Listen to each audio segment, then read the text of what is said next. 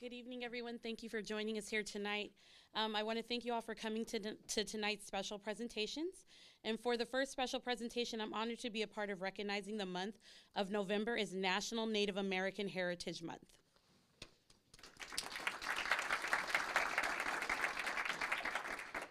Through recognizing Native American heritage, we celebrate the traditions, languages, and stories of not just Californians, but all mainland Native Americans, including our Alaskan Native communities, all of whom encompass rich histories and contributions that are shared with each passing generation.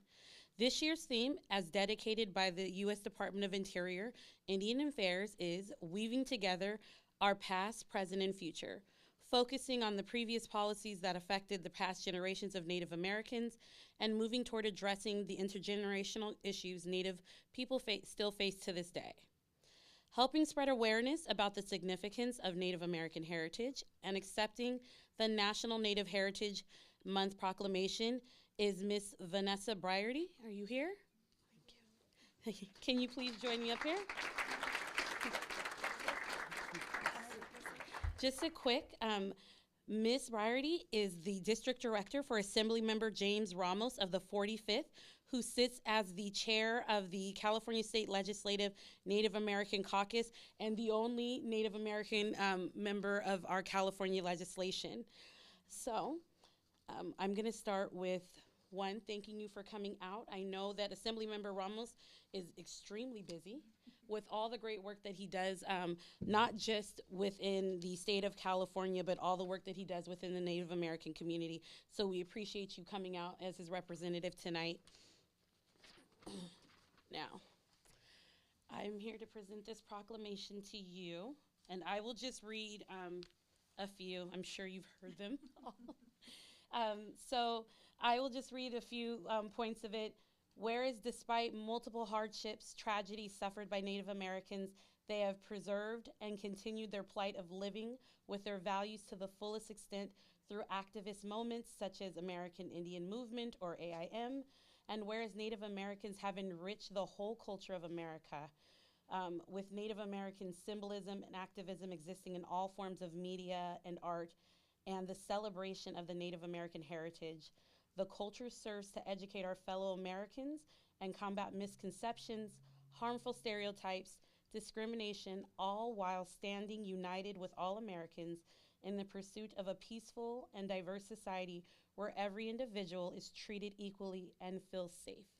So thank you, and can you please say a few words?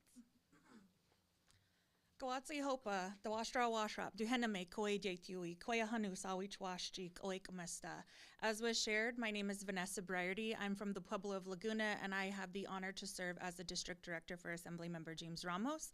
Assemblymember James Ramos is the first and only California Native American to serve in our state's legislature for the 45th Assembly District, which is just close by, as well as he chairs the California Native American Legislative Caucus, which is the largest diversity caucus across the state. This year, we had about 36 legislative members a part of our caucus. So working on these initiatives year-round is important. We know that Native Americans, specifically for the state of California, we have the largest population of tribal nations as well as the largest population of tribal individuals just due to various governmental practices that brought natives to and from this area. And speaking specifically for Moreno Valley, they sit in a very unique geographic landscape where tribal nations traveled from the high desert to the low desert, making those connections. We know that Reche Canyon, that San Mateo, all carry traditional cultural resources that are important to the tribes that lived there many years ago and the tribes that still exist today. So these initiatives that we do work on, yes, they have a historical connotation, a historical connection to it, but we're here present day, still actively working on issues that are education, the missing and murdered Indigenous persons crisis, mental health, addressing housing. So all of the Native American issues are everybody's issues. So we're really excited to be able to accept this proclamation on behalf of Assemblymember Ramos to ensure that we're carrying forward and continuing to educate and continuing to have that cultural presence within the community. So going forward, National Native American Heritage Month as designated by our federal government for the month of November, we just encourage all to learn from your tribal communities, learn whose land you're on, engage in those different events that take place throughout the year. We don't limit ourselves to 1 month. I'm Native American 365 days out of the year. So again, on behalf of Assemblymember Ramos, thank you to the mayor and council members from the city of Moreno Valley for this recognition. It means a lot to our community and partnerships going forward. So thank you so much. I'm going to invite my council members to come and join me up here. Thank you. Take a few steps this direction.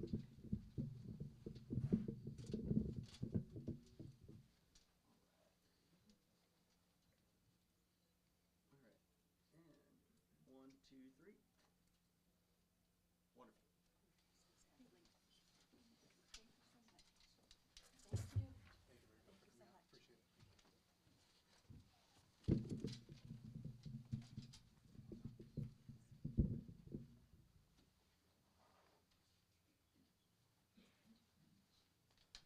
Thank you, Mr. Patrick. Good evening, everyone. I'd like to thank you all for being here tonight. And like MPT Bernard said, it is my honor to present tonight's second special presentation. As we try to do with every special presentation, we want to make it memorable while recognizing good causes or individuals in our community that are making a difference. Tonight is a little different because instead of focusing within the city of Moreno Valley or Inland Empire as a whole, we wanted to go national and even global by recognizing November as Men's Health Month via the great folks at Movember. And on no better day, since today is also International Men's Day. Hoorah. Most people know Men's Health Month because Movember and its recognizable marketing symbol, the humble mustache. I wasn't going to do this, but Jamil came in, so I'm going to do it. The mustache, a common symbol for men, is helping Movember change the face of men's health via the mustache. It makes a statement. Now you guys are all laughing. It makes a statement which focuses on removing the stigma often associated with men's physical and mental health, including suicide prevention and spreading awareness towards the cancers that are specific toward the male physiology. Movember has been able to amass over 30 million supporters in the span of 2 decades. From their humble beginnings in Australia back in 2003 to now, where the organization spans across 21 countries with over 1,250 projects funded through partnerships and grassroots funding. With us here tonight, accepting the proclamation recognizing November as Men's Health Month is Mr. Devin Hollis, the head of marketing campaigns for Movember USA. Dennis, would you mind joining me at the mic, and can we all give him a big round of applause? He's over here. Yes, I see that. His mustache isn't as dark as mine, so mine really sticks out. Dennis, thank you so much for making the time to come out here tonight in the city of Moreno Valley. I understand that you had to switch up some travel arrangements just to be here, but that goes to show your commitment to your movement. With that being said, I'd like to present you, and by extension, the great team at Movember USA with this proclamation, recognizing November 2024 as Men's Health Month from the mayor and the city council of the city of Moreno Valley and on behalf of its residents and staff. And would you like to say a few words? Sure, that would be great. Thank you very much. Yes, sir. Are you going to support that for the rest of the meeting? Oh, yeah, or? no, Okay. I'll put that It's back. part of the rules. Yes, thank you for having me here. Thank you for recognizing Movember at great length, and you did great to explain it. Part of a global movement. I'm especially honored to be here tonight. I look at the community as a whole. Member and neighbor, I guess, member of the Riverside County, living in the Coachella Valley myself permanently. And just being here tonight to know that the community is stepping up. And I obviously represent a global community, and right now millions of people around the world are taking part to raise the issues, as you say, around prostate cancer, testicular cancer, but most importantly, mental health. And I know when I look out and I see officers, I see lawyers, I see the community as a whole, all of us are affected by mental health in one way or another, especially around the men in our lives. And sadly, you know, globally, we lose a man to suicide every minute of the day. So just being here with the community to step up and recognize that, I think that's fantastic. And I thank you all so much and appreciate being here. Thanks. Thank you. You want to hold on to that? We'll take some photos.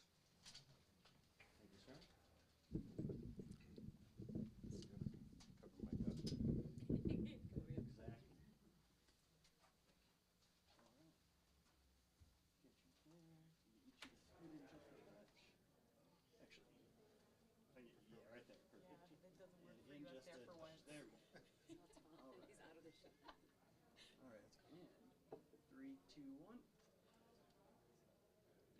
We got one more. Oh, more? Okay. Funny face, no, just kidding. Don't do. There you go. Thank you. Good job. Good job, Devin. Thank you so much.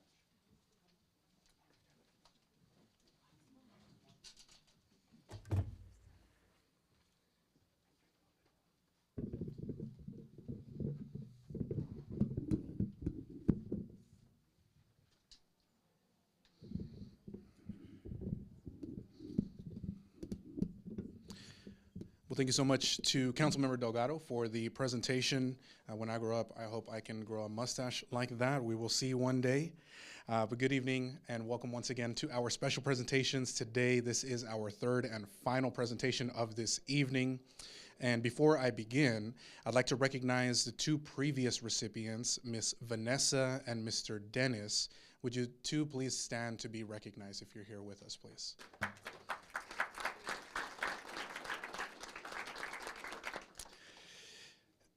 I know you aren't Moreno Valley residents, but I'd like to let you both know that you are well appreciated here in the city of Moreno Valley, and we appreciate all that you do for our very own communities.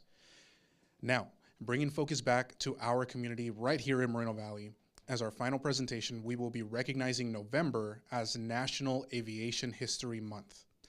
As you all know, Moreno Valley has quite a storied history involving aviation, with our first installment of the March Airfield creating the military community that we know and love so much today, but also through establishing the March Field Air Museum back in 1979. It's right here in our backyard. And since then, the March Field Air Museum has made a name for itself through its operation as a public benefit 501c3 nonprofit organization. The museum has hosted multiple big name events that create exposure and positive feedback for the museum and for the greater community. Whether it be the Student of the Month that happens every single month celebrating our local students from Moreno Valley and Valverde Unified School Districts, to the Chamber of Commerce's annual installation event, or other entities. There was actually a trunk or treat that happened and brought over, I think it was a little over 5,000 people just a couple months ago, just last month. So I love to see how much that museum is giving back, and that a brighter spotlight is being shined on it so that we let more people know that it's here and that they come and visit as well.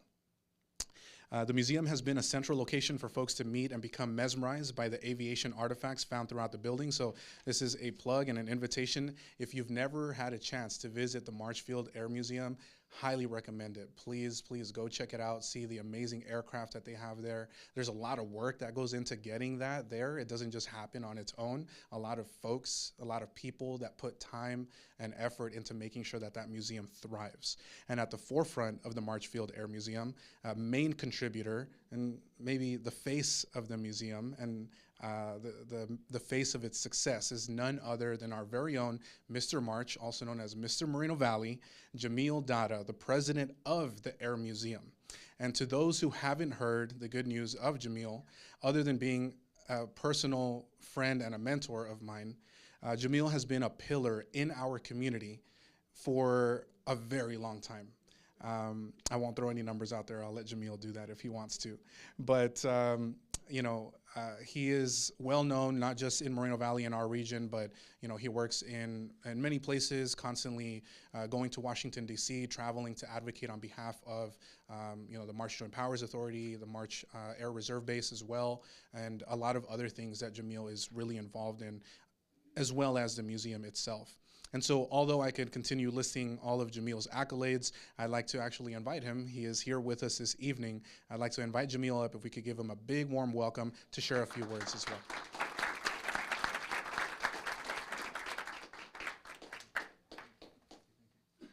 And Mr. Moreno Valley, would you like to share a few words about the museum and National Aviation History Month?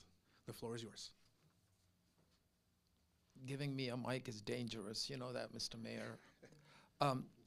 First of all, March, Air Force Base. It's out of 72 Air Force bases in our great nation, March is the third oldest. It's been around for 107 years. And before all the development started in Moreno Valley 50 years ago, it was the Air Force Base that sustained this whole valley. And March Air Force Base now March Air Reserve Base, is actually like an active duty base. Really is very proud of Moreno Valley because you can't do anything, you can't get to the base without being in Moreno Valley. And I want to thank the council and the staff and everybody in Moreno Valley for supporting the air show at March. Before I mention the museum, I have to plug that. I am the chair of the air show as well, and thank you for sponsoring every year. Your public works folks, your public safety people, without them, we could not even have an air show. So April 12th and 13th, the Thunderbirds will be performing at March. It's free. Please come and enjoy at the expense of our taxpayer money what great our Air Force is. Moving on to the museum, yes, we are AAM accredited. Only 6% of museums around the country are accredited by the American Alliance of Museums in Washington, D.C. We're proud to be that designee. We have 116 airplanes in our collection on our 35-acre campus. We have 100,000 visitors, and the museum continues to grow. I mean, we're almost 40 years old, and by museum standards, we're still a baby. So we want to continue to grow. We are expanding. We're building a new hangar. We're building a new landscaping garden, and we have a great location. We're proud to be just adjacent to Moreno Valley. And like the mayor said, please come. And it is, for me, it's a great honor and a privilege to be the president of the museum because it tells the story of the great work of the great generation of all the wars. We continue to preserve the history of all the everything that's happened in our nation by telling stories to everybody that comes. So please come and visit the museum, and I want to thank all of you for honoring the museum and the Air Force. Thank you. God bless all of you. Thanks. Thank you very much, Jamil. And on behalf of the city of Moreno Valley, as my colleagues make their way here to join me at the mic so we could take a group picture, I'd like to present this proclamation recognizing November as National Aviation History Month and present this to Mr. Jamil Dada.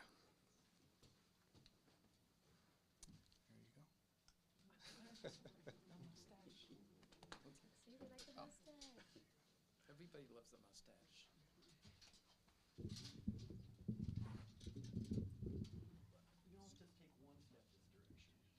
All of us? Yeah.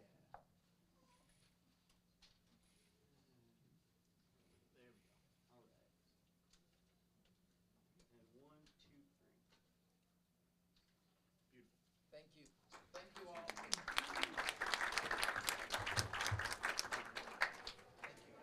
And remember Air Show, April 12th and 13th. Air show, 2 years ago, there were, over 200,000? Over 400,000, so 200,000 per day. So we want to exceed that number this year. So looking forward to that this year. Thank you so much, Jamil. And with that actually concludes our special presentations for this evening.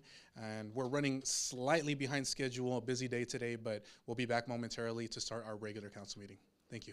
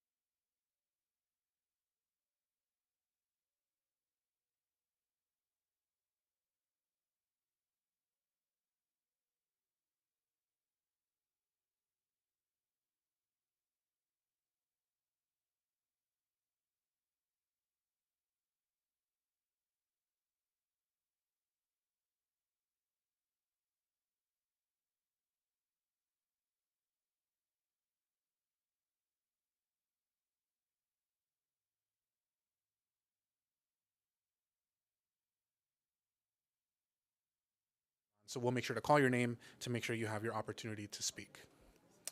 And in just another minute or two, we will get started with our meeting.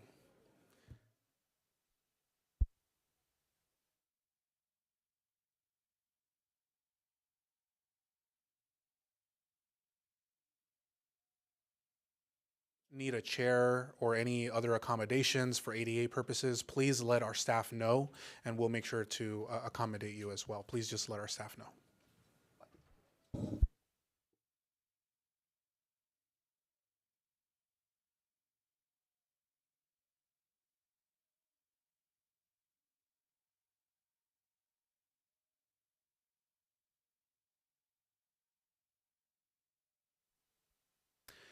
Good evening and welcome to the joint meeting of the City Council, excuse me, of the City of Moreno Valley.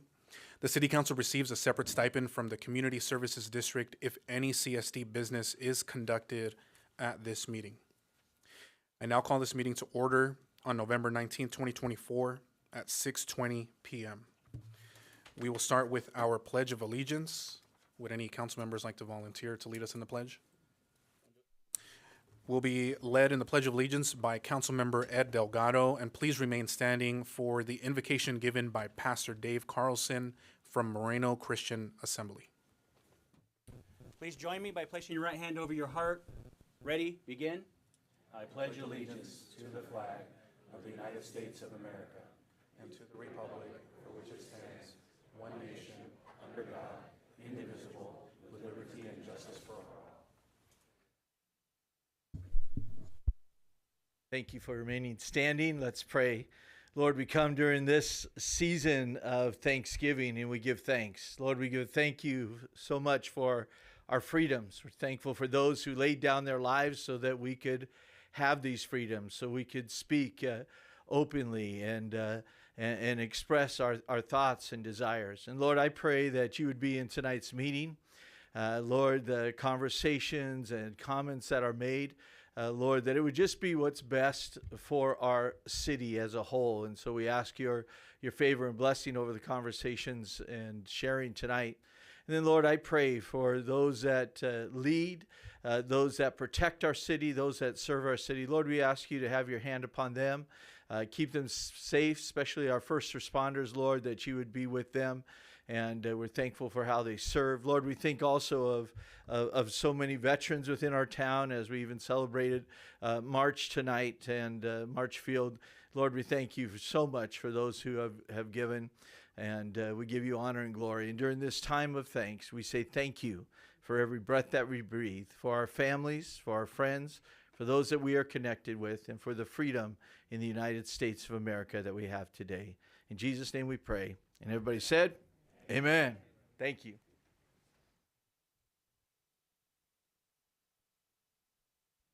Thank you very much, Pastor.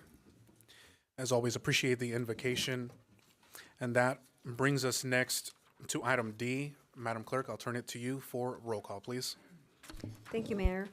Councilmember Baca Santa Cruz, Here. Councilmember Delgado, Here. Mayor Pro Tem Bernard, Here. and Mayor Cabrera. Here. That brings us to E, and there is a full council present, so no need to motion for any excused absences. Next up is item F, staff introductions, please. Eddie Rodriguez, City Clerk. Paul Bradvica, Deputy City Clerk. Stephen Quintanilla, City Attorney. Mike Lee, City Manager. Brian Mohan, Assistant City Manager, Administration. Lonnie Jimenez, Chief Financial Officer, City Treasurer. Sean Kelleher, Assistant City Manager, Development.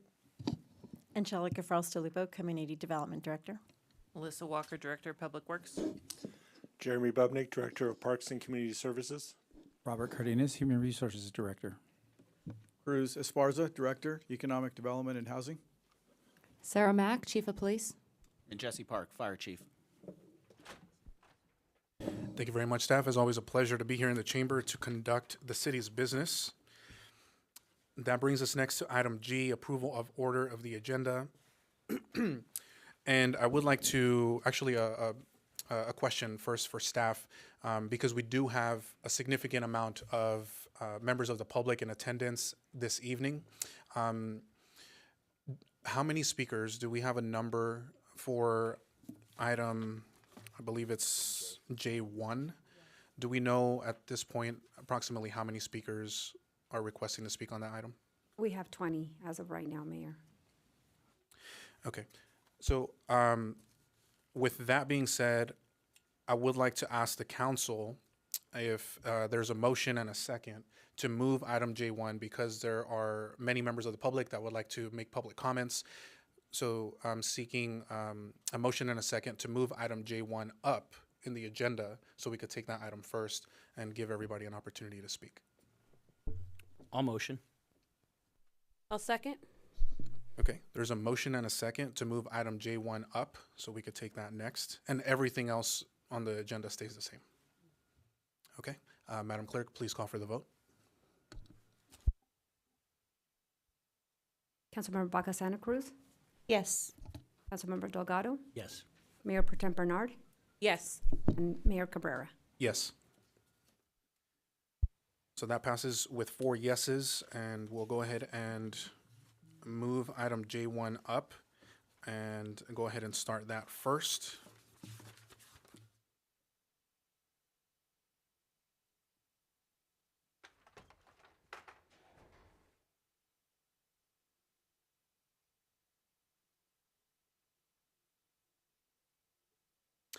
So item J1 is a public hearing for the Aquabella General Plan Amendment, change of zone, specific plan amendment, tentative tract map, development agreement, and related sequel analysis.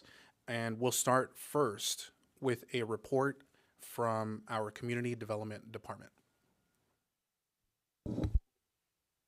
Good evening, Honorable Mayor and members of the City Council. I will be presenting the item for you this evening. The item before you this evening is a request for the approval of a general plan amendment, change of zone, specific plan amendment, tentative tract map, and development agreement for the Aquabella project.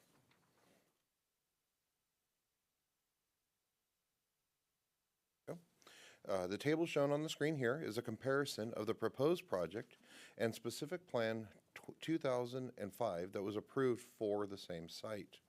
The proposed project is the second amendment to the Aquabella specific plan, which is specific plan 218. I'd like to share just a quick background on specific plan 218. This plan was originally approved in 1999 and was referred to as the Moreno Valley Field Station specific plan. In 2005, the first amendment was approved by the City Council, to which the specific plan was renamed Aquabella. The 2005 approval is still in place today, and it could be developed. The proposal before you this evening, however, was designed to be consistent with the goals and policies of the 2040 General Plan. The goals and policies of the 2040 General Plan apply to this project as a preliminary application pursuant to Senate Bill 330 was submitted to the city for the proposed project when the General Plan was still in effect.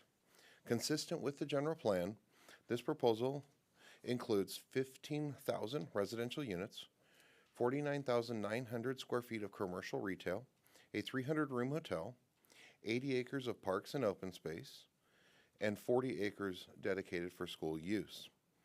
Further, with those parks and open space, it is broken down into a 40-acre lake, 15 acres for a lake promenade, and 25 acres for public parks. The overall park requirements for this type of development would be approximately 129 acres, which the applicant is satisfying through a combination of both park improvements as well as development impact fees per city policy. The applicant is also proposing, consistent with the city's municipal code, a community benefit. This community benefit would be in the form of a turnkey 24,000 square foot senior center, which will be designed, constructed, and delivered to the city of Moreno Valley as part of the project. This includes the dedication of the land for the senior center. I would note that on October 24th, 2024, the Planning Commission reviewed the proposed project and unanimously recommended approval on a 7-0 vote. The project is generally located on the south side of Alessandro Boulevard, east of LaSalle Street, west of Oliver, and north of Iris Avenue. The proposed project and specific plan is identified in the black border, which which includes the existing high school and a portion of RUHS Medical Center, as well as some existing multifamily residential, which is located at the northeast corner of Cactus and LaSalle Street. The land use and zoning designations within the specific plan boundary is downtown center, consistent with the 2040 general plan. The proposed general plan amendment and change of zone are required for a 10-acre site located adjacent to Oliver Street, which is proposed to be incorporated into the specific plan.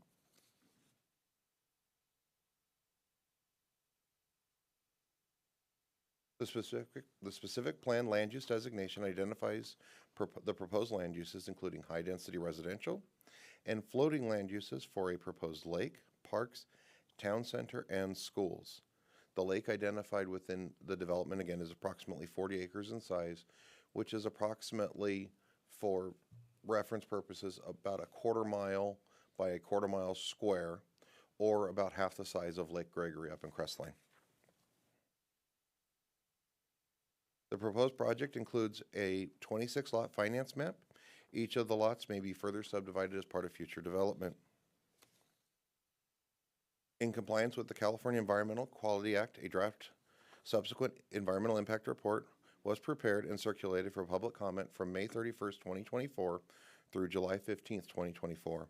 Comment letters were received as part of that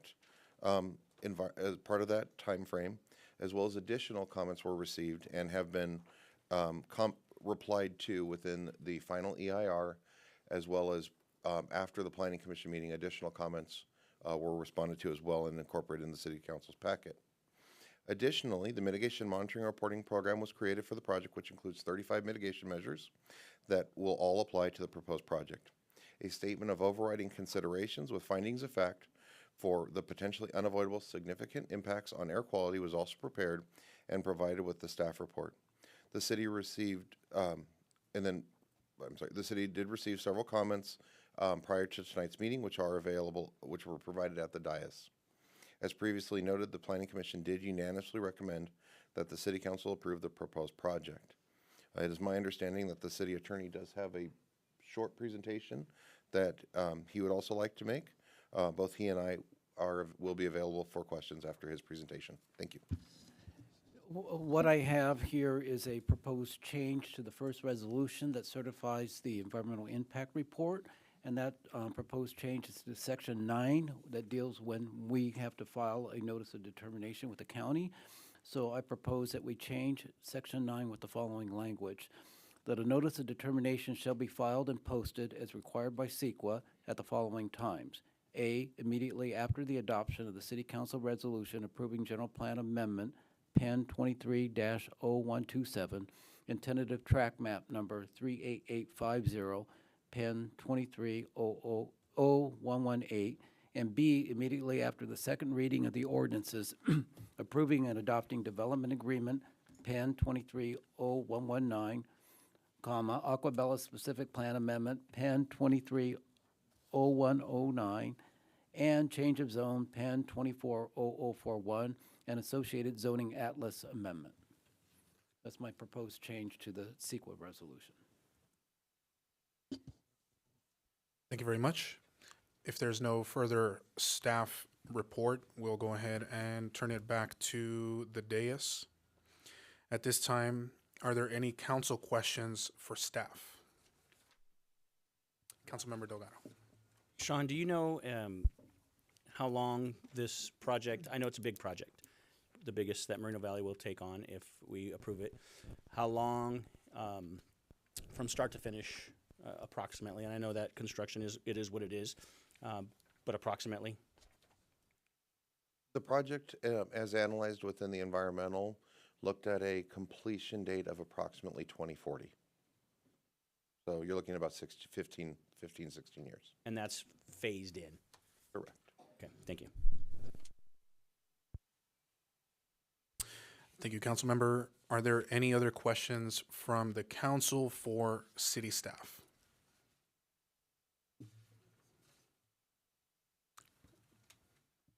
I don't see any at the moment.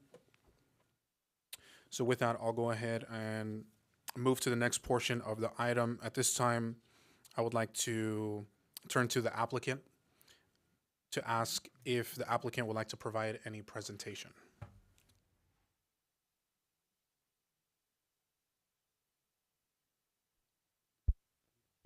Good evening. Good evening, Council. This is a tremendous day. This has been a long time coming, not just for us in planning the project, but for the city itself. I live here like you, and we've been waiting for a downtown, someplace we can all go enjoy for a long time. And I feel privileged, honored, and also very happy to be part of it, to be part of making Moreno Valley what it could be, and especially based on the vision that you all have adopted for 2040, the new general plan, be able to do something that I think will be world-class, because I think Moreno Valley is a world-class city, and I think it'll be one of the best cities in the United States. We've always talked about it, that are waiting for the day that Moreno Valley will be considered one of the 50 top cities in the United States, and I think we'll go a long ways to get there. I'll be brief, and I'll be a little bit different today in my presentation. A lot of the time you see project, you see rendering, you see something completed. This is a project, this is a specific plan. The specific plan outlines all the guidelines and all the mechanisms and all the foundation that will enable us to build the plan that we all want. And what this is, I'll take you through the exercise we do in planning, how we take this plan should it be approved, and how those guidelines will translate to actually a project. And some of the features we'll be designing, contemplating, looking at. But essentially what we do is very different. I thought you might benefit from understanding how we do it, to see how the vision will come to fruition. We start out, first of all, with a vision. Most people plan something and then they render it. We do it differently. We want to build a lifestyle. There's no pictures, there's no architecture, there's no layout, there's no streets, there's no lakes. It's just, if you walk up in the morning and say, this is the kind of place I want to live in, the kind of place I want to enjoy. If we agree on what that is, or if we like what that is, then we turn it over to planners to do the physical planning, not the other way around. Right? Do a physical planning, rendering, and here's a picture. This is the opposite process. And I like to share the process with you, because this is the process that will yield the project that we all talked about, based on the foundation that we're laying out today in the specific plan and the environmental documents that have been analyzed. So first of all, this is sort of the Moreno Valley Town Center. By the way, is this what I used to move the slides? Okay. So, whoop, I guess I moved it too fast. There's no slides. We'll give it just a second. I think it should be working now. That one. Okay, great. That was the town center at night in a blackout, but now we're back. So I always say that reality is the best fantasy of all. Let's have something that is better than a fantasy, something we can live in, enjoy. And we wanted to pick up from what we thought was the best environments in the world and bring them into Moreno Valley through this plan. So the Moreno Valley Town Center, we want it to be a place we can live, work, enjoy, right, and live in. And I also think this can actually be the regional downtown. If you look at where we're located, and we already have hospitals in our downtown, right? We're at the county, or right at the University Hospital. We have the Kaiser campus will be expanding. And we're really located very central to all the other surrounding cities. We can become that place that becomes a regional downtown, the downtown for the region, not just for Moreno Valley. And if you look at about a 15-mile radius, and I might be off by a mile or so, but within 15 miles, we have about 1.9, 2 million people. That's a lot of people that can come if there was a reason for them to come and participate. And I think we can be that place for the region. So what does it encompass? These are some of the elements that will be in this downtown. So we'll have some identity tower, because as you come in, you want to be able to understand, oh, we've arrived someplace, right? A sense of arrival. This is downtown. We can all see it, right? That's something that will depict downtown. By the way, this is a sketch, and we start with some of those vision. Since it's lake-based and water-based, you can see some of the water. That street is sort of cactus. Over on the right side will be the hospital. This is sort of as we come in Nason, and the project will have some identity that we come. Identity tower will have some retail promenade, which is essentially some retail activity going on in the downtown, scale the right scale, and with some housing and other activities going in downtown. a grand hotel. At some point, I think Moreno Valley will demand an hotel at the status that a big city will require. You know, Riverside has the Mission Inn. We can have our own hotel, and I think we can outdo that. We'll have some mixed uses. Of course, we have the lake as part of that, thing. Maybe some offices relating to the hospitals for health or wellness. So what does that look like? So one thing I have to say, these are images that are made up in the computer. They don't exist exactly as they are in the real world. Although they look very real, it's not a real world. This is how we start building the lifestyle we would like to see in the plan before we go to architecture and start designing it. Essentially, as you go back, you can see there's the tower and the retail promenade, and what it may look like when we finally finish building it will be something like that. These are images essentially designed to depict the lifestyle and the conceptualization. You can tell that I immigrated from Texas with this accent, but you can have a conceptualization of how the project could look like. So this is sort of the level, the size buildings, the kind of quality of downtown that we'd like to have in Moreno Valley. Eventually, all of those retail will come to the lake edge, so we can also enjoy being on the lakeside with some other amenities that will be built into it. The type of buildings and scale of building and the densities we might find in the downtown, streets like that, something that's human scale that you can walk through, feel comfortable.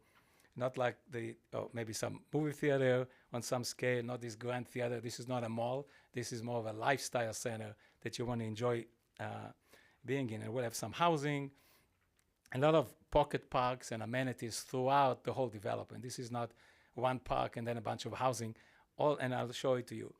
The other thing is we want to have a grand hotel. I call this one the Grand Moreno, but yet to be named.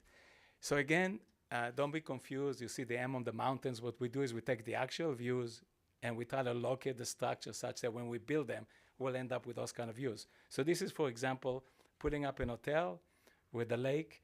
And as you can see that there's a little statue. And we thought we might want to have some civic statue because Moreno Valley has a history and very few people know it. The reason we call Moreno Valley, Moreno in Spanish Brown, there was a Frank Brown who actually had the vision to basically build out this valley back in the 1800s, 1896, I think. And his whole idea was to bring water here. And he's the guy who actually designed Lake Arrowhead, Big Bear up there, bring the water down here, and so forth. So it was a grand vision that never really materialized for a lot of reasons, but we won't turn this into a history lecture. But nonetheless, we have a history, and I think people should know that this place wasn't just birthed yesterday or 30 years ago.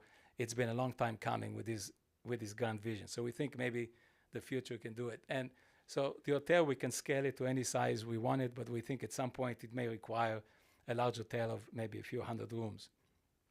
We need to do another quality of what will attract and support the type of population we will have, as well as companies that will be coming at the World Logistics Center. These are global companies that have executives and people coming from all over the world. We want to have the amenity in the city that will essentially allow us to do that. The kind of gardens and facilities and parks are different than the typical city park. This is designed to be different. This is designed to be a town center. Something you can walk through, something you can walk with the grandkids. Again, these are some functions, rooms that we can be in the hotel. And eventually, you come to the lake edge where we can have restaurants and other things. By the way, again, the mountain is the only real thing. This is the actual view. So essentially, if we build something similar to this, you can see what it might look like when we're done. By the way, we have a model that we couldn't bring here, but you can see that we have actually had a physical model testing out some of these ideas and how they will work. And this is some of the modeling that we've done developing the project. In the lake itself, we may want to put some type of what I call a spectacle. So if you have some kind of a fountain, and every day at 5 o'clock there's a water show, like we see in Vegas or other places sometimes, then people will say, let's go to Moreno Valley or Moreno Valley residents, let's go to eat dinner along the restaurants, along the promenade, along the lake edge, and that's entertainment, something that you might want to come and spend time with. So here you are in a restaurant and maybe seeing a water show as you're eating dinner or lunch.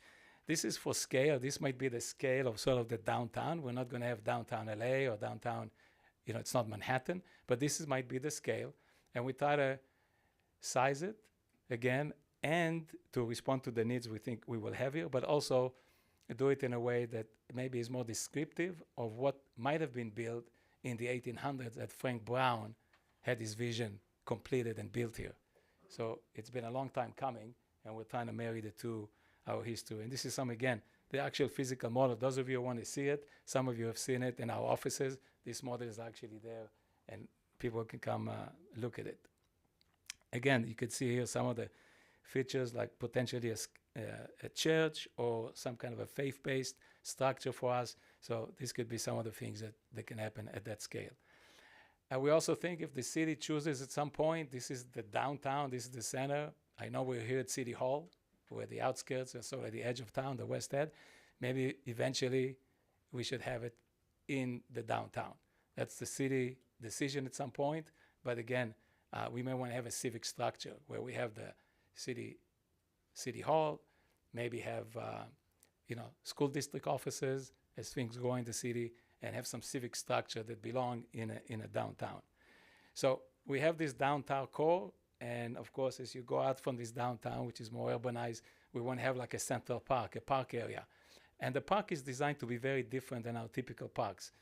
It's a park that looks more like this. It's a park you want to enjoy, walk through, right? Look at it. It's similar to how Central Park in New York, those of you who are familiar with this design as compared to just a sports park or other kind of parks we have. It's a different type of environment. It's a downtown environment where you go out from hotels where we have visitors. It's this type of environment. And again, every neighborhood will have also its own little park. So parks are servicing so many residential units outside of the big park. We have the promenade, which is also a kind of a park, a different kind of park. We all been to parks and we all seen them. You kind of look at it as grass and some trees and say, I've seen it, okay, let's go back home now. This park is designed to encourage you to want to walk around. So, you walk around, it also will help health or wellness, because if you have something interesting to walk around, you actually walk and you actually exercise. If it's sort of boring and right there, you don't quite, are enticed to do it. There's again another depiction of that Frank Brown. And again, we call the park system like rooms.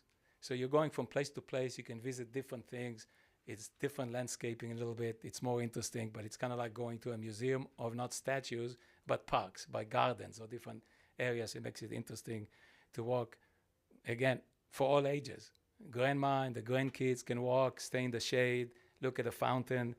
We'll have the lake edge promenade, and different areas of the lake will look different. This is sort of a depiction of more of a naturalistic look at it. Again, these are some boulevards within the park with fountains and shade.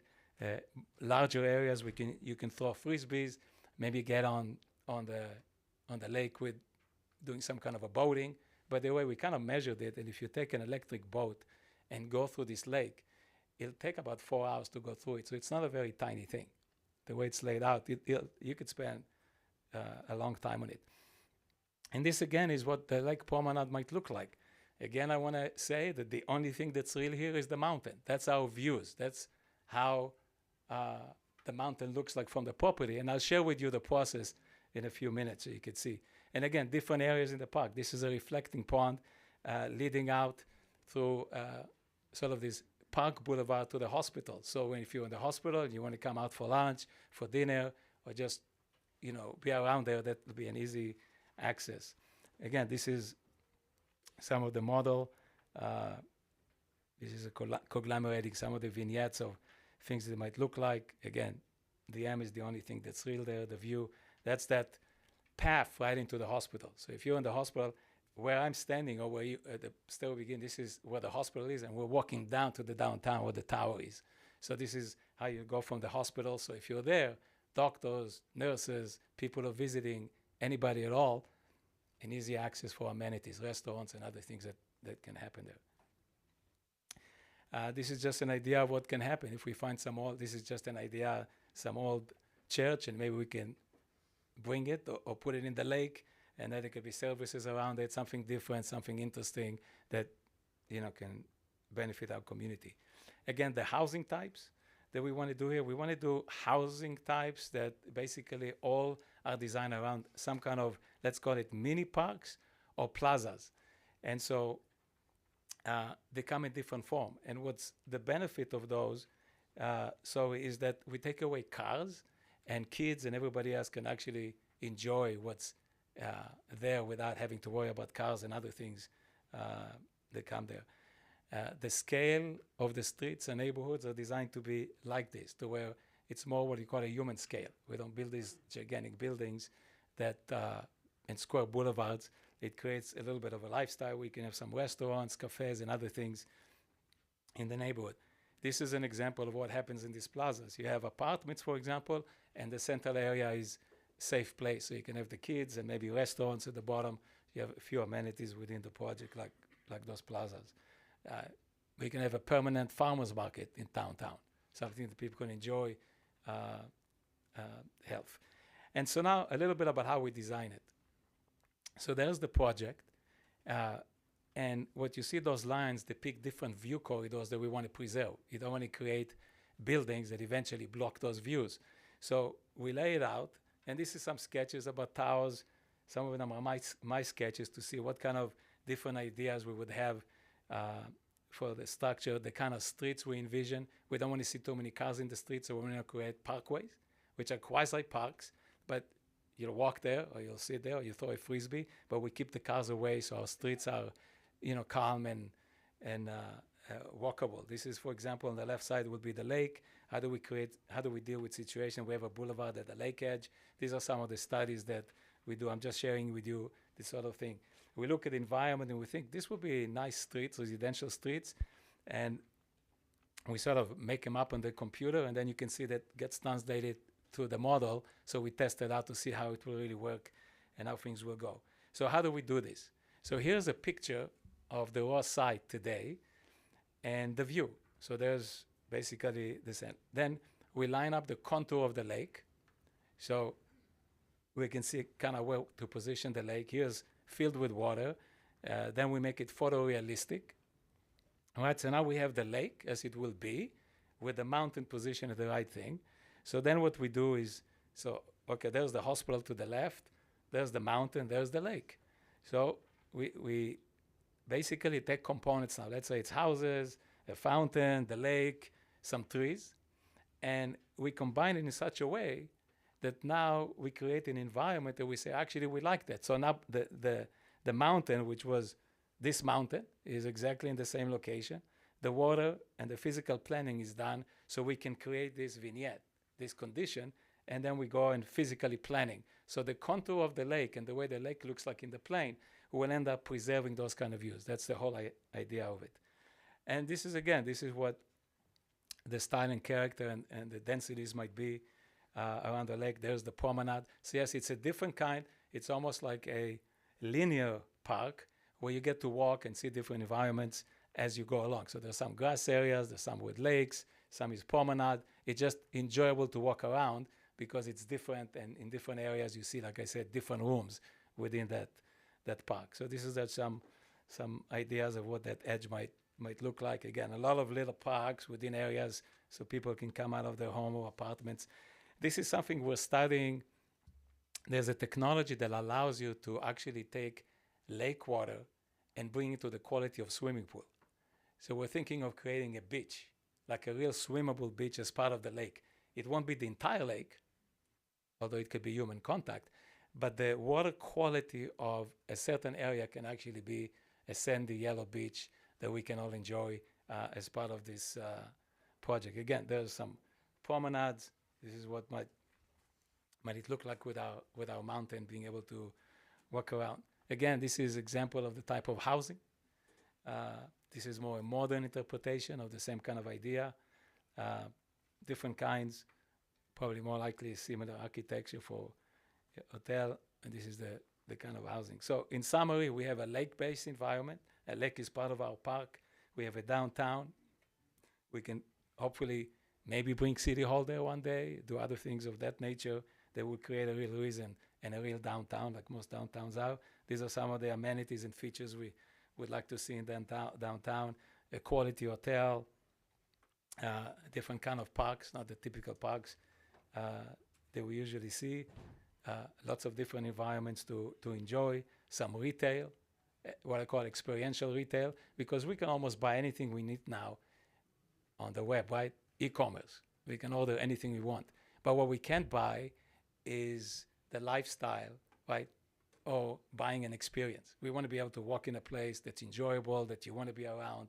Maybe you're not buying much, but you're looking at stores, restaurants. It's just an enjoyable place to be around. How many of you have seen the Grove in Los Angeles?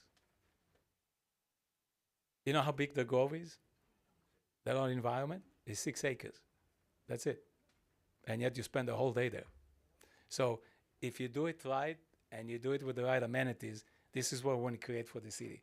The big stuff, we don't want to have a shopping center with big box retailers, right? We don't need another, right, Costco in the middle of downtown, those kind of things. We want an experiential downtown, a place you can enjoy, go have dinner, go do some shopping, and so forth. So that's the idea of it.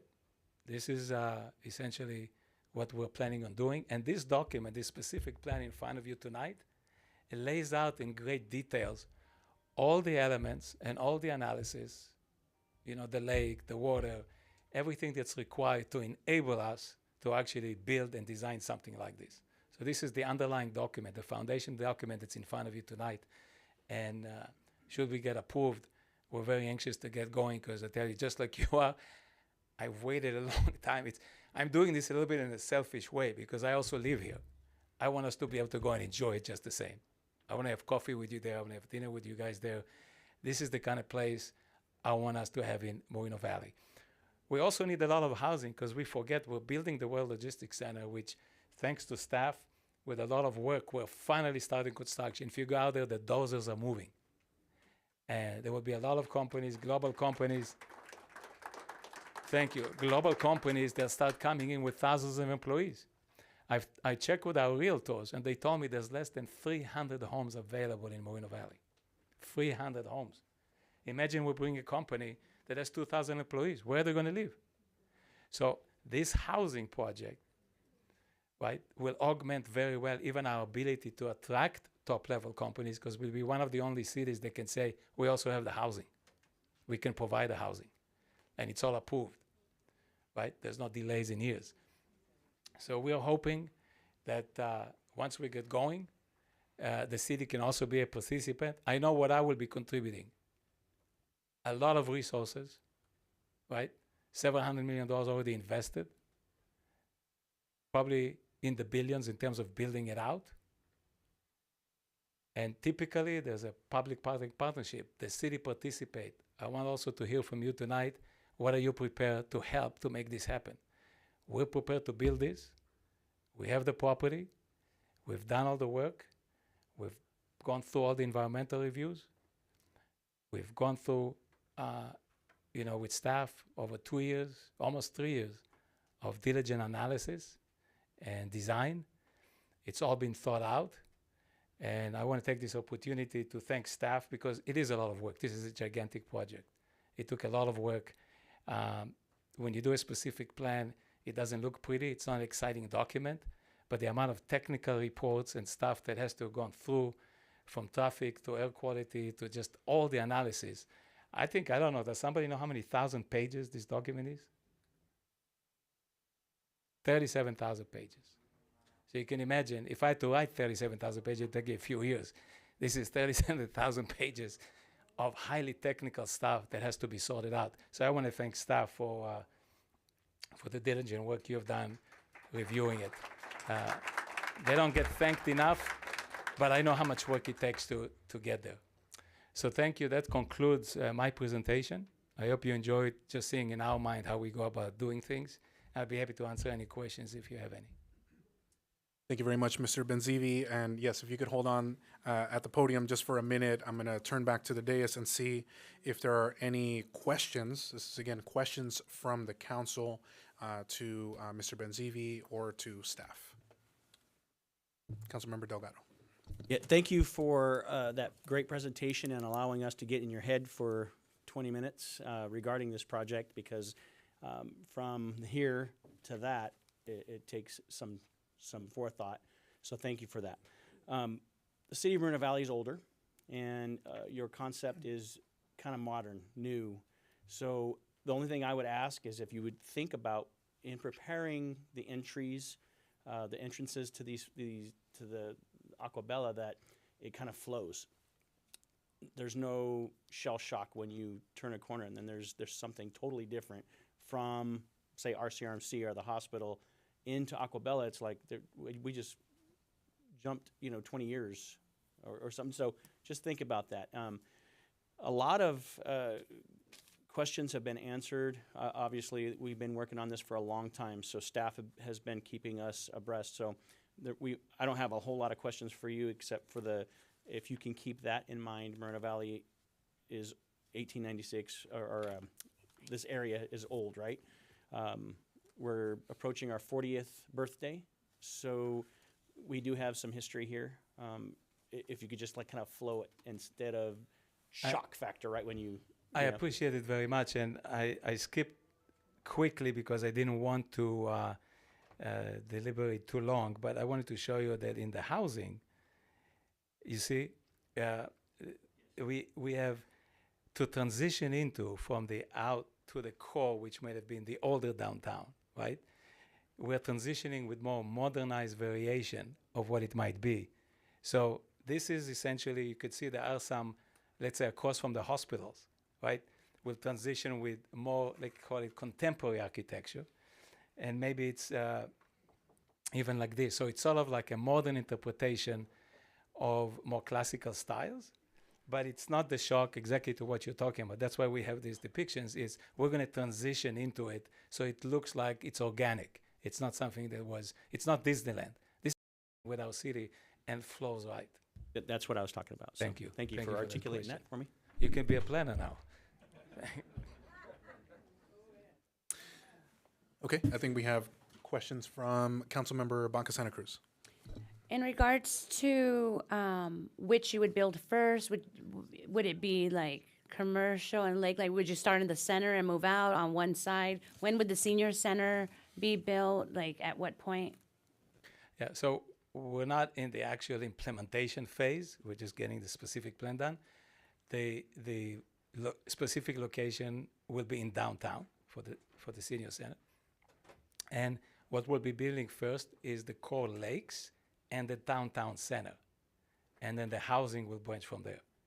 So we want to have some of the amenities in first and then build the rest of the housing.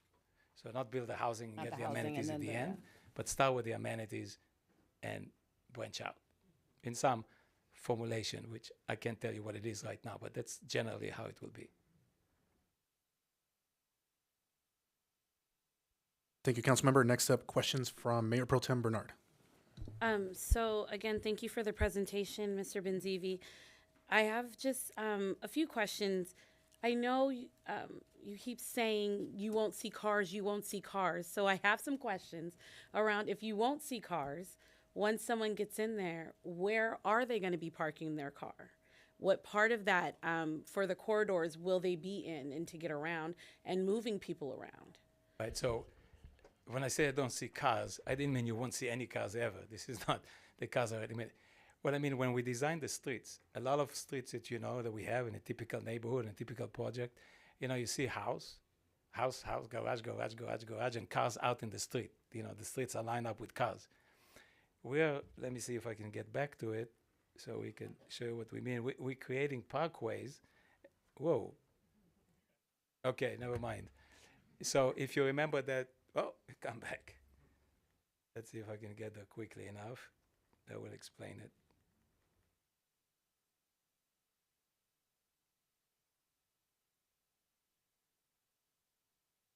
I think my hand is faster than the computer is what's happening.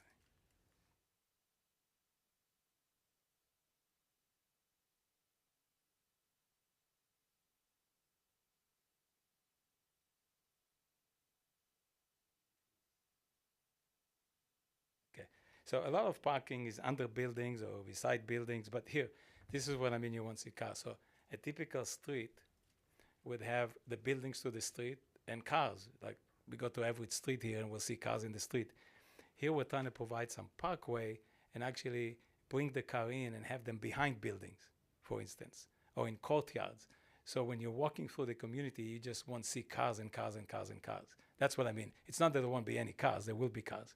We're also looking at designing a some kind of a people mover tram system throughout the community. So when you get home, you really don't need to get in your car anymore. You'll just be able to go around to visit your friends, go shopping, go to restaurants, go to the hospitals within that tram system. So that will eliminate also you moving your car just to do anything within this downtown center. So all of those things will be coming. They're all stipulated in the specific plan. But we will see cars, but not as many as otherwise we see parking the streets all the time.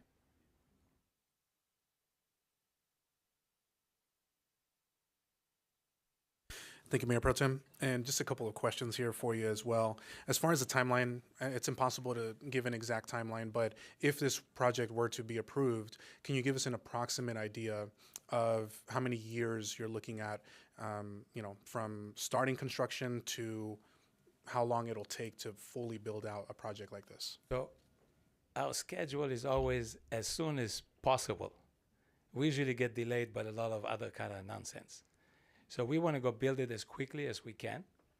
And that many times depend on what the market is. Interest rates are pretty high. Housing is a little challenge for people right now, but that will change. Interest rate will come back down. The economy will flow again. And at that point, we will go as fast as we possibly can. I wouldn't be surprised that in some years we may build at least a couple of thousand units. So if things go well, if you take us back to the heydays that we had, back a few years back, we can probably go along and build this out in maybe as quickly as 6 years and maybe 10 years. But even at the first 2-3 phases, it will already feel like pretty substantive because there'll be a lot of units, there'll be a downtown. And remember, we already have people around. And if we have the lake and a downtown, people can start using it. They don't have to wait for the last unit to be built to enjoy it. That's why we're going to do it first, so that amenity comes to the city before all the housing gets built. Thank you. And you briefly mentioned in your presentation the adjacent uses.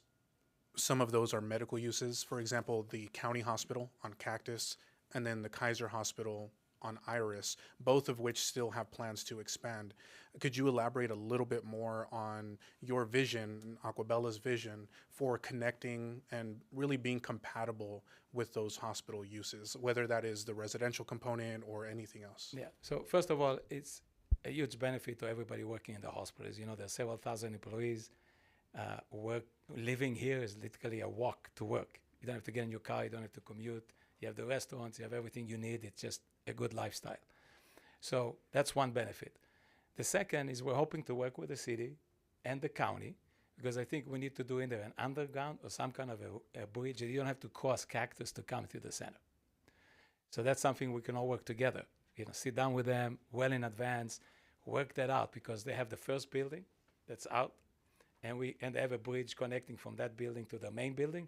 We may be able to have a bridge connecting there, so people from the hospital, people from the city, we can get in there without having to cross the street. So that's a project we can all work together and try to sit down with the county and try to make that work. So that would be a good way to connect the two.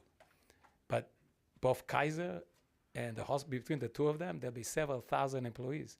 And the ER alone gets over 150,000 visitors a year. Those people have, other than to go to Panera at the hospital, have nowhere to go. That's 150,000 people. Thank you. You mentioned the parks. You elaborated a little bit about the park space and the lake, and it's about 80 acres approximately of park space. 40 acres of that will be the lake, and then another 40 acres will be broken down with some green space, open space, and the lake promenade. Did you, in your analysis and as you went through the process of putting the revised Aquabella together, did you take a look at anything like a sports complex? I didn't see anything necessarily in there, and I know this is conceptual, but one of the things that is always in huge demand here in our city, especially for our youth, for our kids, is soccer fields, baseball diamonds, football fields, for example. So is that something that you also looked at? Because I really like what you're talking about here, more of the mixed use approach. That's where everything is headed. It's beautiful. But did you consider or look at all about any sports complexes? And just to finish on this note, I'm thinking of something along the lines of heading in the direction of like what Ontario recently announced. I know that's massive and it's much larger than anything we could do. Or also something like Petco Park in downtown San Diego. I know that's a sports league, professional sports team there, but something along those lines of, you have a mixed use town center project, and then you also include something for sports that would be more of a complex and not just community park, not just LaSalle Sports Complex, but something bigger, more professional that would open the door to semi-pro and even professional teams coming into Moreno Valley one day. Yeah. So we looked at all alternatives. What will make a successful downtown? Something you want to walk in, something you want to enjoy, like the Grove, right? Imagine soccer fields and baseball and all kinds of things and kids running around, and that's not the kind of environment you want to have at the Grove, right? This is more of a lifestyle. Now, what you say, I think we absolutely need in Moreno Valley. And as a council, now especially with the bond, with the taxing raise, you got $30 million a year coming. I think we should plan it in the right place, and I'll be happy to help try to plan it in the right place so we can have it. But as we analyze this, and you can see what this is, it's not designed to be that. This is not the place for it, although having a sports center, it'll be a nice thing to have in the city, but this is not the place to mix it in with. It's two different type of uses, activities. It's not that type of thing. Although, in a microcosm of it, we're going to have several schools there. Schools have fields. There'll still be sports there. It just won't be the sports center. This is the downtown. Just like in the middle of Manhattan, we don't have a sports center. It's a downtown. And that's what we need. We need a downtown. That's what we don't have. Sports centers, we'll have opportunities to build them, and I think we should plan on something that can work. But in this particular case, we analyzed it, we looked at it, we don't think it's the right location for it. And then the last question. My understanding is that it is approximately 15,000 multifamily units is what the request is, to change the zone and increase density to allow for 15,000 multifamily units. And I believe I saw in here that it's specifically identifying that that would be apartments. So I guess two parts to this question. Number one, would it be strictly apartments, or is it possible that you could also include some townhomes, some condos in there? And then the second part is regarding, if they are apartments, would this be all for rent project, or, would there be opportunities for purchasing and for home ownership as well? Yeah. So all the opportunities will not fall. The reason it's all apartment, because it's a downtown. We need to maintain the quality, right? Everything about it. You see in some street, some neighbors, the grass is, they're going weeds, or there's no grass at all. The next neighbor has got a bunch of junk cars.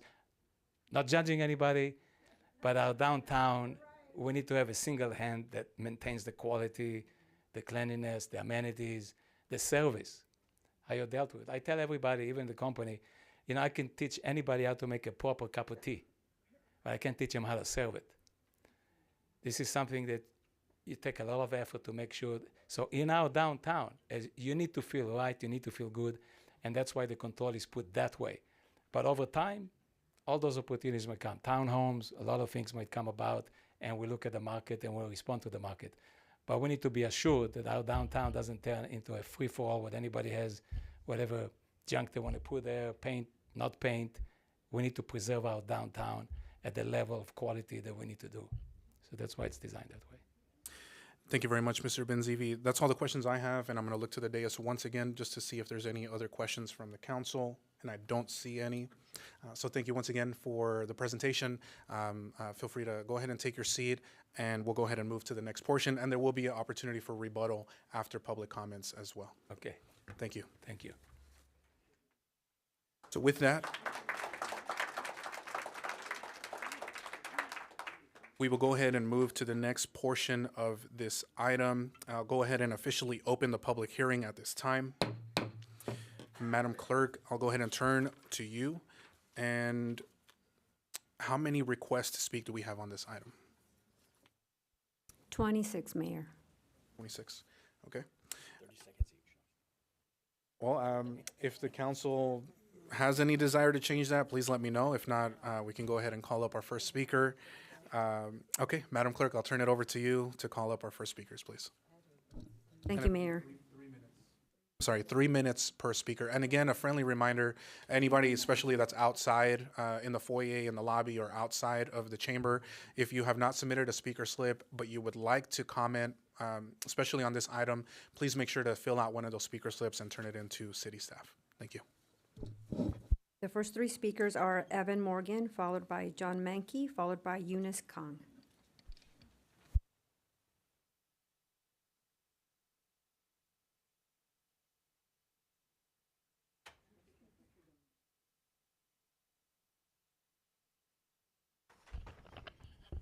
Good evening.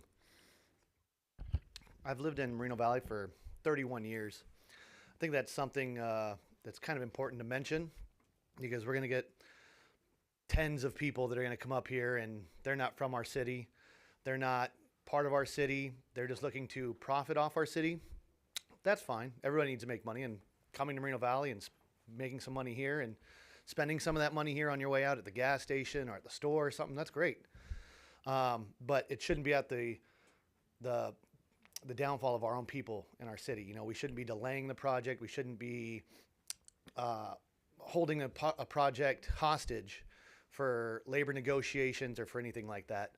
As someone who's lived in the city for 30 years, I've seen a lot in this city. I've seen great projects come. I've seen great projects get mentioned and never happen. Mayor, you were talking about sports complexes and things like that. I work hand in hand with the Moreno Valley Pony Baseball Association, and I know that there's millions of dollars that have already been tabbed to renovate our baseball parks and maybe some soccer parks. And we've been talking about it for seasons, multiple seasons, and it hasn't happened yet. So maybe instead of trying to hold developers hostage in putting in baseball parks or soccer parks, maybe we can actually start spending some of our own money to make our city better. So I know that there was also a time when we had the chance to have a minor league baseball team come to Moreno Valley, and it was voted no. That was before any of you were up on that dais. So, I mean, we've had a lot of times in this city where we've fumbled the ball, and clearly our city reflects that. What you guys all have the opportunity to do is approve not just the nicest project Moreno Valley's ever seen, but the nicest project the Inland Empire's ever seen. This is going to be the nicest project in a 40-mile radius, or even more. So it's up to you guys to support this project, and I don't mean just by voting on it. When you're talking, Ed, about you know the changes between coming down Nason Boulevard and all of a sudden there's something big and beautiful, I think that's up to you guys in the city to improve Nason Boulevard on the way to the project. Like, what are you guys going to do to support projects? We have so much piecemeal going on in our city where this section looks like one thing, this section looks like another thing, and nothing kind of flows, and that's because we don't support our developers enough. We just approve something and it's all right, go ahead and go do your thing. And we don't do anything to support it. So what we need to do is we need to support our project. We need to roll up our sleeves. We need to ask the developer, all right, what do you need from us? What can we do to help? How can we make Moreno Valley beautiful? How can we make Moreno Valley a nicer place to live? And how can we support this development so that Moreno Valley as a whole comes up and it looks much better instead of just, hey, go do your thing. Oh, by the way, can we get a park? So thank you. Please support this project.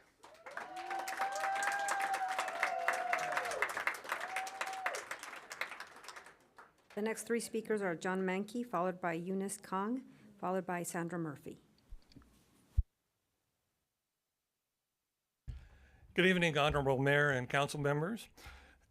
I'm speaking to you tonight as a 35-year resident of Moreno Valley, as a small business owner in Moreno Valley, and on behalf of the Moreno Valley Chamber of Commerce. It's only fitting that this project comes to you tonight because 40 years ago this month, the residents of Moreno Valley made a crucial vote, the vote to become a city. And tonight, you have the opportunity to make a crucial vote that will affect the future of our city. Will we stagnate or will we restore the promise? When I moved here 35 years ago, this city had great promise. We had high-end grocery stores like Vaughn's Pavilions. I remember Don Callender flying in his helicopter to build the Garlic Rose restaurant. We had fine restaurants in Moreno Valley. In 1991, the city was named the fastest growing city in the nation. But already in 1992, as the mall opened during a recession, that mall never achieved its potential. In 1996, the base realignment happened and again reduced our potential of the city. And some of those stores and restaurants shuttered. But we've persevered through all of these challenges and the growing pains, and we've matured as a city over those 40 years.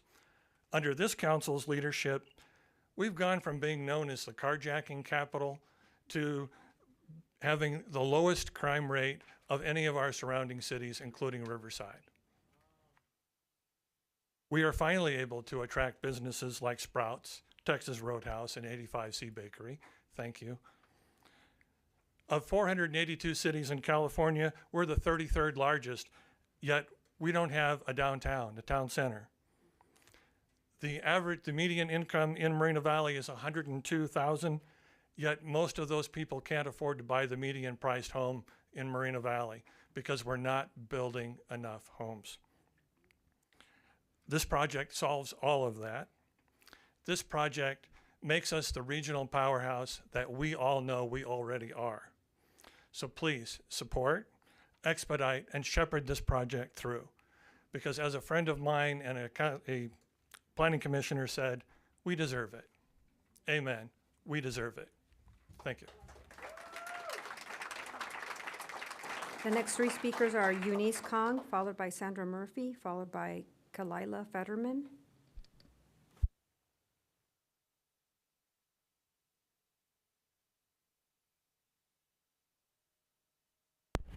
Good evening, Mr. Mayor and City Council. My name's Eunice Kang. I've lived in Moreno Valley for about 30 years, and I strongly urge the City Council to approve this Aquabella project. I'm very excited to have a downtown area, especially the senior citizens area, and I was glad to hear Ido say that the amenities will be built before the housing, so that it'll be built before I pass on. I'll be proud to bring my family and friends here, and it'll be a great place for all of the people and residents in our city.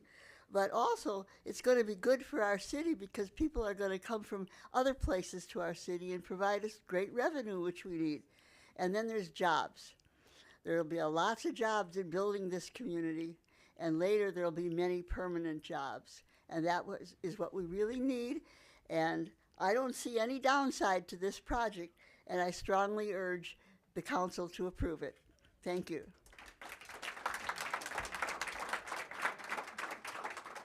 The next three speakers are Sandra Murphy, followed by Kalila Fetterman, followed by Regina Rockmuller.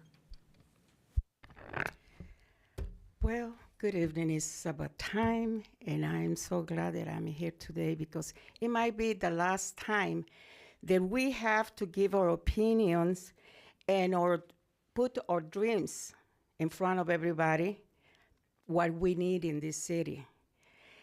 You know, let's honor Frank Brown. That was a man that he saw opportunity, and he probably dreamed to have a city with many people and many opportunities. And this, it was just a desert here, but he saw something. And you are here, and you have in your hands the opportunity to approve one of the best projects in the United States. And not only is a big project, it's an opportunity to other generations. Because we going out, but they're coming in. And did we have something to open the doors for them to stay in this area? No, because what? We are like a most human beings just thinking about us, what we can get. No, that's not what it lies. It's not that what dreams, and not what this country was made for it. Because if people came from other countries to build something over here. Why? At these times, we're not doing the correct way. Come on, I am so disappointed in some of people.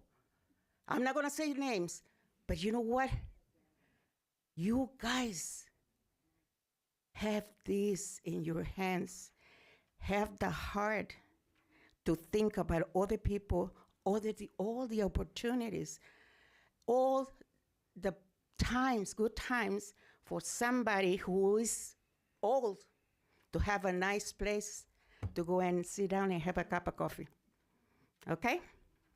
Think about that. And then it will be very easy for you to say, yes, I'm going to approve this project because it's going to benefit many people. That's all I wanted to say to you guys. Please, I am tired. It's been many years. We've been fighting and giving our opinions since 2005. This has started in 1999. The March Force has been there for 107 years. Did any of you make anything to make this place better for them to have a better business? No. Everybody gives negative opinions. Let's stop doing that. We are in opportunity in this country to do much better. Thank you very much. Good night. Next three speakers are Kalila Fetterman, followed by Regina Brockmueller, followed by Linda Alarcon. Good evening, Honorable City Council. My name is Kalila Fetterman on behalf of Californians Allied for Responsible Economy, CARE California. CARE California is an unincorporated association of individuals and labor organizations that may be adversely affected by the potential public health and worker safety hazards and environmental impacts of the project. The coalition includes the District Council of Iron Workers, Southern California Pipe Trades DC 16, along with their members, Moreno Valley residents and their families who live and work in Moreno Valley. CARE California submitted comments on the draft and final subsequent environmental impact report prepared for the project. The staff report and the final SEIR failed to resolve a number of errors and omissions in the city's environmental review of the project. For example, the project continues to result in significant public health hazards impacts that are not adequately addressed in the final SEIR. First, the project may result in significant hazardous contamination impacts. The project site has significant historic soil contamination from a dump site and an experimental sewage sludge disposal area. CARE California engaged a water quality expert that identified potentially significant hazardous contamination impacts from migration of contamination, including VOCs, heavy metals, and nitrates, flowing from the stormwater runoff to the groundwater, which could accumulate in the lakes on the project site. Additional water quality monitoring is required to ensure safe water quality for residents and workers on the project site. Second, CARE California's air quality and health risk expert found that disturbing soil during project construction may result in significant health risks to construction workers and nearby residents from potential valley fever infections. Valley fever is a dangerous lung infection caused by exposure to a fungus that grows in the soil. Riverside County has high rates of valley fever infection. Valley fever spores are microscopic and are not controlled by standard dust mitigation. The final SEIR fails to adequately analyze this impact and relies on ineffective dust control measures that will not control the valley fever risk. The final SEIR must be revised to include sampling and health protective measures to reduce valley fever exposure. CARE California recommends the City Council remand the project to staff to revise and recirculate the SEIR to adequately analyze and mitigate the project's potentially significant environmental impacts and public health impacts before the project is brought back up for approval. Thank you. The next three speakers are Regina Brockmueller, followed by Linda Alarcon, followed by Russell Shaver.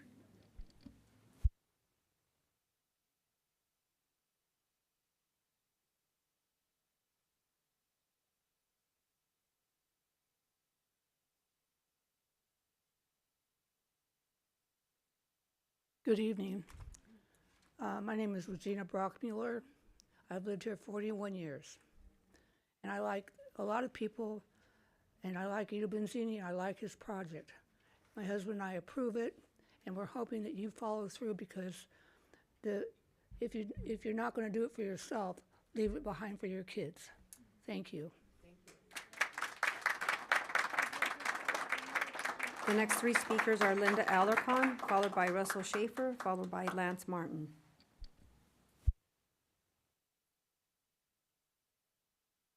Good evening, everybody. My name is Linda Alarcon, and I am here representing the Moreno Valley Hispanic Chamber of Commerce.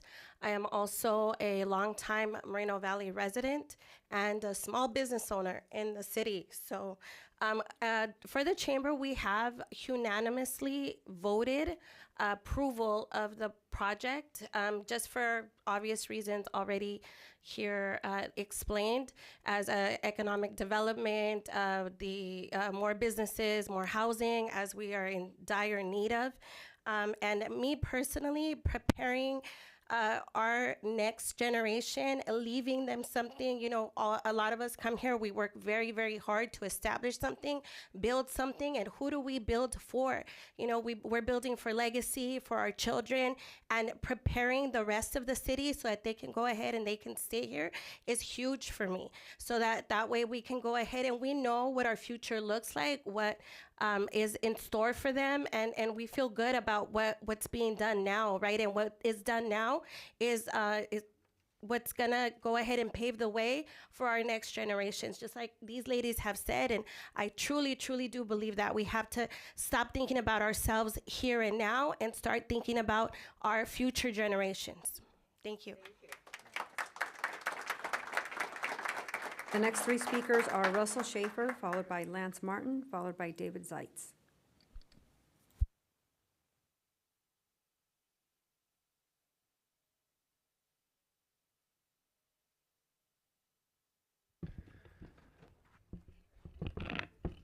Wow, I had to go to Europe to see some project like this. I mean, this is a no-brainer. Yes, I am in support of the Aquabella project. This will put Moreno Valley as a legit city. This project will not only bring revenue from our own residents, but other cities in the IE. And further out of state, this will be perfect on gas consumption for our own residents, a day out with family and friends. So I hope you all look at the big picture and have a vision of the future for our city. It's a no-brainer. This 770 plus acre project would include phased development of 15,000 residential units and workforce housing options for all ages and income levels of 49,900 square feet, mixed use of commercials and retail town center. 80 acres of parks comprised of 40 acres lake, 15 acres lake promenade, and an additional 25 acres of parks land and 40 acres of school sites and one middle school site updated. Public services and facilities, infrastructures, improvements, and other amenities would also be included. This is exactly what Moreno Valley needs, a shot in the arm, not a black eye. Also, I would like to add, tourists get an ear on this, and they're coming. So let's get this in our backyard so we don't have to go 15-hour airplane drive. Thank you.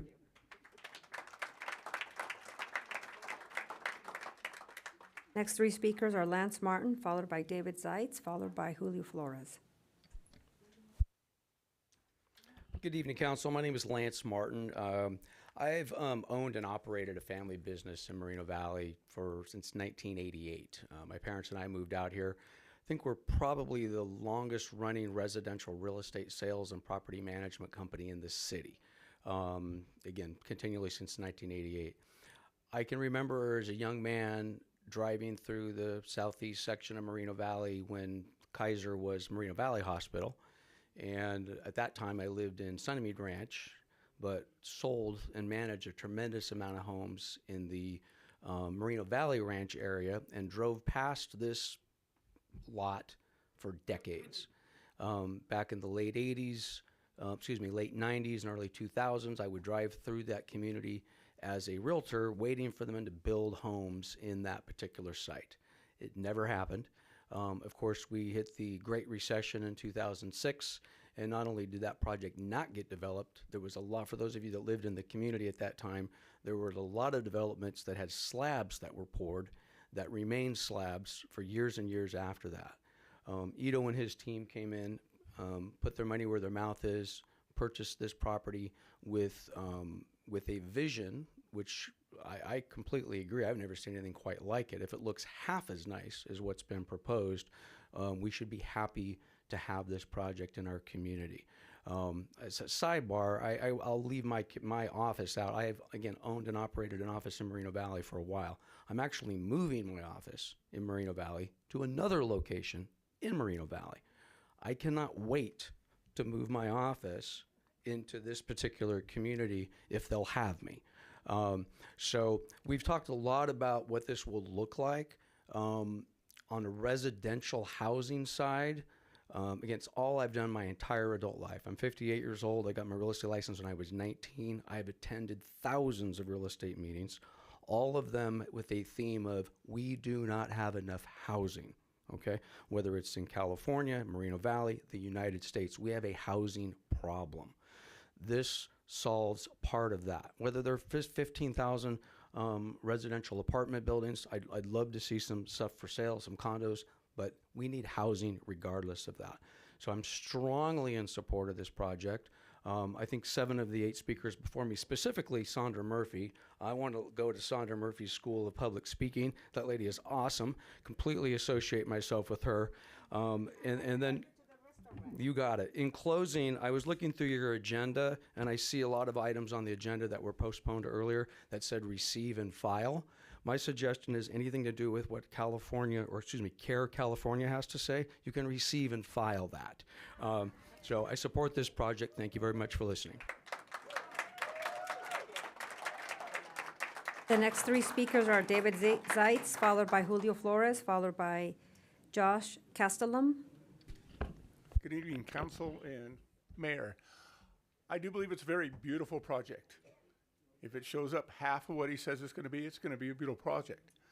The only downside I see of this is we have 15,000 units going in. 40,000 more population. Fine. What are we going to do with the kids?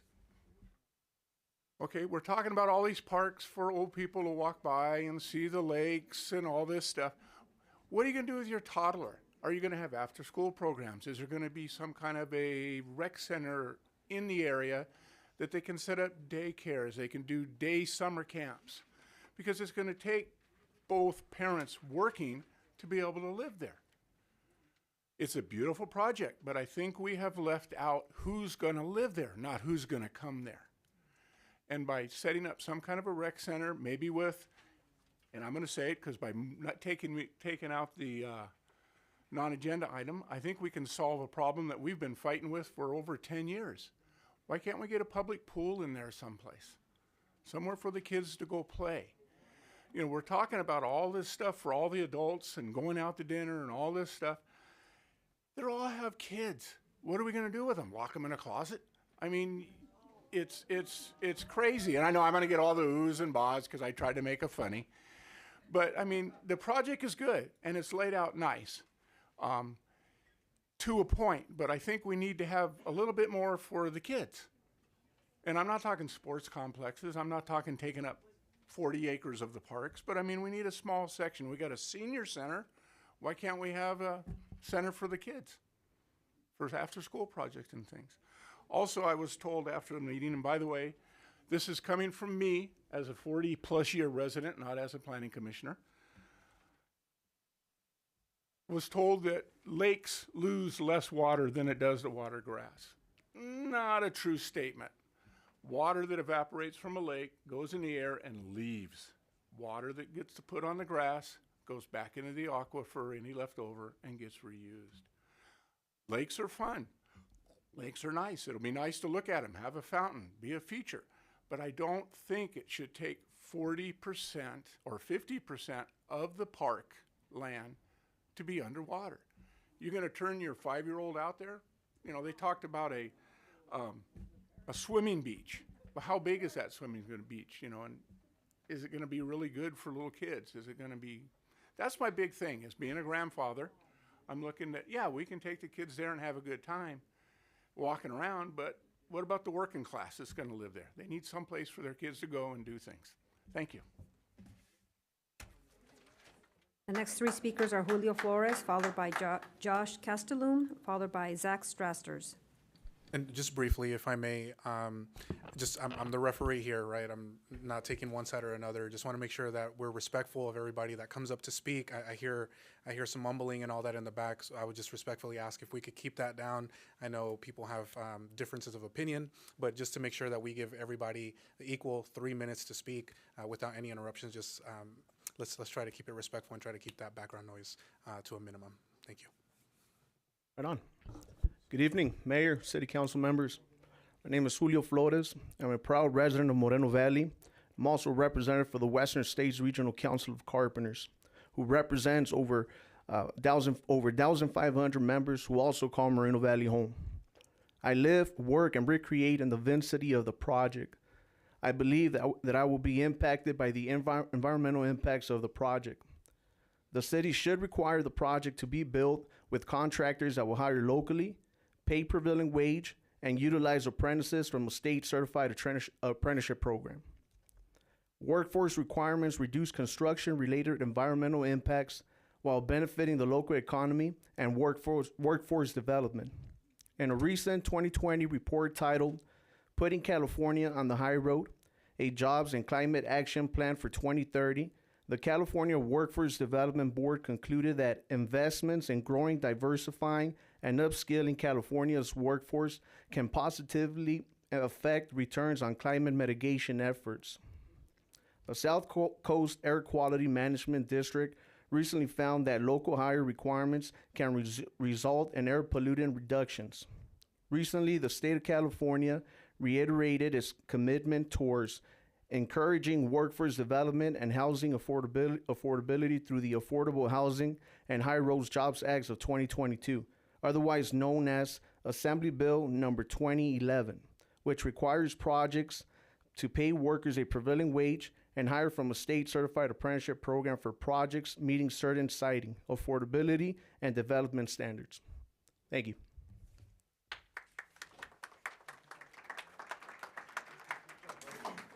The next three speakers are Josh Castellum, followed by Zach Strasters, followed by Rob Ramos. Good evening, Honorable Mayor and City Councilors. My name is Joshua Castellum, and I'm here to speak in opposition of the Aquabala project.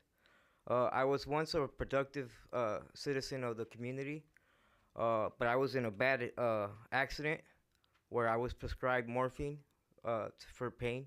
I was not given pain management. When my prescription ended, I was a full-blown opioid addict with no way to manage my pain. I had to turn to the streets, buying pills off the streets. I thought they were Percocets. They ended up being fentanyl. Now, the reason why I bring this up is because we all know that we are battling a drug epidemic against fentanyl.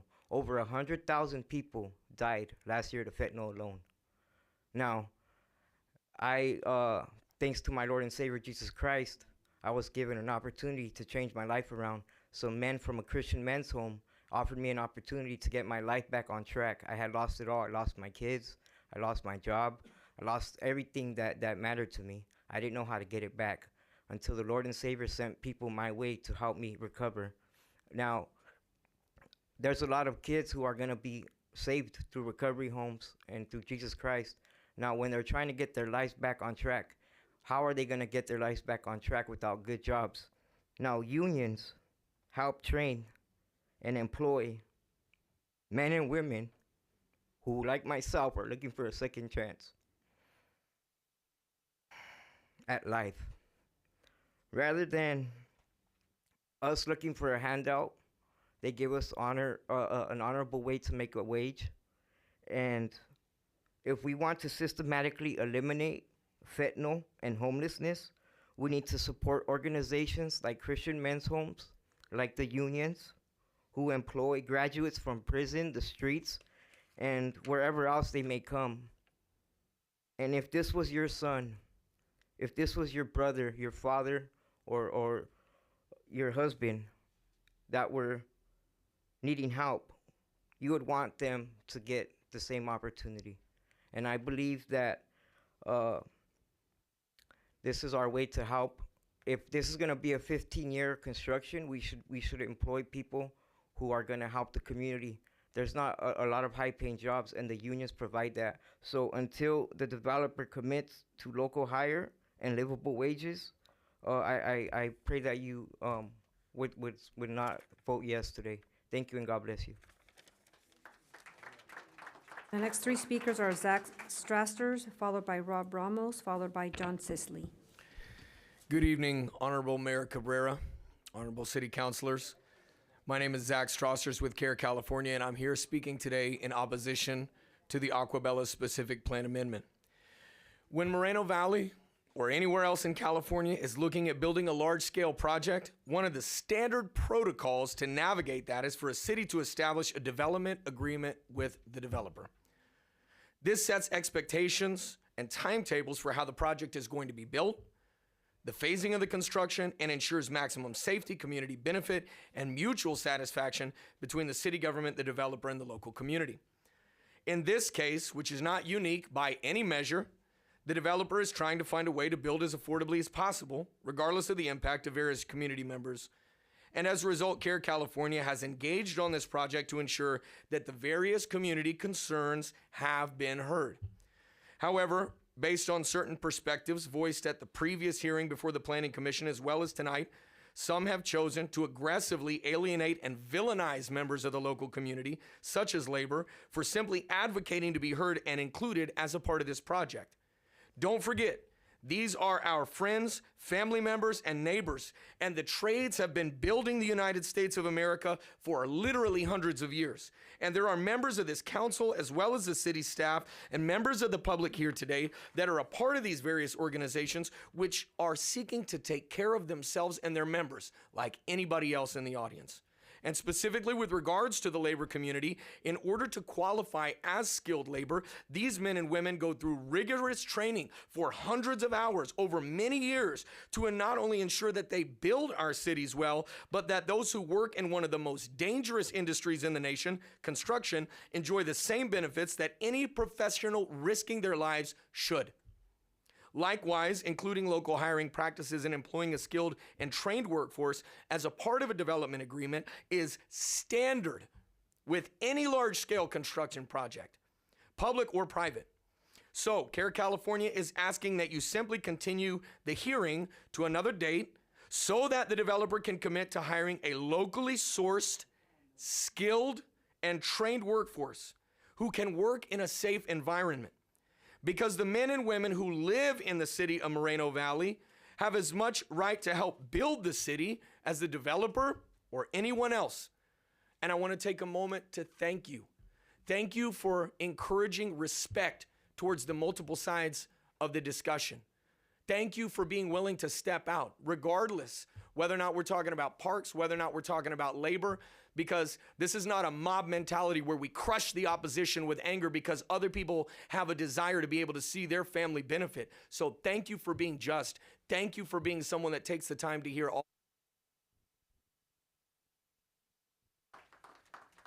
Next three speakers are Rob Ramos, followed by John Sisley, followed by Eric Valencia. Good evening, Mayor, council members. My name is Robert Ramos, and I am here representing the Iron Workers of Local 416, representing 3,200 members, many of it which live here in Moreno Valley and in San Bernardino counties. We are here tonight in oppose of this project, right? I heard the concerns of the citizens of Moreno Valley, right? Everybody has a right to opinion, and respected it. I'm here tonight looking just for continuance on this project. Why? Just like many partnerships that we grown to have here with Moreno Valley, we just left the job fair, right across the street, 1,100 seniors. How many citizens here have children that are going to graduate this year? Seniors, right? Guess what? They came to our booth and thanking us for having the opportunity to show them a career, because construction is a career now. We spend countless hours showing them how to build America the proper way with livable wages. One of the personal projects. One of the personal things that really affected me when I became a union member, my parents were worried about where I was going to go because I didn't want to seek that higher education. But guess what? A 4-year apprenticeship program is higher education. I learned how to be safe. I learned how to teach my fellow apprentices coming up in the trade how to be safe, how to be able to purchase a home, buying the American dream, right?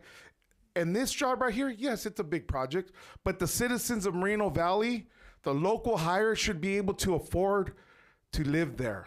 In a 15-year program, job, that's a lot of money where our apprentices can grow up and live in those apartments. Or like the owner said, maybe purchase a house next to it, right?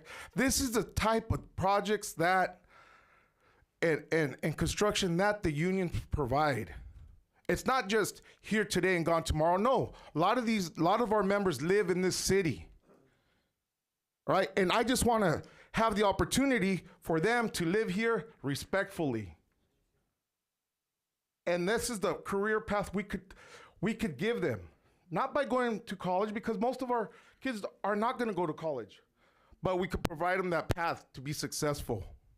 Like I took that path 31 years ago, raised a good family, 3 kids, and never went hungry because I chose a trade that gave me that respect, and I'm going to be able to retire with respect.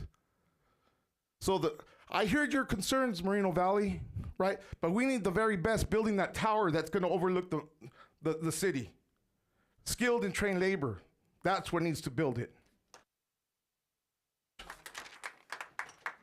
Next 3 speakers are John Sisley, followed by Eric Valencia, followed by Vanessa Ingalls. Hi, I'm John Sisley. I'm a representative. I represent the plumbers, pipe fitters, and refrigeration for San Bernardino and Riverside counties. I'm a delegate to the Building Trades Commission, State of California, and a delegate to the Central Labor Council. I'm also an ex-United States Army Airborne Ranger. I met Mr. Ulysses up there, Cabrera, at an art show. I'm also a professional artist, and contrary to what's been said here tonight, I'm from Moreno Valley, and my art was shown at the Moreno Valley Mall. Mr. Cabrera came out to see my art. My art has also been put on display here at the City Council chambers before. So I'm a local resident. So I represent 1,200 local families. None of them drive Ferraris. None of them live in mansions. None of them are overpaid. And the notion that union members are overpaid in today's economy is selfish and ignorant. We have every right to these jobs as anybody else here. We're not asking for the world here. We're asking for 3 things. That you hire local community members to build your project, that you pay them sustainable wages and sustainable benefits. If you were truly interested in this community, you would be all for that. Let's not kid ourselves. This developer's not here for the goodness of their heart, and they're not here to help out the community. They're here to make a lot of money. Make sure that this money is shared with the citizens of Moreno Valley. So vote no until we get a labor agreement. They're going to build this project with or without the agreement. We need the agreement. Thank you. The next 3 speakers are Eric Valencia, followed by Vanessa Ingalls, followed by Dr. Matt Taylor. And just to let everybody know, after the next 2 speakers, after Eric Valencia and Vanessa Ingalls, we'll take a brief recess, maybe 5-10 minutes, to just take a quick recess, and then we'll come right back. Is Eric Valencia here? Yes. Good evening. Hi, good evening, everyone. Just to comment a little bit on the project, I've been living in Moreno Valley since 1991. I grew up in this city, so I went to elementary school. I went to I graduated from my high school, Moreno Valley High School. I'm not opposed to the project, but I wish that the developer can come with the trade unions and maybe come to, work together. Because before I didn't work in the trade union. I don't know what unions were, but after I joined, I've been on the trade unions for 20 years, and I thank God that I've been able to make a decent living to be able to stay and live in my city and buy a property in my city. I live like 2 minutes away from the where the project's at, and I see that empty lot for I think like over 20 years already or something, or 20 something years. But all I wish is that developer can actually work with the building trades to actually have the people stay here and work in the city. Because I travel to LA, San Diego every day. I spend about 5 hours in traffic. So I would wish I can at least get 3 years work within in my city and, get to spend more time with my family. That's it. Thank you, everyone.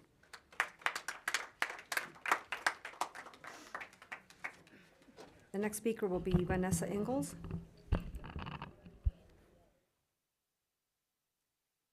Good evening, members of the City Council and the community. My name is Vanessa Ingalls, and I represent IBEW Local Union 440.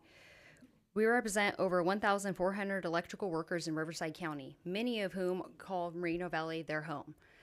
Our members take their kids to school here, they take their kids to sports here, they shop at the grocery stores here, and they pay taxes here. It's important for us to note that labor is not separate from the community.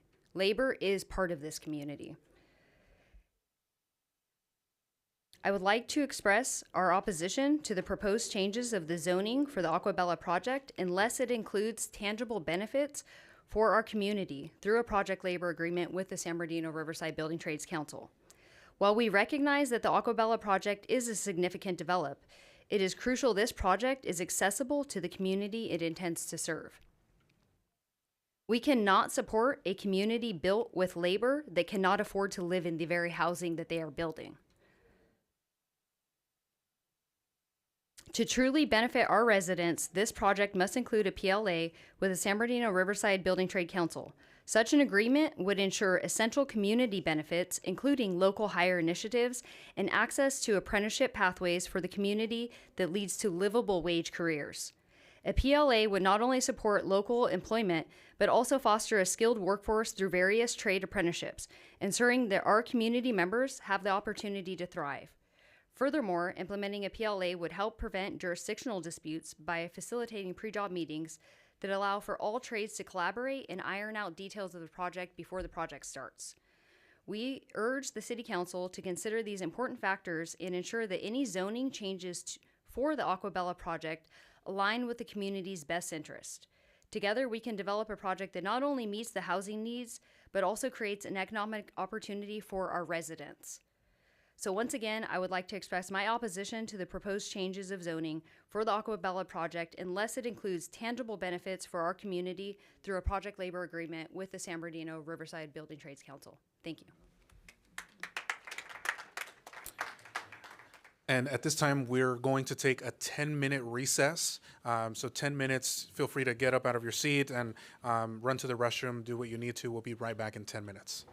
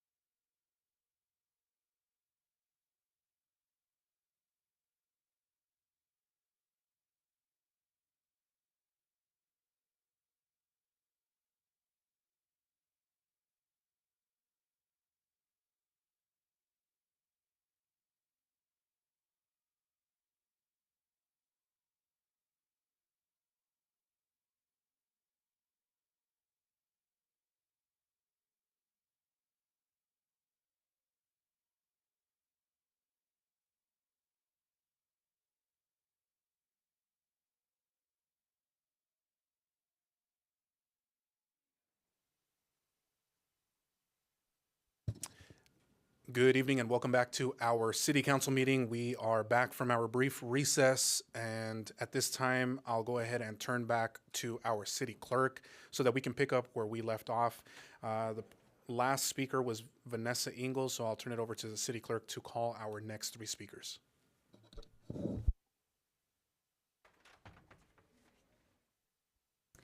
Dr. Matt Taylor, followed by Benedito Orduno, followed by Daryl Terrell.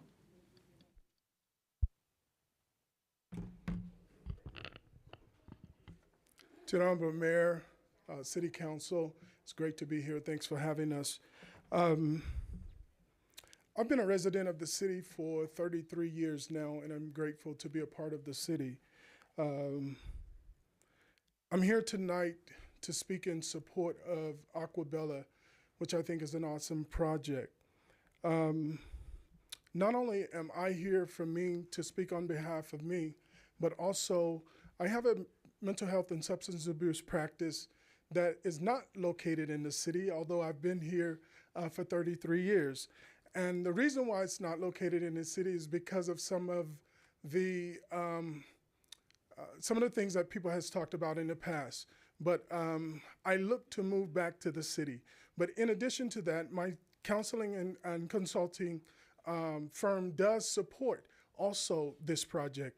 In addition to that, I am the president of the Inland Empire Clergy Association, which is also a group that is in support of this project. We look forward to participating further in this in this project. In addition to that, we strongly urge you to support this project on tonight. This is a project that we don't have to go south to Temecula, Wildomar, where my practice is. We don't have to go east to Palm Springs. We don't have to go west to Rancho Cucamonga, what have you. We can remain here in our city. And we are grateful for you giving us this opportunity just to share with you on tonight and let you know that we support this project 100%. Thank you. The next three speakers are Benedito Orduno, followed by Daryl Terrell, followed by Paul Burney.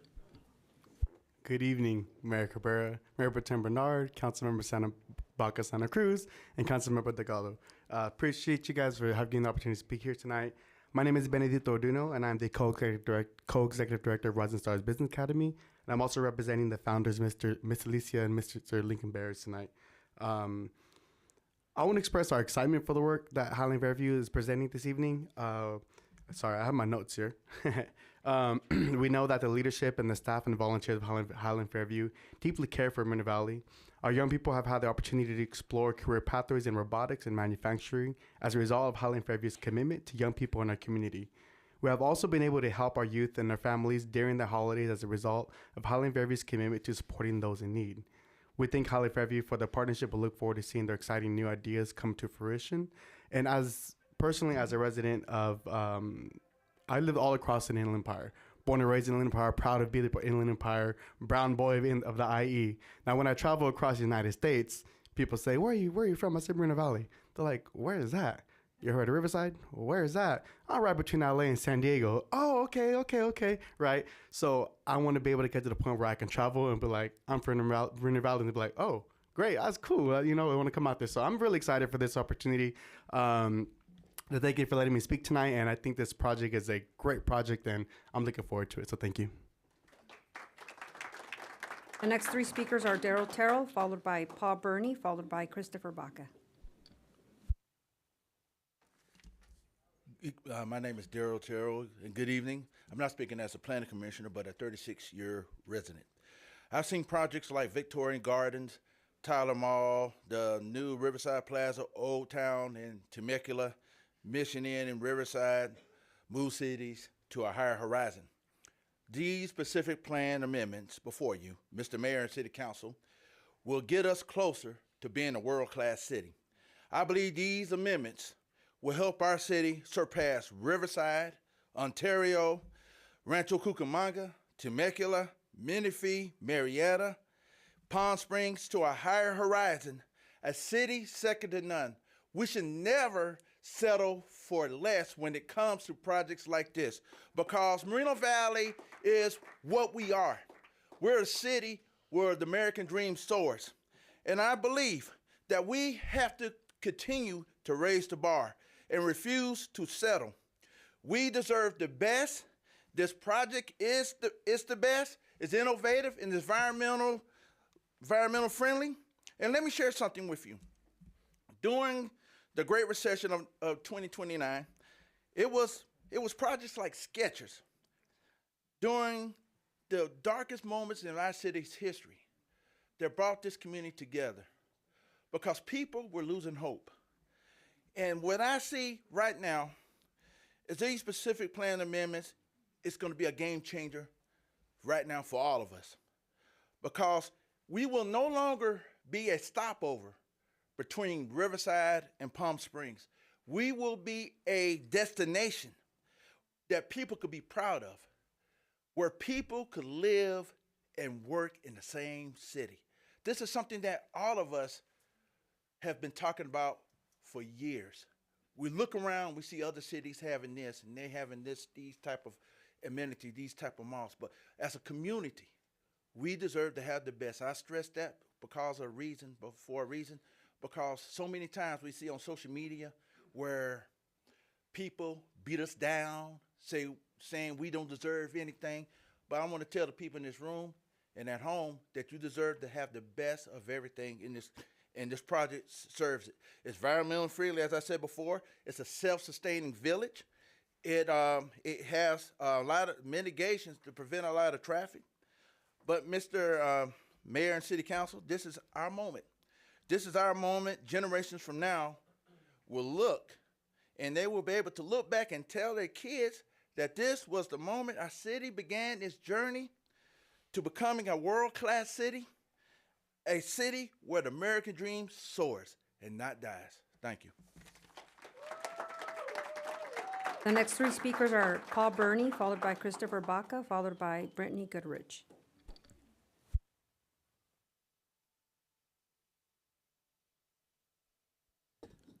Is there a Paul Burney here with us? If not, we can move to the next speaker, which is Chris Baca. And if Paul comes back, we can always put him back into the queue. Good evening, staff and community. I'm here on behalf of myself, and right off the back, I'd like to, as a architecture major and an urban planning major, I think this is a great and beautiful project, and I really hope to see it fulfilled at one time. But what I'm trying to point out right now is, or speak about, is frivolous lawsuits. There seems to be a lot of frivolous lawsuits going on in our city, and to equal out the game here, all sides are guilty on this.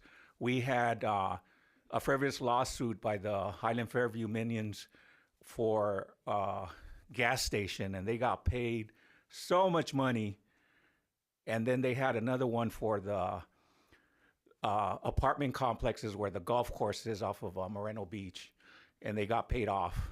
We currently have one led by Mary Ressa for the district. Those are frivolous lawsuits, you know. So maybe the Roosters are here to home to roost. And by the way, Mary Ressa was Mr. Ed Delgado's campaign manager. What I want to point out is the lawsuits that are going on that are starting now with the labor unions. And it kind of reminds me of the women's right to choose, where the churches are blaming the government for their failure to address the issue on decency of women's rights. And that's the same thing with the unions. They have their opportunity to come out with ordinances and community workforce agreements. We had this union supporting Mr. Cabrera, I believe, I may be wrong, but we had unions supporting candidates. Before they support candidates, why don't they ensure that these candidates are going to come up with community workforce agreements or city ordinances? They haven't. So therefore, this Highland Fairview project is being held hostage by the union now with their frivolous lawsuits, and it's not gonna happen quickly because of the lawsuits. So again, you're going up. The unions are going up. You know, personally, I'm a socialist. I'm totally pro-union, but this is not the way to go about it with the lawsuits. This project will benefit everybody. The Skechers one eventually used union labor, so I believe this project will also eventually use labor union. The next three speakers are Paul Burney, followed by Brittany Goodrich, followed by Joanne Stephan. We're going to call Paul Burney once again, and I don't see anyone. Give it just a second. Okay, we could always come back to Paul, so we'll go ahead and move to Brittany Goodrich.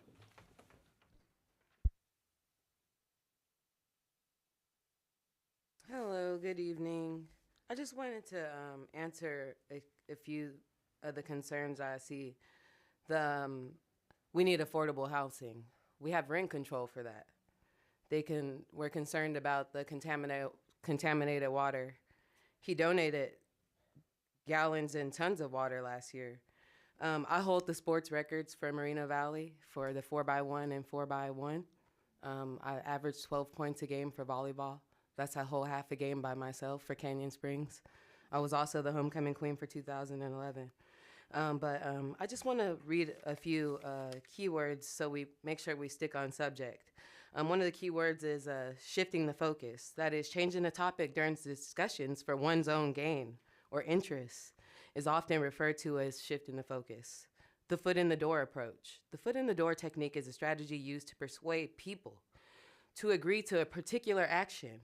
It is based on the idea if a respondent will comply with a small initial request, they're more likely to agree to later more on. And that's not what we need to significant requests. Also, red herring. A red herring is something that misleads or distracts from a relevant or important question. It may be either a logical fallacy or a literary device that leads readers or audience towards a false conclusion. Fallacy, if you guys don't know what that means a lie. An exploiter. An exploiter is a user, someone who takes advantage of other people or things for their own gain. Being an exploiter is selfish and unethical. So I also want to read some stats. In 2022, the median household income of 54,000 households in Moreno Valley grew to $82,637 from the previous year's value of $73,000. Okay, the median property value in Moreno Valley was $421,400 in 2022, which is 1.49 times larger than the national average of a house for $281,000. Between 2021 and 2022, the median property value increased from $353,000 to $421,000. That's a 19.2 increase. The home ownership in Moreno Valley is at 63%, which is approximately the same rate as our national's average. From 2021, the employment in Moreno Valley grew at a rate of 3.56, from 91,000 employees to now 94,700. In 2022, the median property value in Moreno Valley was $421,000, and the home ownership rate was 63%, which is large. The largest industries in Moreno Valley are retail, trade, transportation, and warehousing, and the highest paid industries are mining. Thank you, Ms. Goodrich. Your 3 minutes is up. Thank you. The next three speakers are Joanne Stephan by Val Valencia, followed by Pete Hurtado.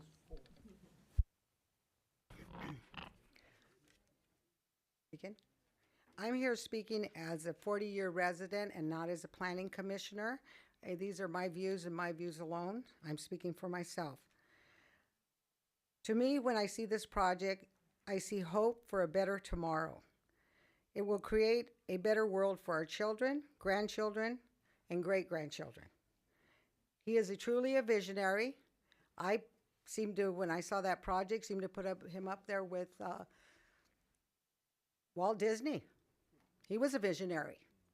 And look how much revenue. When we had the COVID, I had to close down, and they were really in bad shape.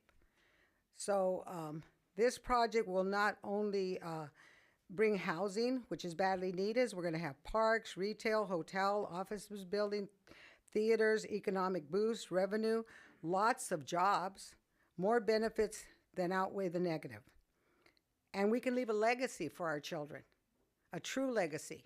I've lived here, like I said, for 40 years, and I have dreamt of something coming to this city. I was prepared to pack my bags and go back to Orange County recently until I came across this project. It gave me hope, like I said, hope for a better city. We're the second largest city in the IE.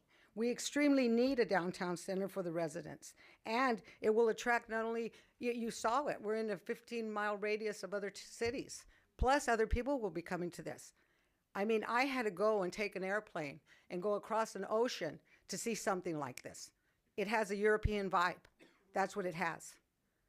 And people will be here to see all that. It is demographically placed in the right area for the city. Everybody is very passionate about this project, and rightfully so, because it checks all the boxes. Hopefully, it can be put on a fast track, and we can get this built sooner than later. It will elevate our city to a world-class place to live, something everybody has been wanting for Moreno Valley for a long, long time. Please do not stifle the vision. Last but not least, as I was sitting here, I heard a lot of people talking about hiring union. I was married to 2 union men, so I know what it's like. But also, you don't do it that way. To ask you to delay this project is ludicrous because you are not their business agents. And for them to do that and for you to delay it, I mean, I've been waiting 40 years, and some residents have been waiting a lot longer than that. So please do not vote no. Leave a legacy for your own children, your grandchildren, and your great-grandchildren. The next 3 speakers are Val Valencia, followed by Pete Hurtado, followed by Ronald Meza.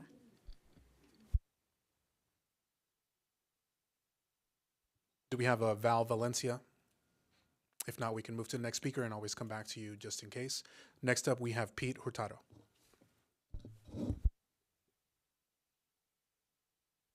Hello, everybody. I'm going to keep it short, nothing big. I didn't have anything written down. I support the project. I think it's I could sit here and give you reasons why I think it's a good idea. I think you guys heard all the good reasons. Just looking at the pictures, you guys know it's amazing. I don't have to pitch it to you guys. I'm sure you guys know it, and I'm sure everybody up there thinks it's a good idea. I want to talk a little bit about the unions, as others have spoken about. And my father that has passed away, he was a union member. I can't remember the union he was part of. But it saddens me to see them walk up here, and it's like they want to put the developer's arm behind their back and say, I'm going to say no to your project, but hire me. And to me, that's just like, you're a bully at that point. I do respect the one that came up here and kind of like pitched it, like use us, to say, I like the project, use us. That's respectful. I would say to the developer, write those names down of those guys that came up here because they're scam artists. And they gave a bad name to the hardworking union members that do it right. If you are, if you're hiring somebody for your home to, you talk to contractors, you're gonna get the contractor that proposes the best thing and gives you the best price. Write it down, put your bid in, pitch what you offer, but then come over here, try to break my arm behind my back and try to get me to hire you. That's just ridiculous to me. The only other thing I want to mention is I think the vote needs to happen today. The vote should not be delayed. senior lady that was up here, I was thinking about her, Eunice King, I believe is her name. This is what's going to happen. If something gets delayed today because somebody has a pet project they want to get across, or they want to change this project, you know what's going to happen? This project is not going to happen. If it changes drastically, it will not happen. Okay, so if the vote doesn't happen today and it's delayed, everybody here, just think about this. It's pretty much 90% dead because it will kill the project. So that's all I got to say. Thank you. Next three speakers are Pete Hurtado, followed by Ronald Meza, followed by Moses Rogers.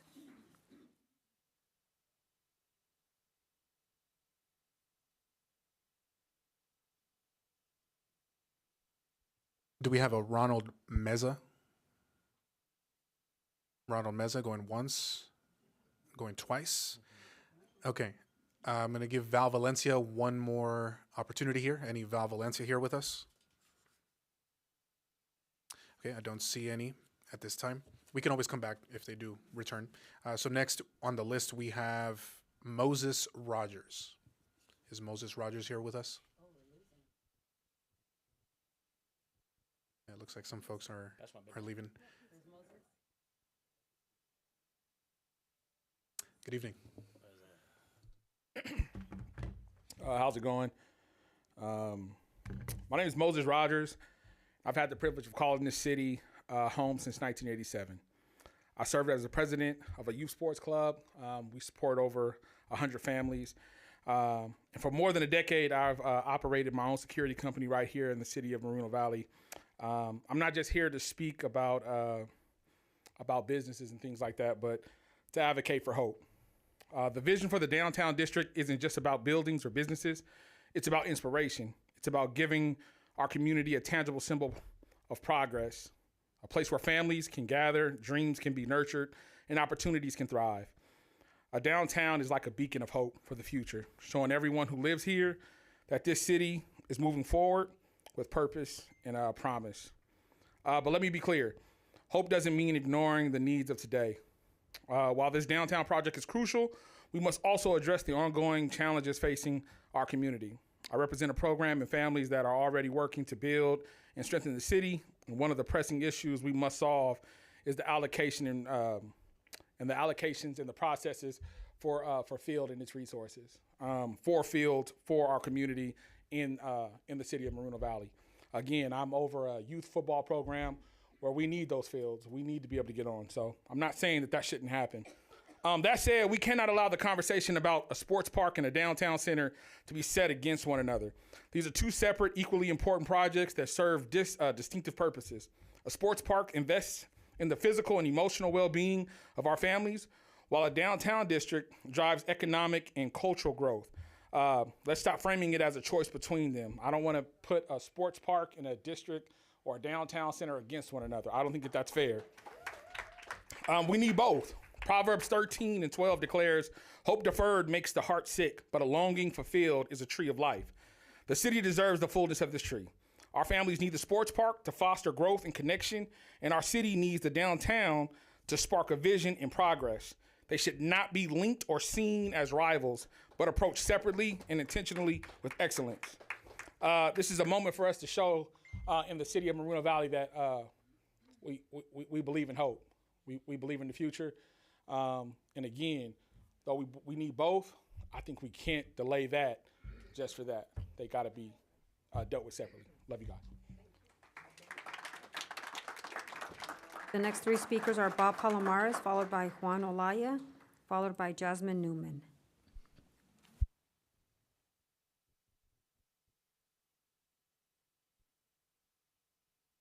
Good evening, City Council.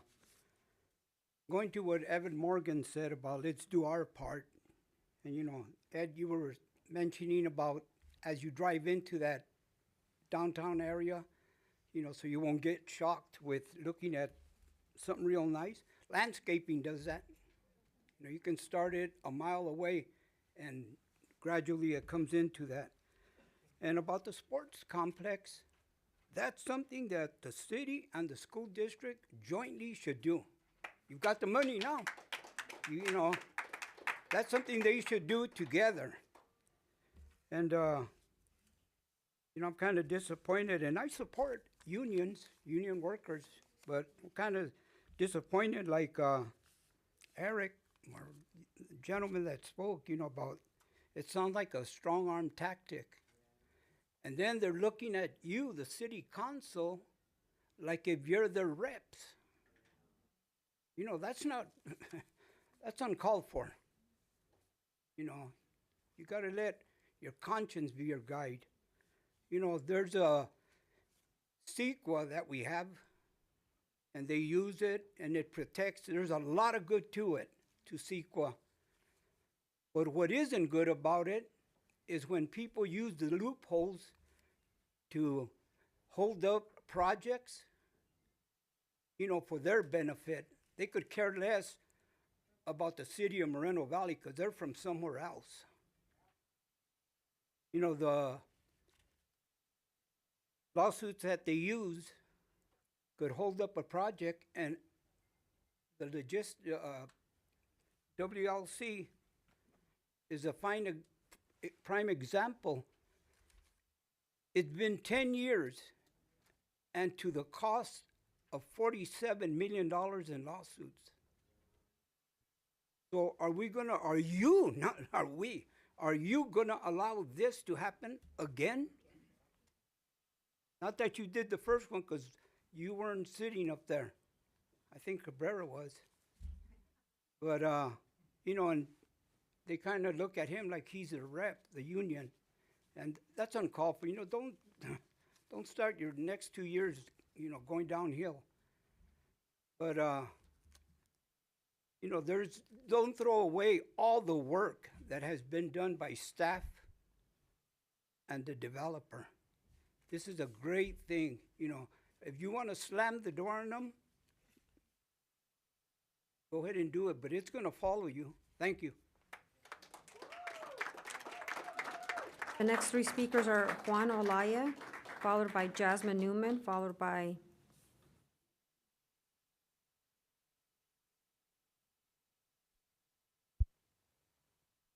Do we have a Juan Olaya? Juan Olaya. Okay, next, Jasmine Newman.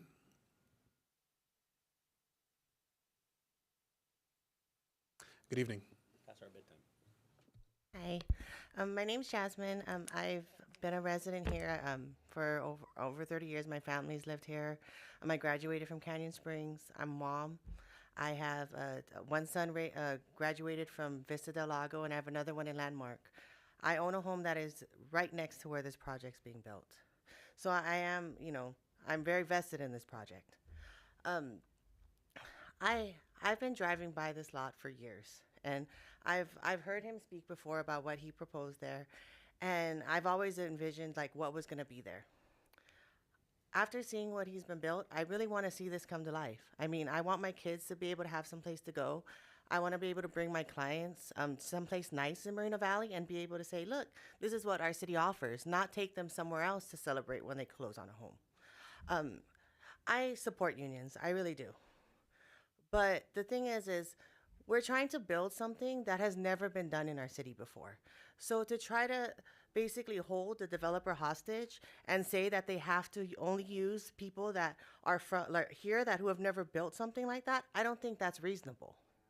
I mean, he should be able to bring the best to our city and make us a destination city. Building a tram, we don't have trams around here. So how can we say that it has to be built by someone that's here? It just doesn't make sense to me. And I don't think it makes sense to most people. So I just feel like we need to move forward on this project. I feel like it's been a long time waiting, and I really want to see it, you know, for my children, for my grandchildren one day. And I just feel like all of this is, I mean, we just need to vote yes and see it happen and stop having all these delays. Thank you. the next three speakers are Antonio Reza, followed by Morena Reza, followed by Alberto Duarte.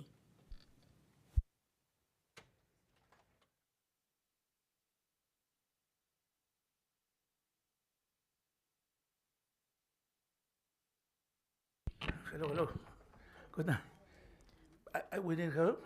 Would you like a Somebody to come translator? to translate for me? Okay. It looks like, are we good to go for the translation in the Si back? quiere usted decir unas oraciones y luego puedo seguir así, Gracias. como usted quiera. Bueno. Nos turneamos. Sí, pues antes que nada los saludo con mucho respeto. Before anything, I would like to greet you with a lot of respect. Pasaron las elecciones, The elections passed, mirarlos. and look at everyone.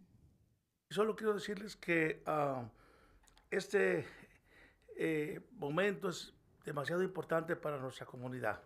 I would just like to say that this moment is very pivotal for our community. La gran mayoría, más del 95%, A great majority, more than 95%, está a favor, is in favor porque es un proyecto que va a cambiar, transformar la vida, la calidad de vida de la ciudad. because it's a project that is going to transform the quality of life for the city. Va a bendecir mucho a nuestros jóvenes, nuestros niños, nuestras It's gonna- familias. It's going to bless our youth, our children, and our families. Y un buen líder, un gran líder, And a leader, a good leader, tiene visión, has vision comunidad. for the community. Una visión que abarca lo mejor de lo mejor de lo mejor para aquellos que gobierna. A vision that embarks the best of the best of the best for those that are to come. Una visión que ve más allá, ve el futuro, más que el presente, el futuro. A vision that sees the future more than the present. Y el gran líder tiene pasión, And a great leader has passion, ama a la gente, loves the people, ama hacer el bien, ama el servir. loves to serve. Y ustedes al votar sí, And you voting yes, están diciendo, amo mi comunidad, quiero lo Yes. mejor para ella. you say, I love my community, I want the best for it. Y cuando hay visión y pasión, And when there is vision and there is love and there's passion, hay consolidación. there is consolidation. Liderazgo Leadership para la comunidad. for the community. Hace años yo estuve en Italia con mi esposa. Several years ago, I was in Italy with my wife. Estuve en Venecia, estuve en Florencia. I was in Venice, I was in Florence. Y sabes, And you know, nuestra comunidad, Moreno Valley, our community, Moreno Valley, va a estar a ese nivel. is going to be at that level. Tenemos que ir a Europa. We don't need to go to Europe. Francia, está en Holanda, en Suiza. We need to go to France. We don't need to go to tener- Switzerland. We can have it right here. Esta gran bendición. It's a great blessing. Voy a decirles exactamente lo que le dije a la Comisión de Planificación. I'm going to say exactly what I told the planning committee. Esta noche ustedes pueden ser los héroes, This night, you can be the heroes, los campeones, the champions, al decir sí a este proyecto. by saying yes to this project. No hay ninguna razón válida There is no valid reason para retrasarlo. to postpone this. No existe algo real que valga la pena. There's nothing that exists that is De worth un it grupito from a little group para un gran proyecto. for a big project Se detenga la prosperidad. to postpone the prosperity. Es imposible It's impossible parar esto y decir es lo mejor que hice. to detain this and say this is the best I did. Recordemos que la comunidad los puso aquí Let's remember that the community placed you here a dar lo mejor de ustedes a nosotros. so that you can give the best of yourselves to us. Por cerca de 30 años aquí. Being here for over 30 years, Pues aquí crecieron mis hijas. my children, they were raised here and they born, Servido a la comunidad and we have served the community con todo nuestro corazón, with all of our heart, con todo nuestro amor. with all of our love. Amamos Moreno Valley. We love Moreno Valley. Hagámosla muchísimo mejor. Let's make it a lot better. Digan sí. Say yes. Sean campeones. Be champions. La historia los va a recordar And I'm just going to remind you, como aquellos hombres y mujeres the men and women que cambiaron el rumbo de esta ciudad. that changed the trajectory of this city Es para bien. for better. Dios los bendiga. God bless you. Gracias. Thank you.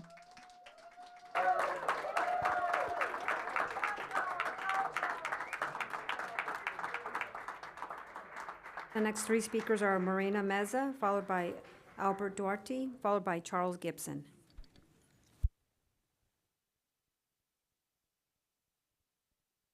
Is Morena Meza here with us? If not, we can move on to Charles Gibson. Good evening. I'm sorry, Albert Duarte? Did we skip over your name by accident? Or you might be next on the list. But right now, it looks like we have Charles Gibson up. Is it Charles Gibson? Okay. If not, Morena Meza. We'll give her one more opportunity. or Madam Clerk, do you have any other names there? Go ahead and call Charles Gibson up next, and then we'll call Albert after. Okay. Thank you. So Charles Gibson. Hi, and then we'll come to you next, sir. Give deference to our leaders, Mayor Cabrera and your colleagues and all of the staff of the city of Moreno Valley. My name is Charles Gibson. I'm a pastor in this community, and I serve, my diocese is over here in Moreno Valley off of Cactus, and I serve a multi-generational, multicultural, multi-ethnic church, and very progressive thinkers, and that's not related to any political mentality. But nevertheless, I'm in favor of this project, and I don't have any vested interest in Highland Fairview or anything of that nature, but I look at it as being akin to that of the Grove, which Mr. Benzivi mentioned, and that of East Vale, which was a farmland that was began developing in the 90s and became incorporated in 2010, I believe, and also Victoria Gardens there in Rancho Cucamonga. It kind of reminds me of those type of developments, and I think it can really benefit this city.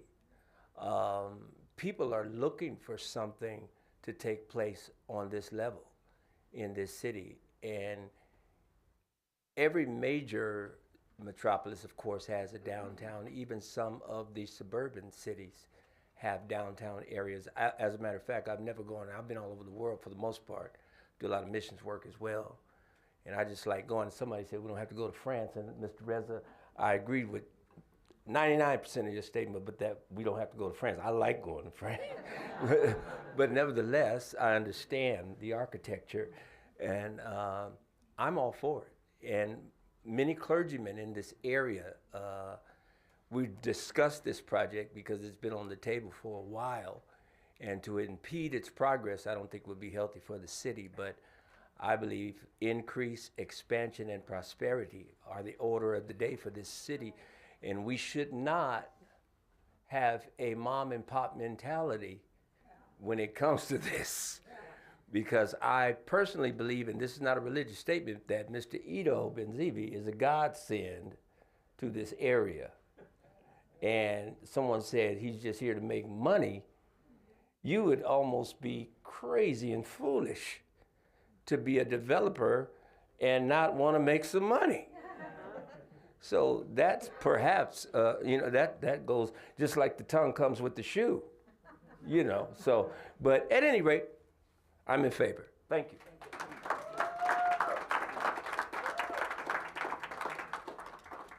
The next three speakers are Albert Duarte, followed by Morena Meza, if she's here, followed by Alice.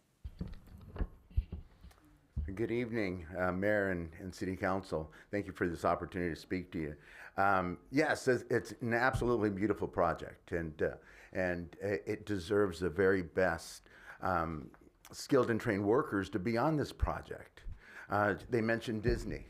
Well, Disney hires skilled and trained workers. They mentioned the Grove. The Grove hires skilled and trained workers, right? We're skilled and trained. There's a big difference, right, from somebody that has no training. I just went to a career fair here in Moreno Valley. 1,100 students. They're 3/4 of them are seniors, and they're looking for a trade. And what better way to give them a trade than right down the street from their house, right? So I'm an organizer. I visit non-union jobs 4 times out of the week, and I speak to these workers, right? Non-union workers, and they're not getting raises. There's no system of development for them. There's no training, right? And our job is risky at best, right? I had a piece of rebar that went through my side. I fell off a 30-foot column, right?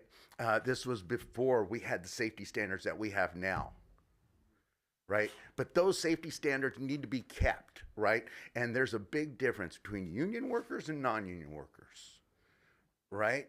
So, I've had a city council member and they go, Albert, what do you want? Do you want us to give everything? Yes, absolutely.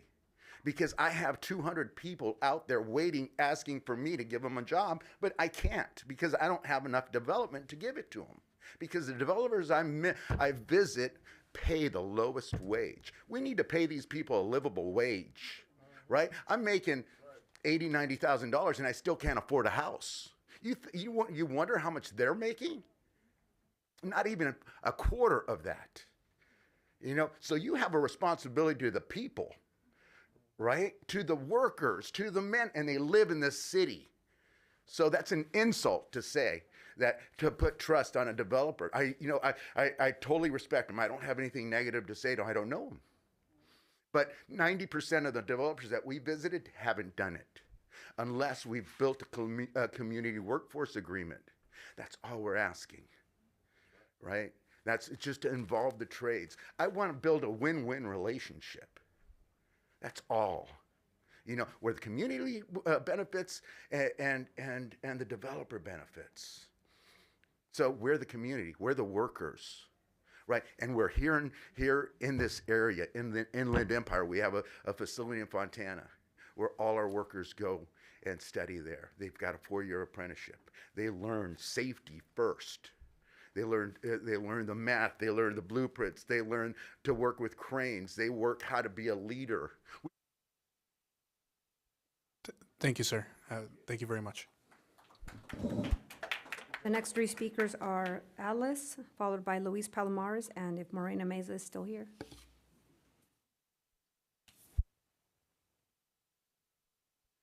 Do we have an Alice? Is Alice here with us?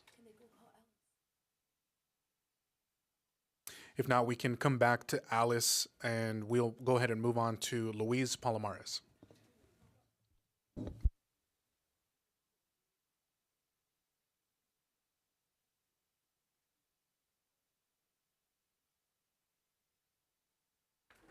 Wow, action-packed. Who said the developer ain't gonna hire union? He got by the state, gold leaf buildings. Come on, give me a break. What's really going on here? Are we getting ready for the next lawsuit? That's what it looks like to me. Come on, let's be real here. Because the city of Moreno Valley, the staff has worked hard on this. And you tell me that there ain't gonna be, look at Skechers. That's, wow, look at that building. You can drink the water from the little lakes there, or whatever you want to call them. Come on, go look at that building. Go look at it. Where you been? You live here in this community? Where are you all been? And like I said, the staff has worked hard on this. You think our people here are, what do they call them when they go and look at it and make sure it's good? Give me a word. I'm inspectors. Come on, we got the best here. The inspectors aren't gonna say, yeah, go ahead, build junk. Oh, no. The state, you know, we got the state, we got the most hardest laws here in California, right? Come on. The flood, all of that. Come on. You know, so come on, let's not go there. As far as, wow, Eastvale, wow, we can be that. And even, I mean, come on. This is the envy of every surrounding city. Not only city, counties. They would love to be in your seats. All of you, they would love to be in your seats to say such a day as this. You know, you're going to make something happen here. That's your legacy, this council, this mayor's legacy. Come on, let's go with, bring it on. Let's not wait. Somebody said about kids, give me a break. We got things coming for them. As far as somebody talked about the, I'm just so excited here. Give me a minute. Somebody talked about the soccer fields.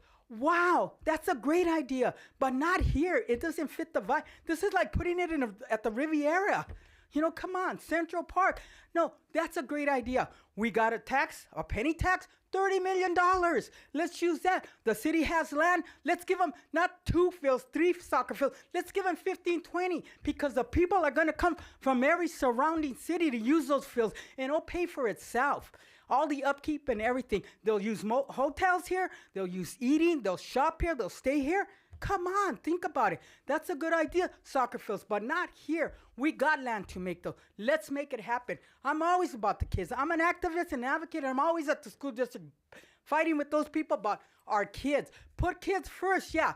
This is what we need so they can grow up and enjoy these. I might not be here to see this vision. And Ito puts nothing but top-notch stuff up there. Give me a break. Oh, give me a break. Golly. I don't even know. Do I got... Here we go. Let's go. Let's get it on. Don't delay. Don't delay. Thank you.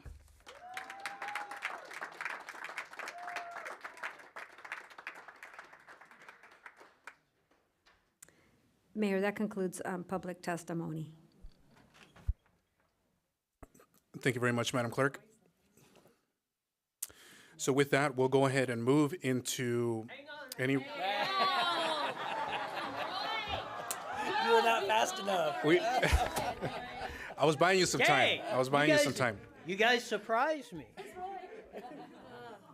Go right ahead. Go right ahead. Okay. We were waiting for you.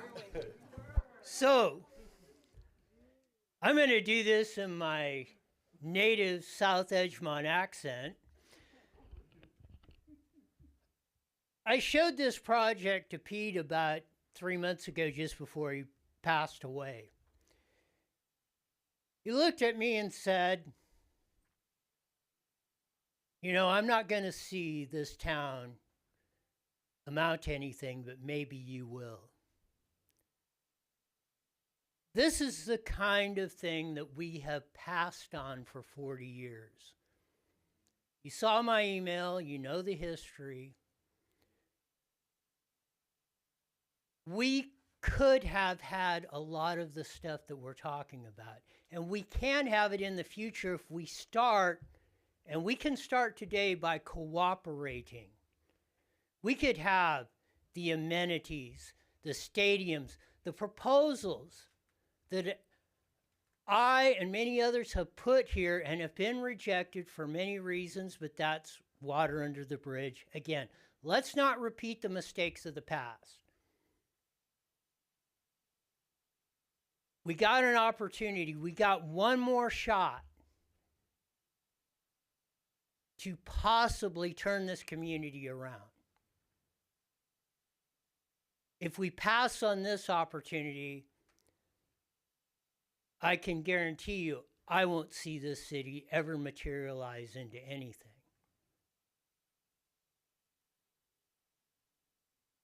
I've probably been around here longer than almost anybody around here in this room. I've seen this area evolve from agricultural, from a community that had a world-famous sports facility, to some of the stuff that went on last week. And I want to see that change. Please do not hesitate. Please do not let this opportunity slip away. If we're to have any sort of chance to build the community I think we all want, you need to pass this project tonight. We need to get on board. We need to start working, and I'm going to hold Ito and all of you to that, to work to build this city into the shining light it can be. Let's start the great renaissance of Moreno Valley.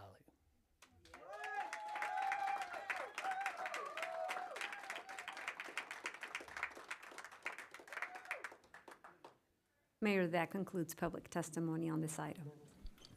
Thank you very much, Madam Clerk.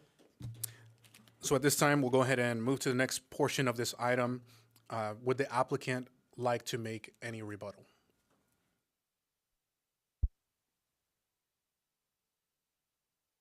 Sometimes the applicant was the nicest thing I've been called in public hearing, so I'm happy to be the applicant. My rebuttal, if you can call it a rebuttal, is really not a rebuttal. We've worked hard and diligently for a long time to design a world-class project. Those of you who know us, we've built buildings. The World Logistics Center, for instance, is the largest net zero GHG project in the world. It has the highest environmental standard. It was advanced automation robotic systems in the world. It's a world-class project we're going to get a lot of world-class companies coming there, and we finally started construction. So we're happy for that. But let me just remind you, because of the same type of frivolous lawsuits, the World Logistics was delayed for years, 8 years. You know what happened during those 8 years? Paris got companies, Riverside got companies, Redlands got companies. Everybody got the same companies, the jobs, the economic development, the tax base, and improved the communities while we watched. This is what's about to happen here. The only people who will lose is the resident of Moreno Valley that's been waiting for it, like I'm a resident here, been waiting for this. I may be building it together with all of you, but I've been waiting for the same thing. We all go when we meet, we look for a place to meet. This is the kind of place that needs to happen now. So to labor, and I really feel for you, everybody wants a decent job. We all do. Nobody guarantees us anything. People used to ask me in the World Logistics Center, there'll be 33,000 jobs. How do I know I'll get a job there? I said, look, this is America. Everybody has an equal opportunity. And I can tell you that I may not get a job there. You might not get a job there. But 33,000 of somebody will get a job there. Do you want to be in a city that has 0 job opportunities or 33,000 opportunities? This is what we're talking about here, creating opportunities. So to labor, all I can say to you, the way to form a relationship is not to start suing and filing lawsuits, invading yourself under rather environmental concerns, and form entities like CARE and everything else that are basically a way to hold up development to the benefit of labor. So I suggest this. Anybody who wants to come and talk to me from labor in good faith to show us that this project can be successful, my door has always been open. If I see one lawsuit, nobody's working for me. Okay? I respect myself. I respect anybody else. Anybody sues me and tries to come work with me, that's not going to happen. And for those of you who don't know me, they sued me for 8, 9 years on the World Logistics, and I said, if something is wrong, I'll fix it. But if it's not wrong, nobody's getting anything. But those who didn't do it worked. I know there was Carpet here, which shocked me because Carpet built the SketchUp buildings. Yeah. LaYuna is not here. They build all my buildings. They're good people. So labor is not somebody that we don't want to work with, but it's how you approach it is a big difference. So if I see a lawsuit, nothing is going to happen here. If there's no lawsuits, my door is open. We're all going to be competitive. We may have not got here all on the same ship, but we're all in the same boat. We're part of Moreno Valley. Okay? We got to keep our cost competitive because if we're not, they go across the street. Those industries will go across the street and be somewhere else. So we need to get the jobs here. We need to do a quality product. And the quality is not that you guys in labor are not trained to do good quality. But I can tell you, we build the highest quality projects in the world. Certified, not because we say it, because we manage it correctly. Whoever comes to work with us and for us knows what they're doing. So all I have to say here today is my door is open. We can talk. But if I see any lawsuits that delays this project for this community, we're not going to have this kind of people working on my jobs. So the door is open. Please come talk to me. I got a letter from CARE several months ago with a number. Please call us. I called. Nobody returned my calls. But yet I see letters signed, filed, which is a preface to lawsuits. So let me tell everybody in Moreno Valley, if you don't see this for years, it's because of those lawsuits. Staff, I want to thank you again because at 37,000 pages of documents with thorough reviews and great environmental consultants that have looked at every issue, this is a well-done project, well mitigated, and done to the highest standards. And we, as who we are, only deliver the highest standards and the highest quality. I won't do anything less. And it's not because we say it. You can come look at our projects and you know it for yourself. So all I want to say, really, I want to work with everybody. I want everybody to approach it in a way that makes us successful in the Moreno Valley and competitive. And you're welcome to join. But no lawsuits and no delays. I don't sue anybody. I've been in business for almost 40 years. I've not been in one litigation, except the only litigations I've ever had, and litigation is a public record. You can check it out. No litigation in business, except litigation from this type of groups. I have 40 years in business, no litigations. Anyways, I want to thank you again for your consideration. I'm really excited. We put a lot of passion, a lot of work, a lot of commitment into these projects, crafting them well. We think the market is coming to the point where it's ripe, so we can get started. So I hope we can get started with the project and get it up and running before too much time, and have a successful downtown for Moreno Valley. We've all been waiting for it for a lot of years, and I feel happy that we can all be part of doing that. Thank you.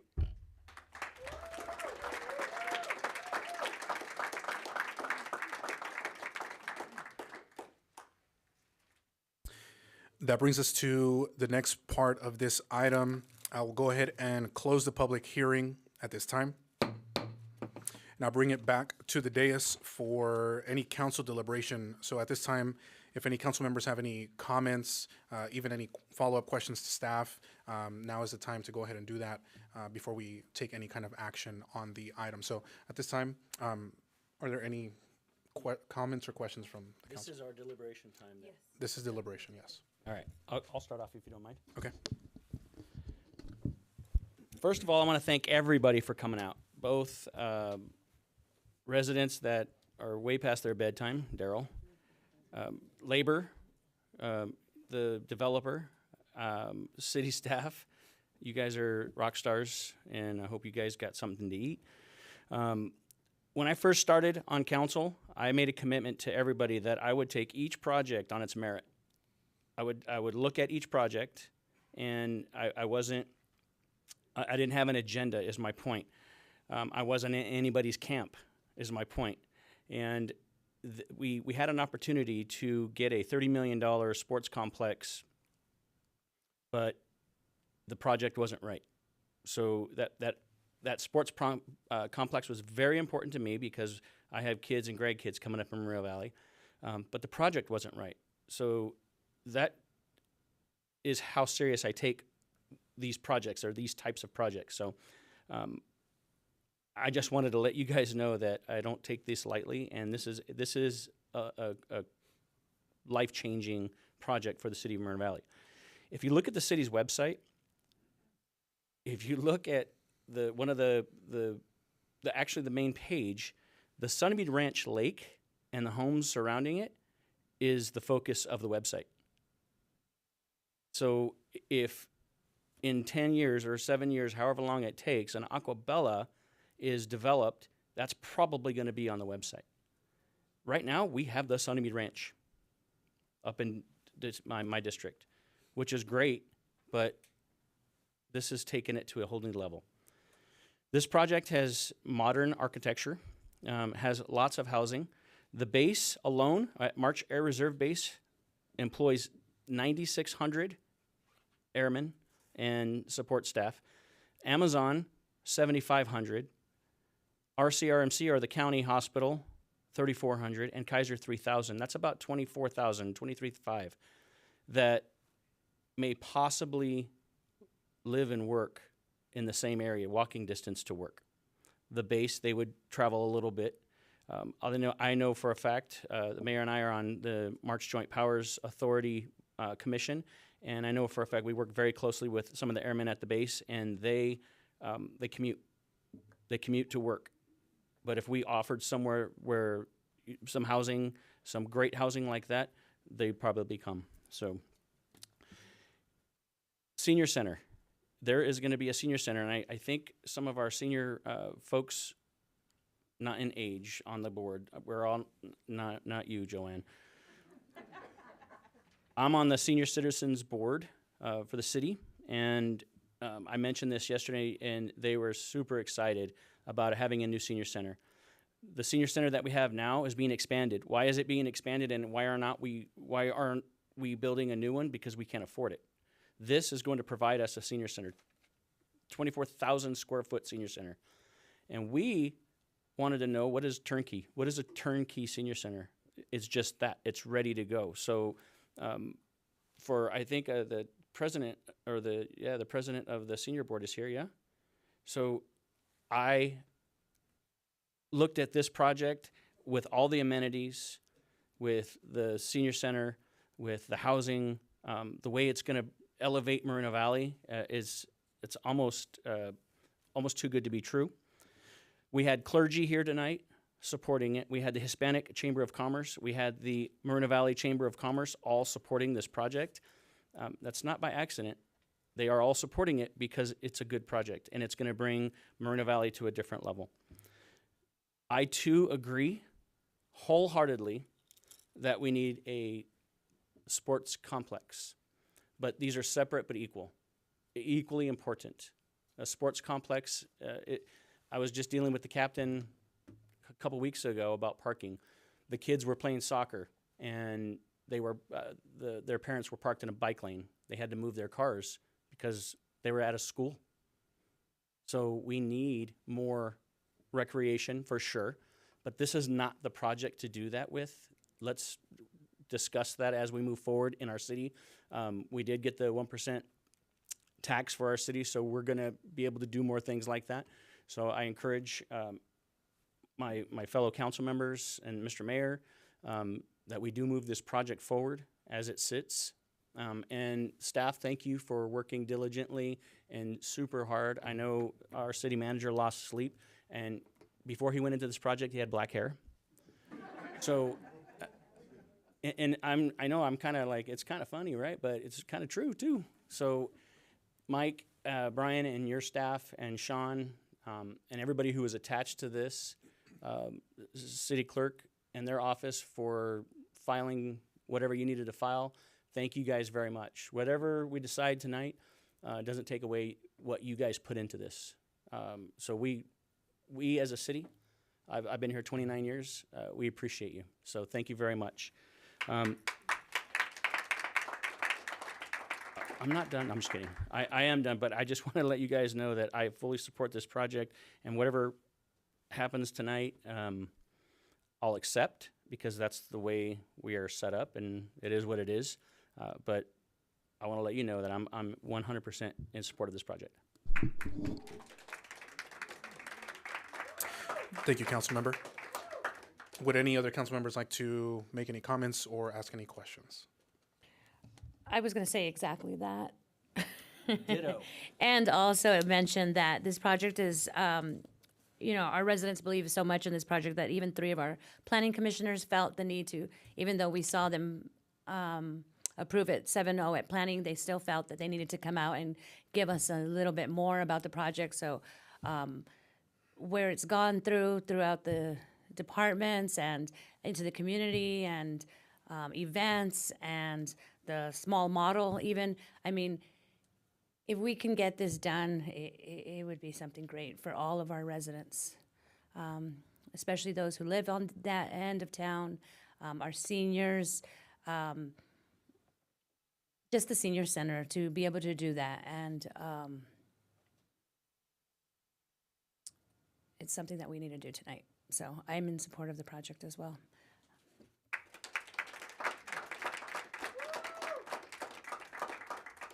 Mayor Pro Tem.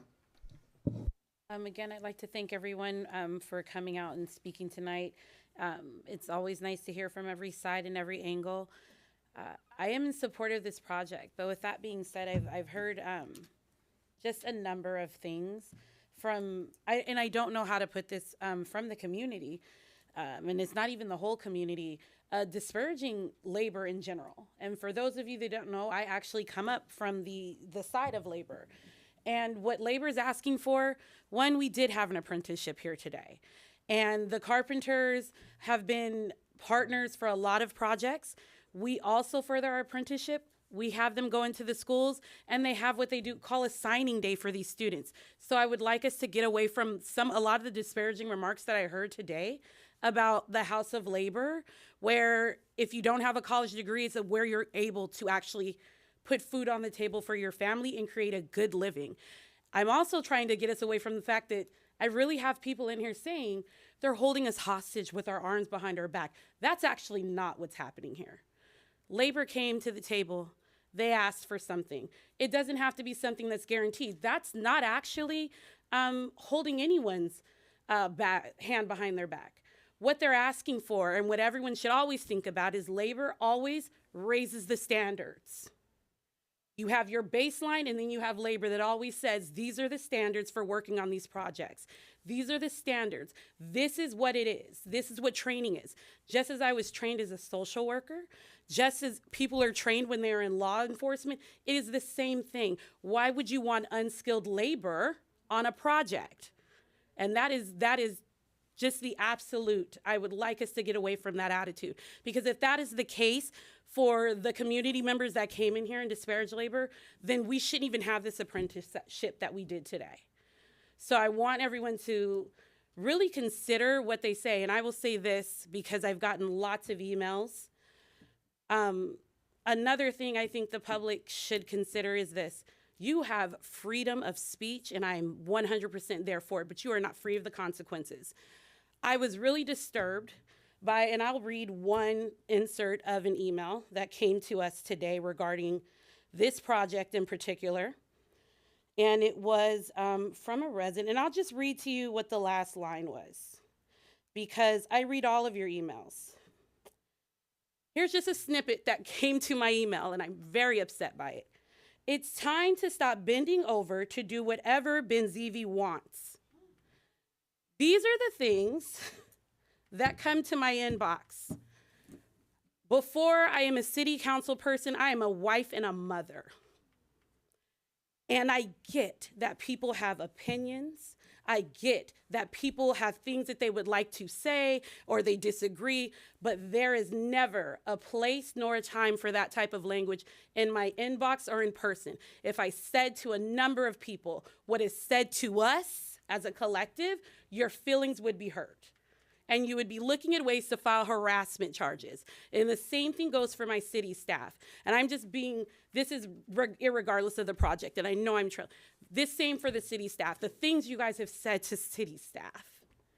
People who come here every day to work, to make this community better. Nobody ever wakes up and goes to work and goes, how can I screw it up today? Nobody does that, because then why go to that job? Why go in there and put that effort in? So, if we've learned nothing from this last few cycles of elections, I hope that we learn to be nicer to each other. I hope that we learn to be respectful to each other. And I hope that we learn that at the end of this, we all have to be what? Community members and nice to each other. And as Councilmember Delgado always says at the end, be kind to one another. Try it. And for those of you that have this much energy, please go outside and touch grass. It feels wonderful.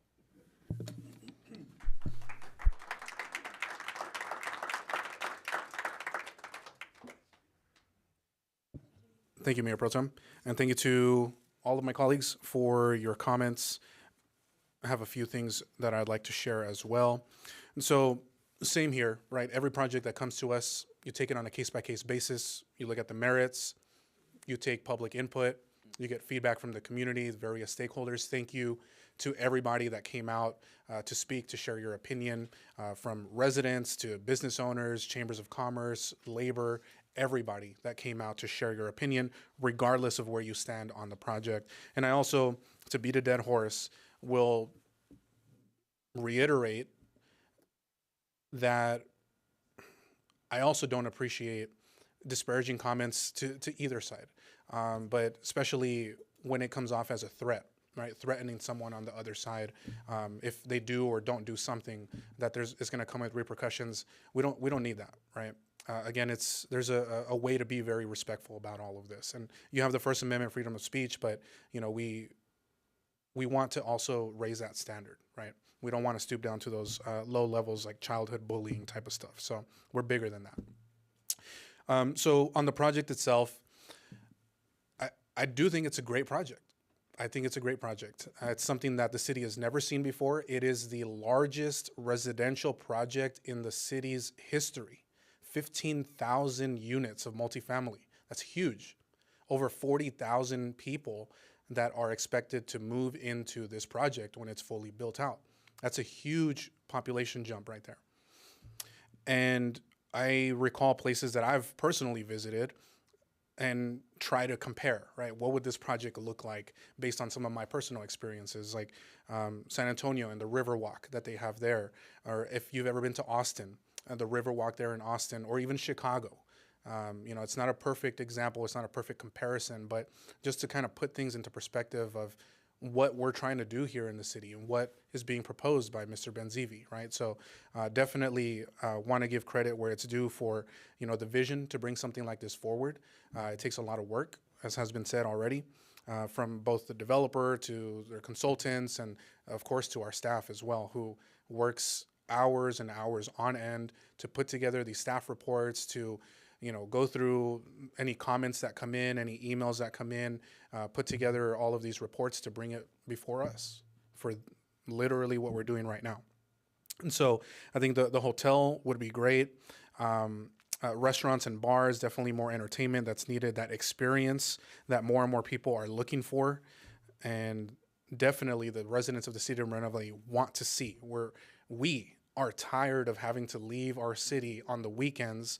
And I'll take it a step further, especially those with families and children, like myself and like all of us up here, that are tired of having to leave the city every day on the weekends to go find a museum, to go find some kind of entertainment. It's we don't have it yet, but this is an opportunity to make that happen. And when it comes to, there was something that actually came up that I wanted to touch on. It was briefly mentioned by Mr. Benzivi about the possibility of maybe one day moving City Hall and things like that. I think for a city of our size, it goes without saying that we're long overdue for a downtown. And those downtowns typically include a place, an area where you have, the city government, right? The city hall, you have a courthouse, you have state and federal offices all in one place, like Riverside has, right? And I think this could open the door to that. So not ready to make that commitment, but definitely I'm open to that idea of maybe one day relocating City Hall and our facilities here and putting something together like that, just to have more cohesiveness in the city and our government agencies.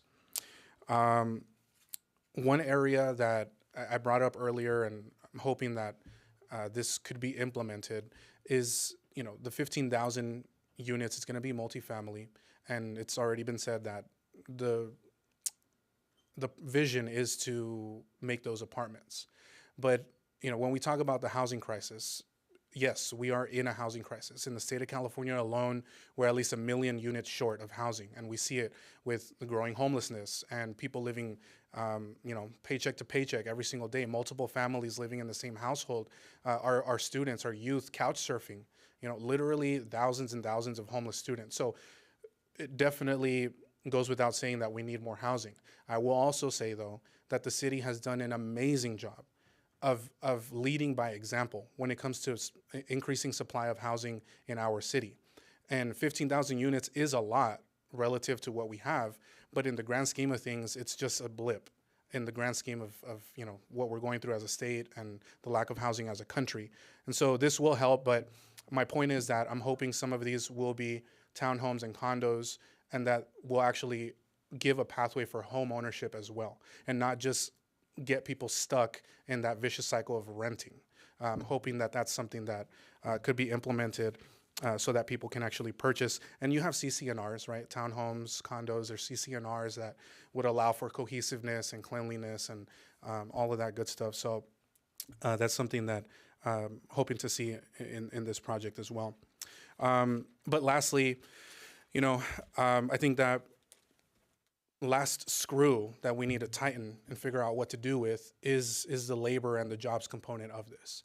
I myself, I'm not a labor member myself, but I come from the trades. I've been in the trenches. I've had to drive 3 hours to LA to get to the job site, right? I've had to turn on the skill saw and the jigsaw and literally bleed to make a paycheck, to put food on the table. You have to do what you have to do. And if we have an opportunity to give our own residents those local jobs, I'm going to fight for that, to make sure that people don't have to make that 3-hour drive out of our city every day to try to get a job. We should be able to give those opportunities here. not just think about what's going to get built and the businesses that are going to move in there, but also think about the people that are building the project. What about them? They deserve better wages. And I'll go one step further. For especially anybody that's in the construction fields, you know that there are workers on these job sites, whether it's industrial, commercial, residential, there are workers that get taken advantage of. How do you eliminate that? You make sure that there's PLAs on projects. You make sure that there's oversight, that things are being built to quality. And I will even take it a step further.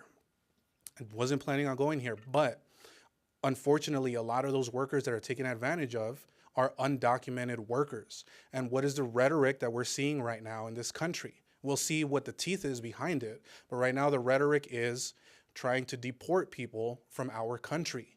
And so I want to make sure that we are taking a very deep look at that and eliminating any possibility of people being taken advantage of, making sure we're providing those local jobs, and making sure that there's fair wages and benefits for the people that are building these projects as well. So that is the last piece that I think we need to figure out. And so everything else I'm on board with on the project. But I think we should give an opportunity for the applicant and for labor, the House of Labor, to have a conversation, talk things out, and hopefully come to some kind of agreement and understanding that would allow us to move forward. And so I think that will require some time. And the last thing I will say is that nobody's brought it up. We're missing a council member right now. But the elections have passed, and it is only a couple of weeks away that the next council will get sworn in and seated up here. And so I also think that we should not leave out all the residents of District 3 from giving them a voice for this project as well. And so with that, I'm not prepared to support the project tonight.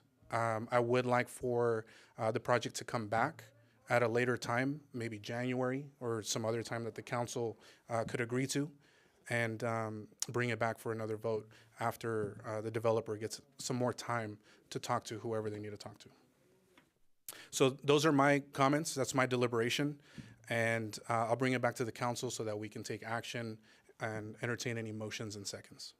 Well, I'm going to motion that we approve the project as stated in the documents that we have and we have received. So I'm looking for a second.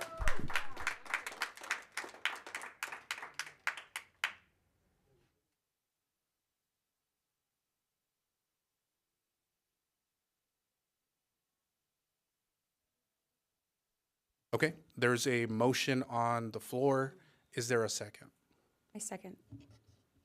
Okay, there's a motion to approve the project as agendized, and there is a second. Madam Clerk, if we could please call for the vote.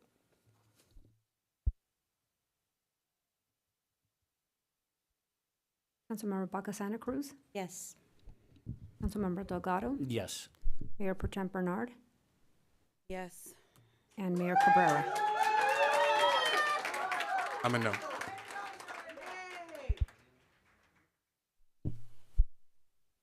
And that passes with 3 yeses and 1 no.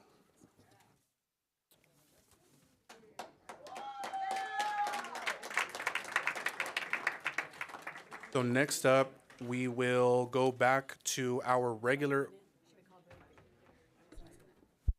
Okay, yeah, we'll give a 5-minute recess to just let everybody clear the room, and then we'll be right back in 5 minutes.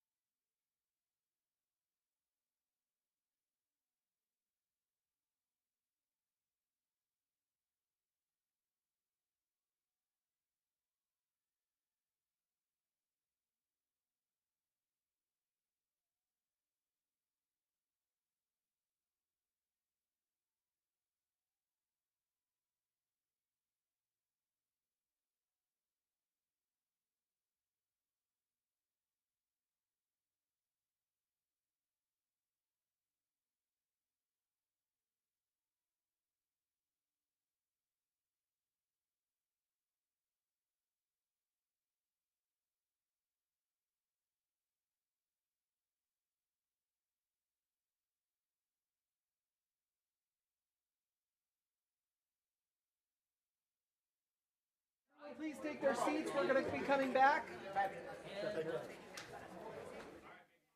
All right, ready to go? No, you guys have to stay. You made me wait on this other side. I'm ready to go. Okay. All right. We're coming back in 5, 4. Oh, never mind. City clerk's not here anymore.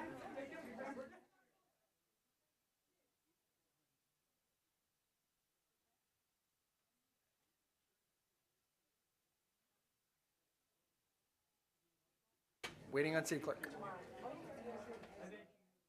Oh,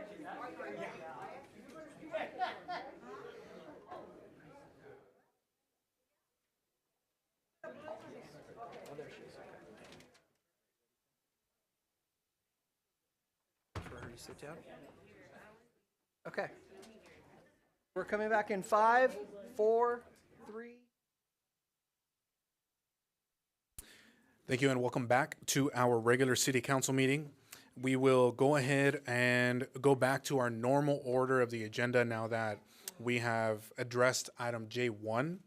So the next item is H, which is public comments on matters that are not on the agenda.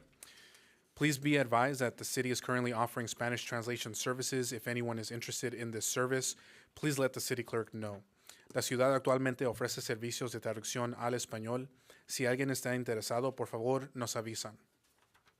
Before we move on to public comments, I'd like to remind everyone to direct their comments to the City Council.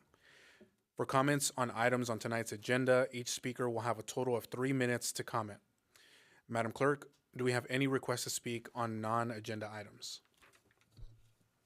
Thank you, Mayor. We sure do. The first 3 speakers are James Armour, followed by Luis Palomares, followed by Joanne Stefan.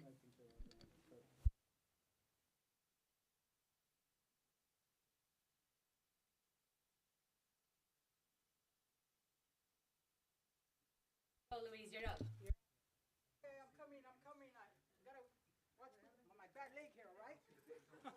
Okay, I'm getting here.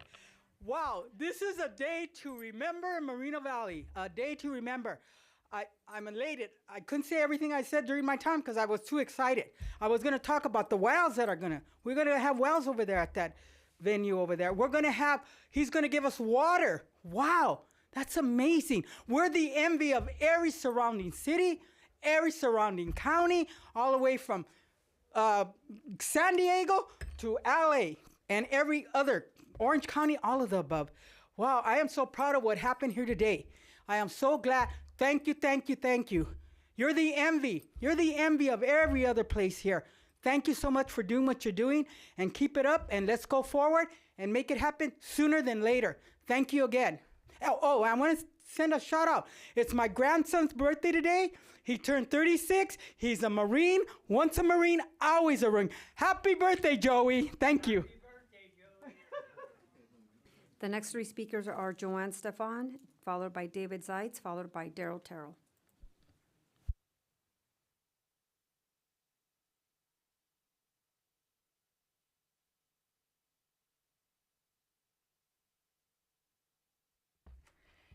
As Luis said, we're just so excited about everything that happened on the dais just a minute ago. And you guys are going to leave a big legacy for your children. You really are. And my significant other was in the Fun Color Run. And he had a blast. I stayed home. I think I slept in. But he really enjoyed it. He wants to get in it again. And somebody congratulated him on his hair. And I thought they were congratulating me on mine because I just had mine done today. But no, they were saying it was his. And like I said, I just don't even, and congratulate everybody that participated in their candidacies. And I'm hoping, like Shalinda said, we're going to be kinder and nicer to everybody with this that happened. We should just turn the page and try to be on the same page, because so many people aren't on the same page sometimes, and they always look for reasons or whatever. And you know, I myself always try to get along with my colleagues, and that's the way it should be.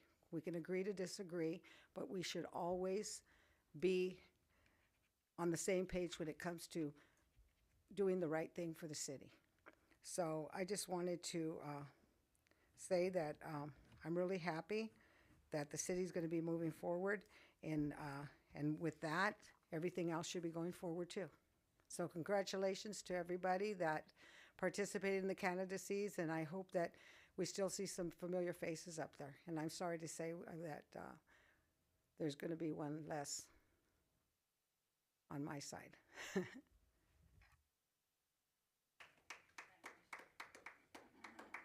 The next three speakers are David Zeitz, followed by Daryl Terrell, followed by Julie Pedroza.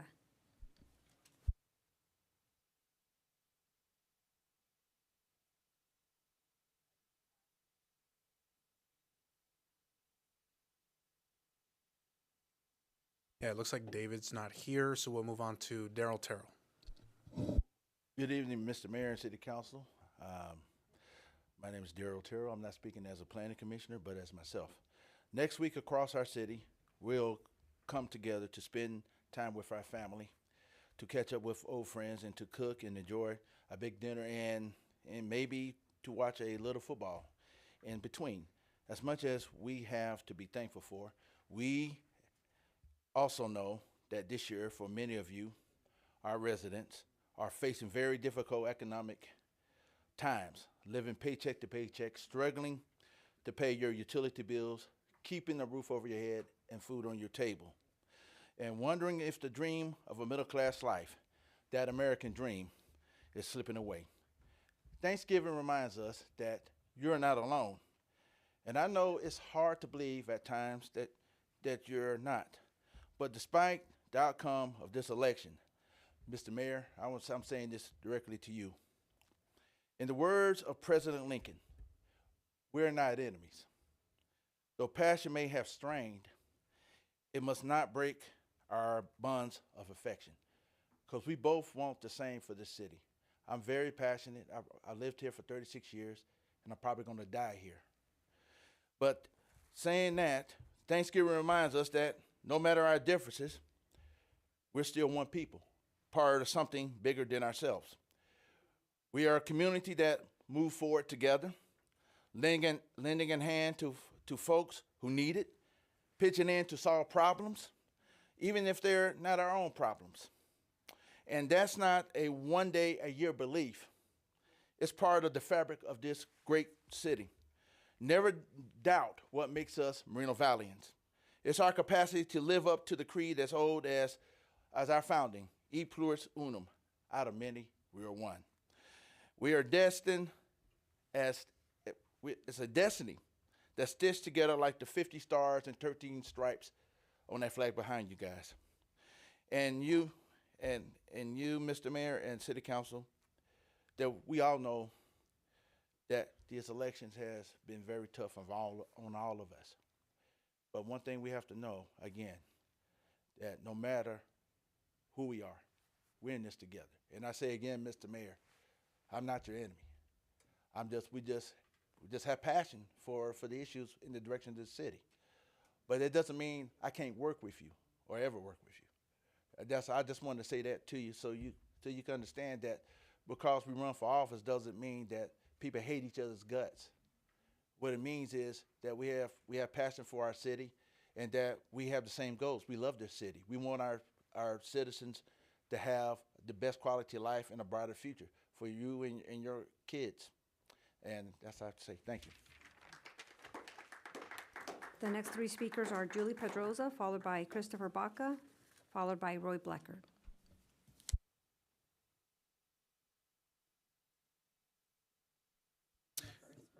Yeah, I don't see Julie Pedroza, so we'll move on to Chris Baca. Good evening.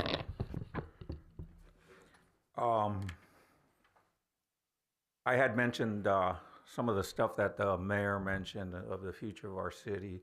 I mentioned it to Mr. Ed Delgado about the sheriff's building in downtown Riverside. That thing is a death trap. It should be demolished, and it would be great if you can have the headquarters of the sheriffs here in Moreno Valley in the central city area. And that area, that vacant land there is equivalent to the downtown of downtown Riverside where they got all those buildings. So it can be done here, and that should be the vision. I like what you said, Mayor, and that's exactly what I've been saying for years about bringing a central city and using probably this old building as a charter school, city-run charter school of justice, criminal justice, or so forth, major. But on the other hand, I also want to point out that we mentioned about city ordinances and community workforce agreements. And, you know, we got plenty of labor people here that are so pro-labor. Why hasn't this ever been brought up? Or why hasn't there been an ordinance or a suggestion by our, you know, pro-labor mayor that had, you know, labor unions working his campaign?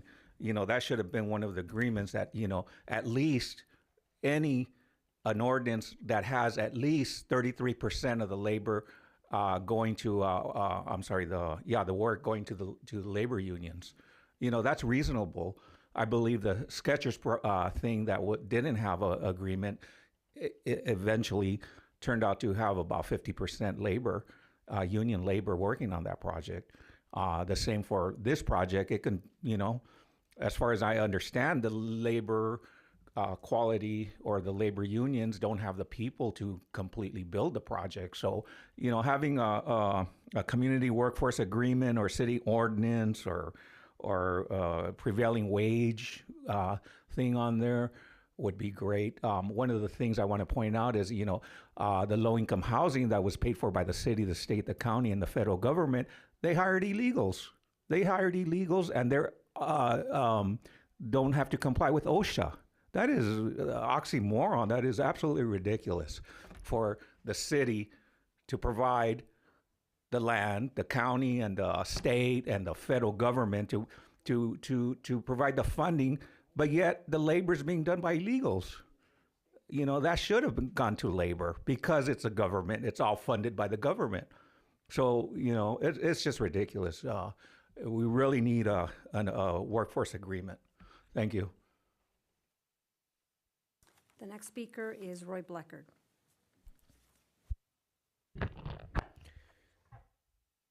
Well, it's good to see we're back to regular programming here today.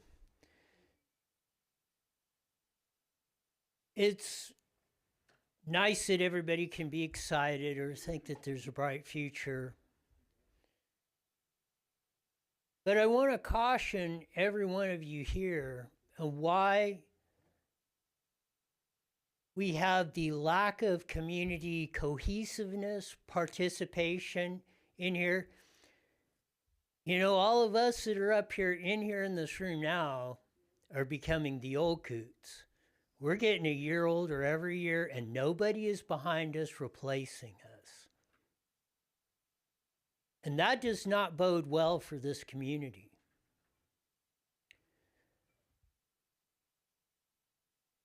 Everyone in here should be maybe answering that question. You just seen a whole group of people come in here. Maybe it was their own self-interest, whatever, but they walked right out the door.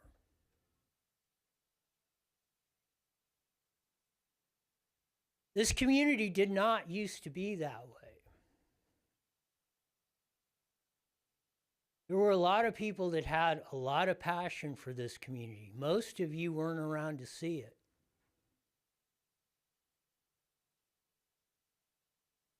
If you don't get that back, it doesn't matter what we do. It doesn't matter what project is passed, what government program, what project labor agreement you think you're going to pass. It's not going to fix this.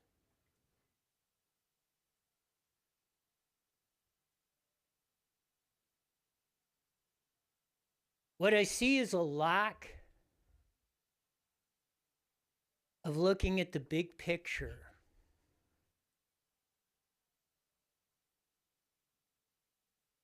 I think we've seen that today.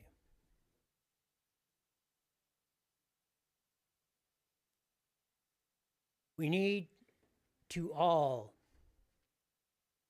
sometimes look at things from the lens of not what specifically benefits us,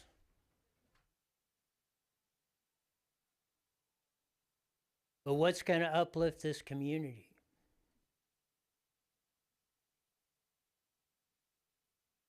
I hope this starts the discussion. I hope more people start.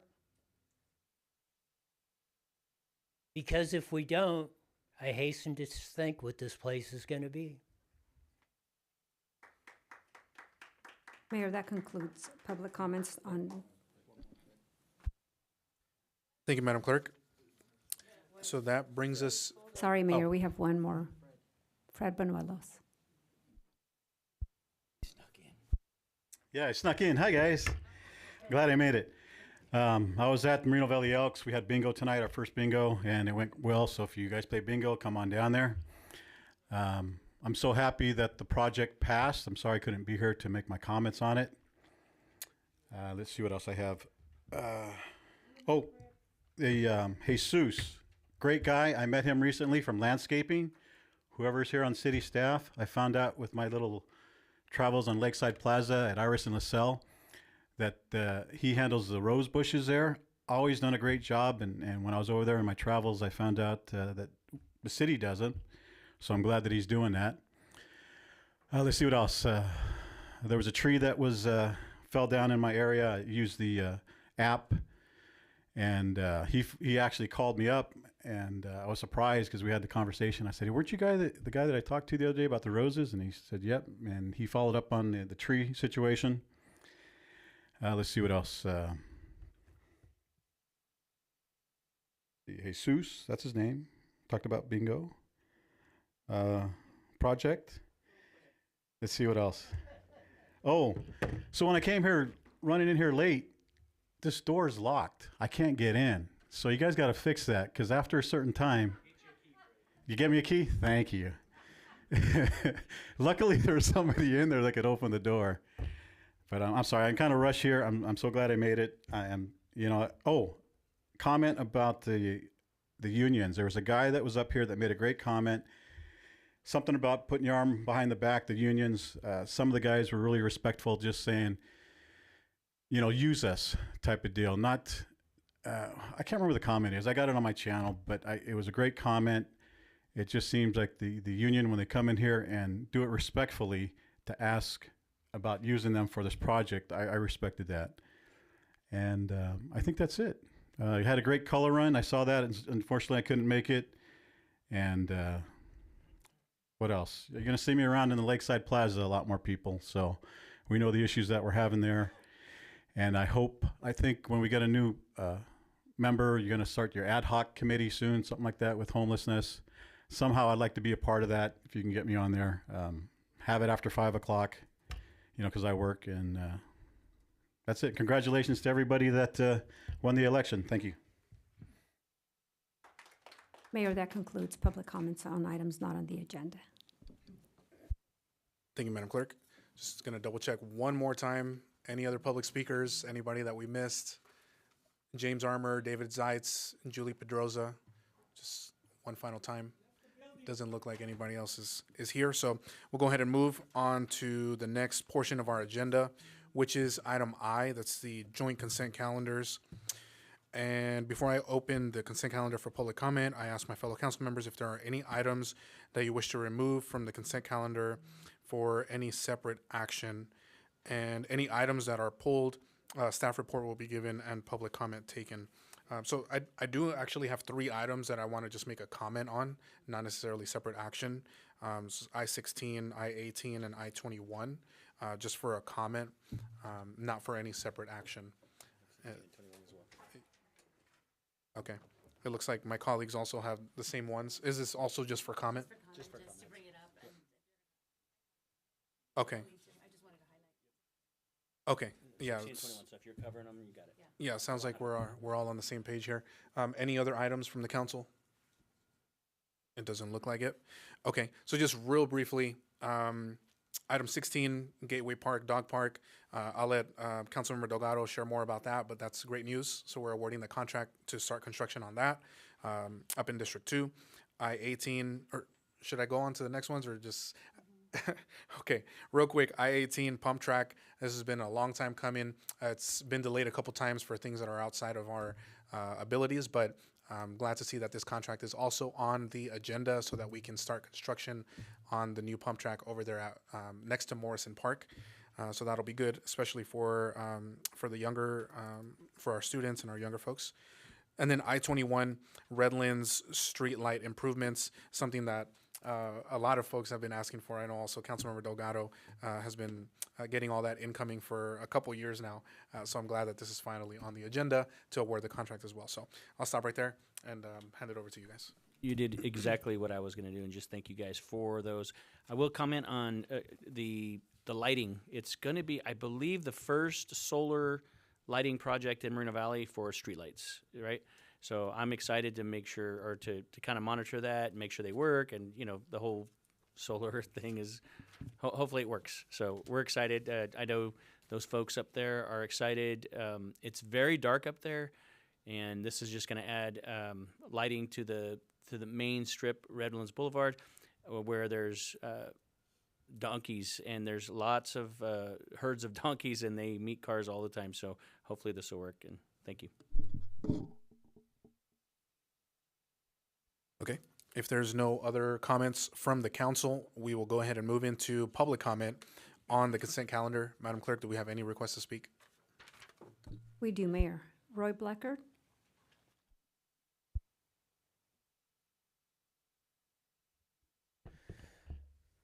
On I-5 and 4, the expenditure reports of the council, and not that anything that they aren't important, but they're really 3-cent items. I've asked you to put on the agenda, and I believe if we're going to do transparency and accountability, and even more important, explain to the people of Moreno Valley why they don't have the amenities and things and the projects and stuff in our public realm of this. You should still put, as in these reports, or if you want to put it in a separate one, list the top 25 salaries, total amount we're paying for public employees in the city of Moreno Valley. Because I made an example of one a while ago, last year, of somebody in this room, but not in the well or the dais, that was making over $200,000 a year. Now, according to transparent.org, they're making over $250,000 per year. And again, I invite you into my playground. Let's have a discussion. You think anything I'm saying is wrong, prove me wrong. Because until we have these honest discussions and we present all the facts and all the information, complete and accurate information before this elected body or any elected body, you're going to get what you're seeing right here today.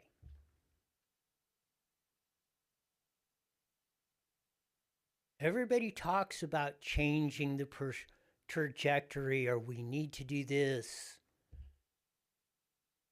98.7% of the time, it never gets done.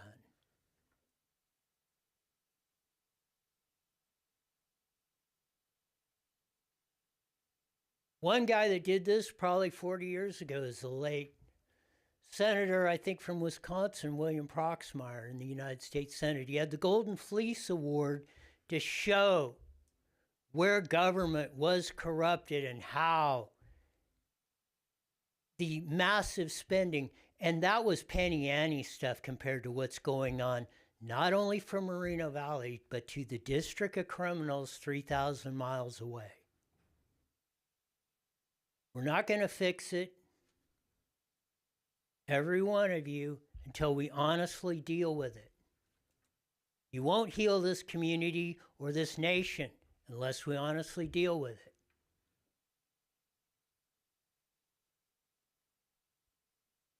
That concludes comment, Mayor. Thank you very much, Madam Clerk. So that will bring us to any deliberation if desired. If not, I'll make a motion to approve I the second. consent calendar. And we have a second as well. Please call for the vote.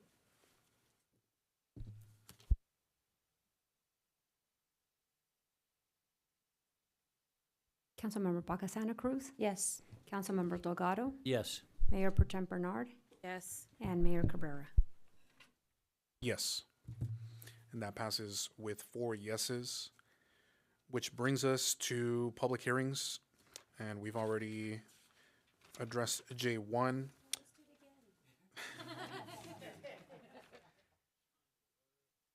So we will go ahead and move to K, which is general business. Public comment on each general business item shall be limited to 3 minutes per speaker and shall pertain to the subject matter under consideration. Item K1 is employment agreement for manager of the office of the mayor and city council, and we'll start with a report from our city attorney. Thank you, Mr. Mayor. So under current state law, before a motion is made to approve an employment agreement for an executive employee of the city, which includes your city manager, your city attorney, and your city clerk, the compensation and benefits that will be included in the employment agreement has to be publicly announced even before a motion is made. So I'm going to go through that right now. So the annual compensation that will be included in the employment agreement is $149,778. Should be entitled to a 5% increase in 6 months with satisfactory performance evaluation. It's a 2-year contract, 6-month severance if she's dismissed without cause. She receives medical coverage via CalPERS, dental coverage, either through an HMO or PPO plan, vision coverage, retirement benefits, basic life insurance, longevity pay, which is dependent on the number of years of service, education incentive pay, an auto allowance of $500 per month, wellness incentive at $350 per year, holidays, which include 13 city holidays plus 2 personal floating holidays, and she's also entitled to a 457 deferred compensation plan, tuition reimbursement, short and long-term disability, employee assistance program, and bilingual pay. So that concludes my staff report. Thank you very much. Does that mean we get all of that as well? No, I'm just kidding. But you did. Okay, well, thank you for that report, Mr. City Attorney. Next, any council questions of staff? I don't see any. Any public testimony? We do, Mayor. Roy Blecker, come on up. So this is another contention that's went over. The office of city clerk should be to maintain the records and do the elections. They should not have anything to do with the manager of the city council or the mayor. 10 years ago or so, we tried to get this where at least every council member and the mayor had an assistant that was answerable to them. You know why this place don't work? It's because you cannot talk to, or that the city council members are not here all the time. You cannot call up to their office and get their representative that's accountable to them. You cannot, anybody, and I defy you, again, come into my playground and defend it. I defy you to show any other organization besides government that would have the employees running the show.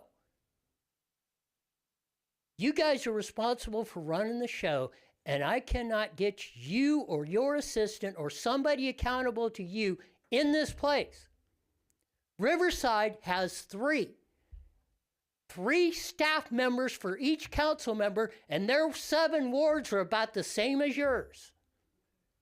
This is why this is known as a penny ante city, and why we get laughed at, because of what's going on here. Please get your act together. Learn how to run something.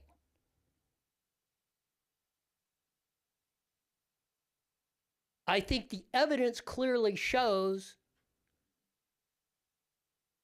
nobody here knows how to put things together to make this city move, to make it work for all the residents of this area. In fact, most everyone here wants to ignore those who may have some knowledge on that, or may have put together successful organizations, or may have been a proven track record of doing this or knowing how to do it. Again, the city clerk should, as most city clerks do, keep the records, run the elections. That's it.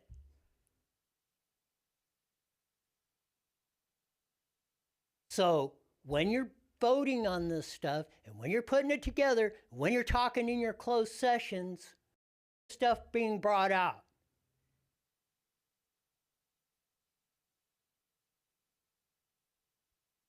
That concludes public comment, Mayor. Thank you, Madam Clerk.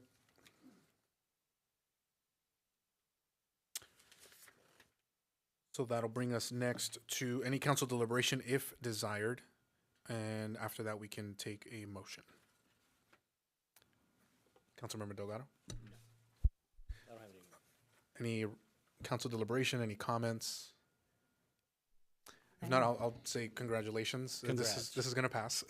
I'm assuming. Enthusiastically, a motion to Yeah. approve the item employment agreement for the manager of the office of mayor and city council and city clerk. And I'll second the motion. So there's a motion and a second. Please call for the vote. Councilmember Baca Santa Cruz, Absolutely, yes. Councilmember Delgado, Yes. and Mayor Pro Tem Bernard, Of course. and Mayor Cabrera. Aye. So that passes with 4 yeses. Congratulations. Thank you so much. I just wanted to take a brief moment to thank each one of you. I'm truly grateful for the opportunity to serve as your next city clerk. Thank you for the trust and support, and I look forward to contributing to our city's success with this in my new role. Thank you so much.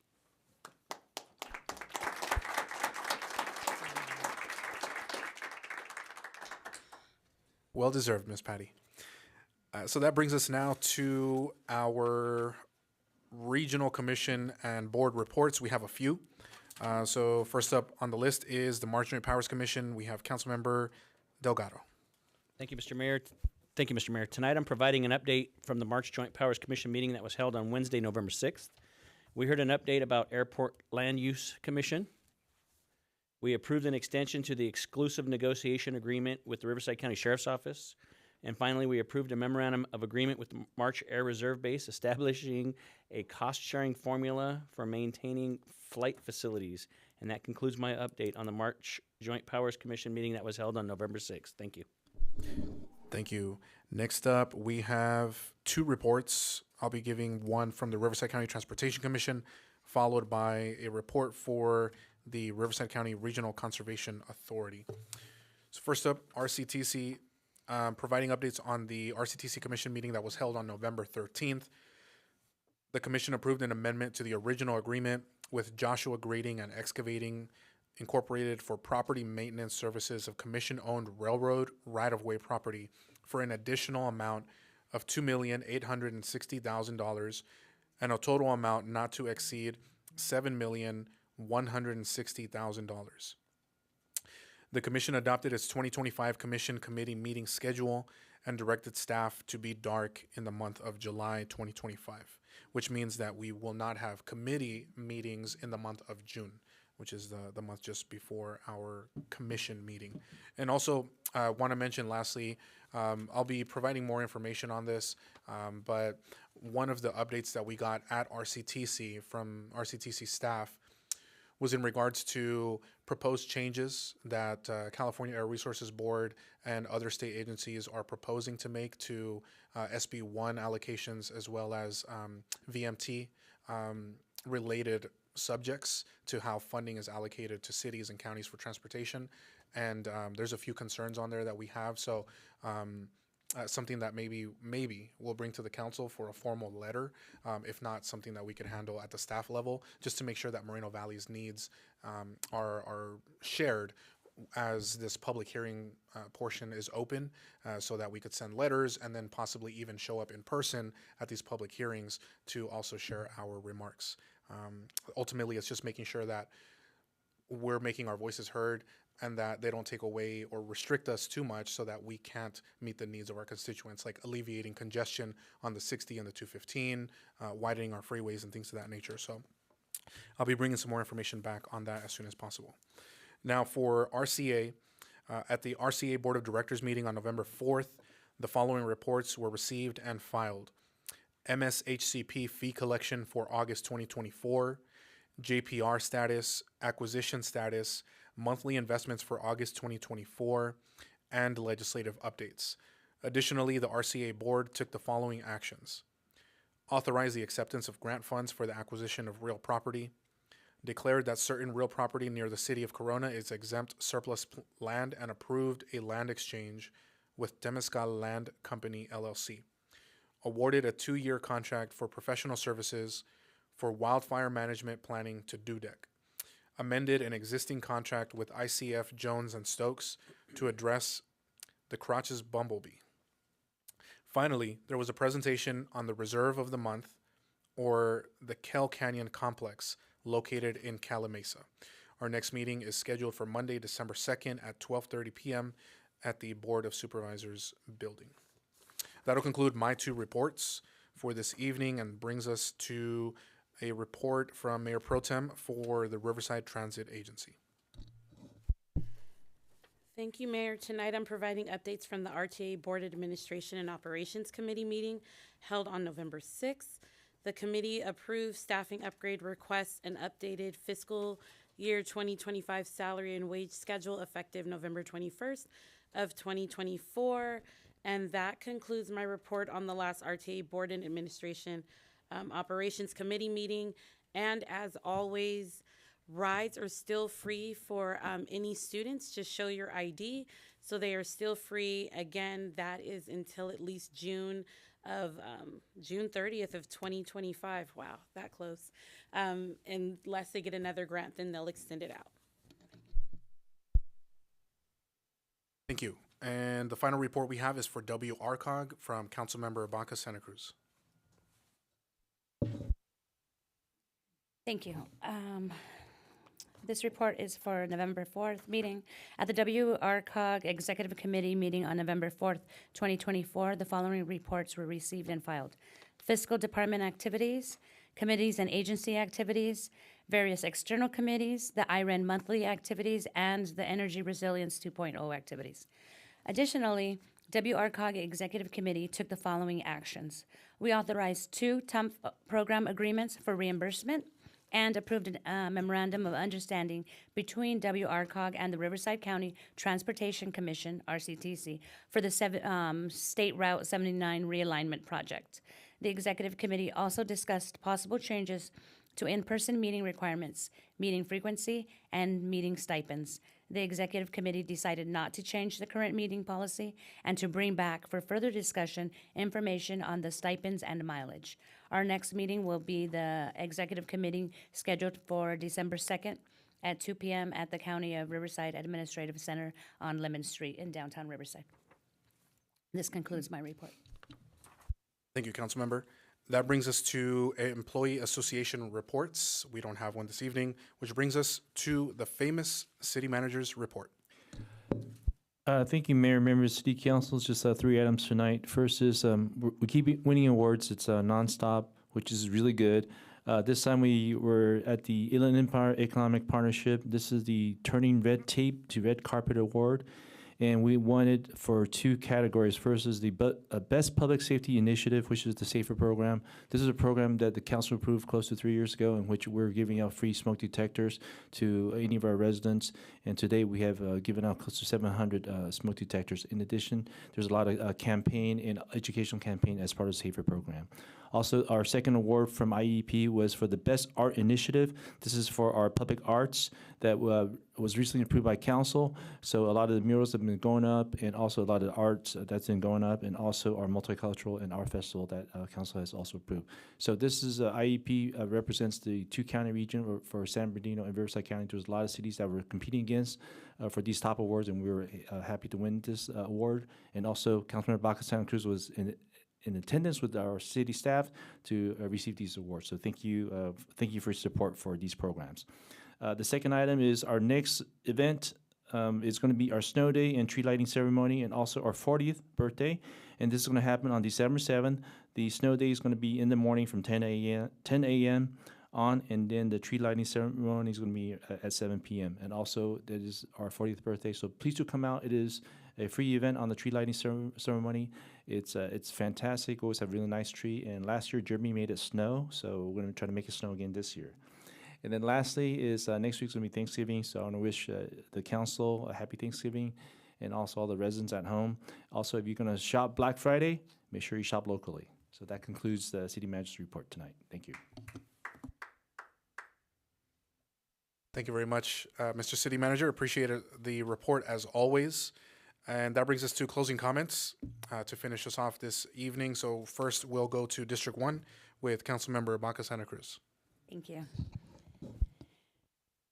So I did attend the Turning Red Tape Awards ceremony, and although we only won 2 awards, we were actually probably the winner of all the awards. The judges did come up to me and let me know that the reason we won 2 awards was that's the limit per city. And in hearing the runner-ups on the awards we didn't win, we definitely won all the awards. So congratulations to city staff who make these wonderful projects happen, who submit the projects for consideration for those that you won and those that you didn't win. They are all winners. I know. I talked to the judges. Second, I gave a welcome to a regional affordable housing workshop put on by WRCOG this week. And it was attended, it was a regional workshop attended by many public and private entities. So they had a great workshop there.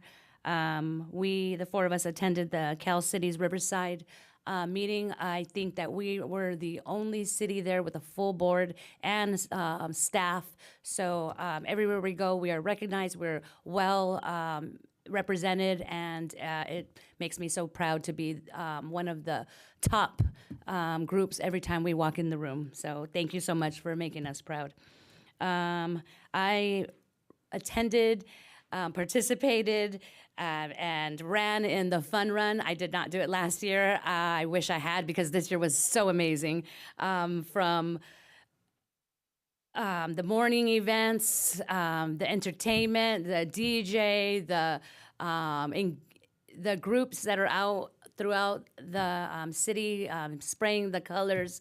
Everybody just had such a great attitude, and everyone was just so joyful and happy to be together in community. And that's why we do these things. And so if we're meeting the goal of bringing together our community. The only complaint I had was that it wasn't longer and there weren't more colors. I mean, we already had so many more stations this year. It's grown since last year. And so I look forward to doing that again next year. These kind of events are, they really are great for our community, but we also are bringing in neighboring communities, and maybe we're showing them what they can do. So I think that our neighbors are seeing what we're doing. So not only are we elevating here in our city, but also our region. So kudos to Jeremy and your team for doing these spectacular events that are so fun. I also interviewed a new potential commissioner for utilities. So I will be sending that application to you, Mayor, for your consideration. We do have some commissions that are vacant, so I continue to try and recruit. So if anybody's out there watching this late, or maybe tomorrow when you're watching and rewind, if you're interested in a committee, please reach out to your council member. We have lots of spaces to get involved.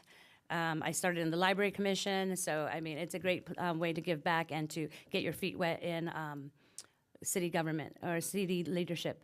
I also attended as the second secondary person for the traffic safety. So I wanted to let you know that they approved 8 additional wayfinding signs throughout the city to identify Moreno Valley College. Currently, there's 2 or 3, so the Traffic Safety Committee has added 8 more. So those will be throughout the city, driving all of our visitors to the college, and that's something that we need to be proud of.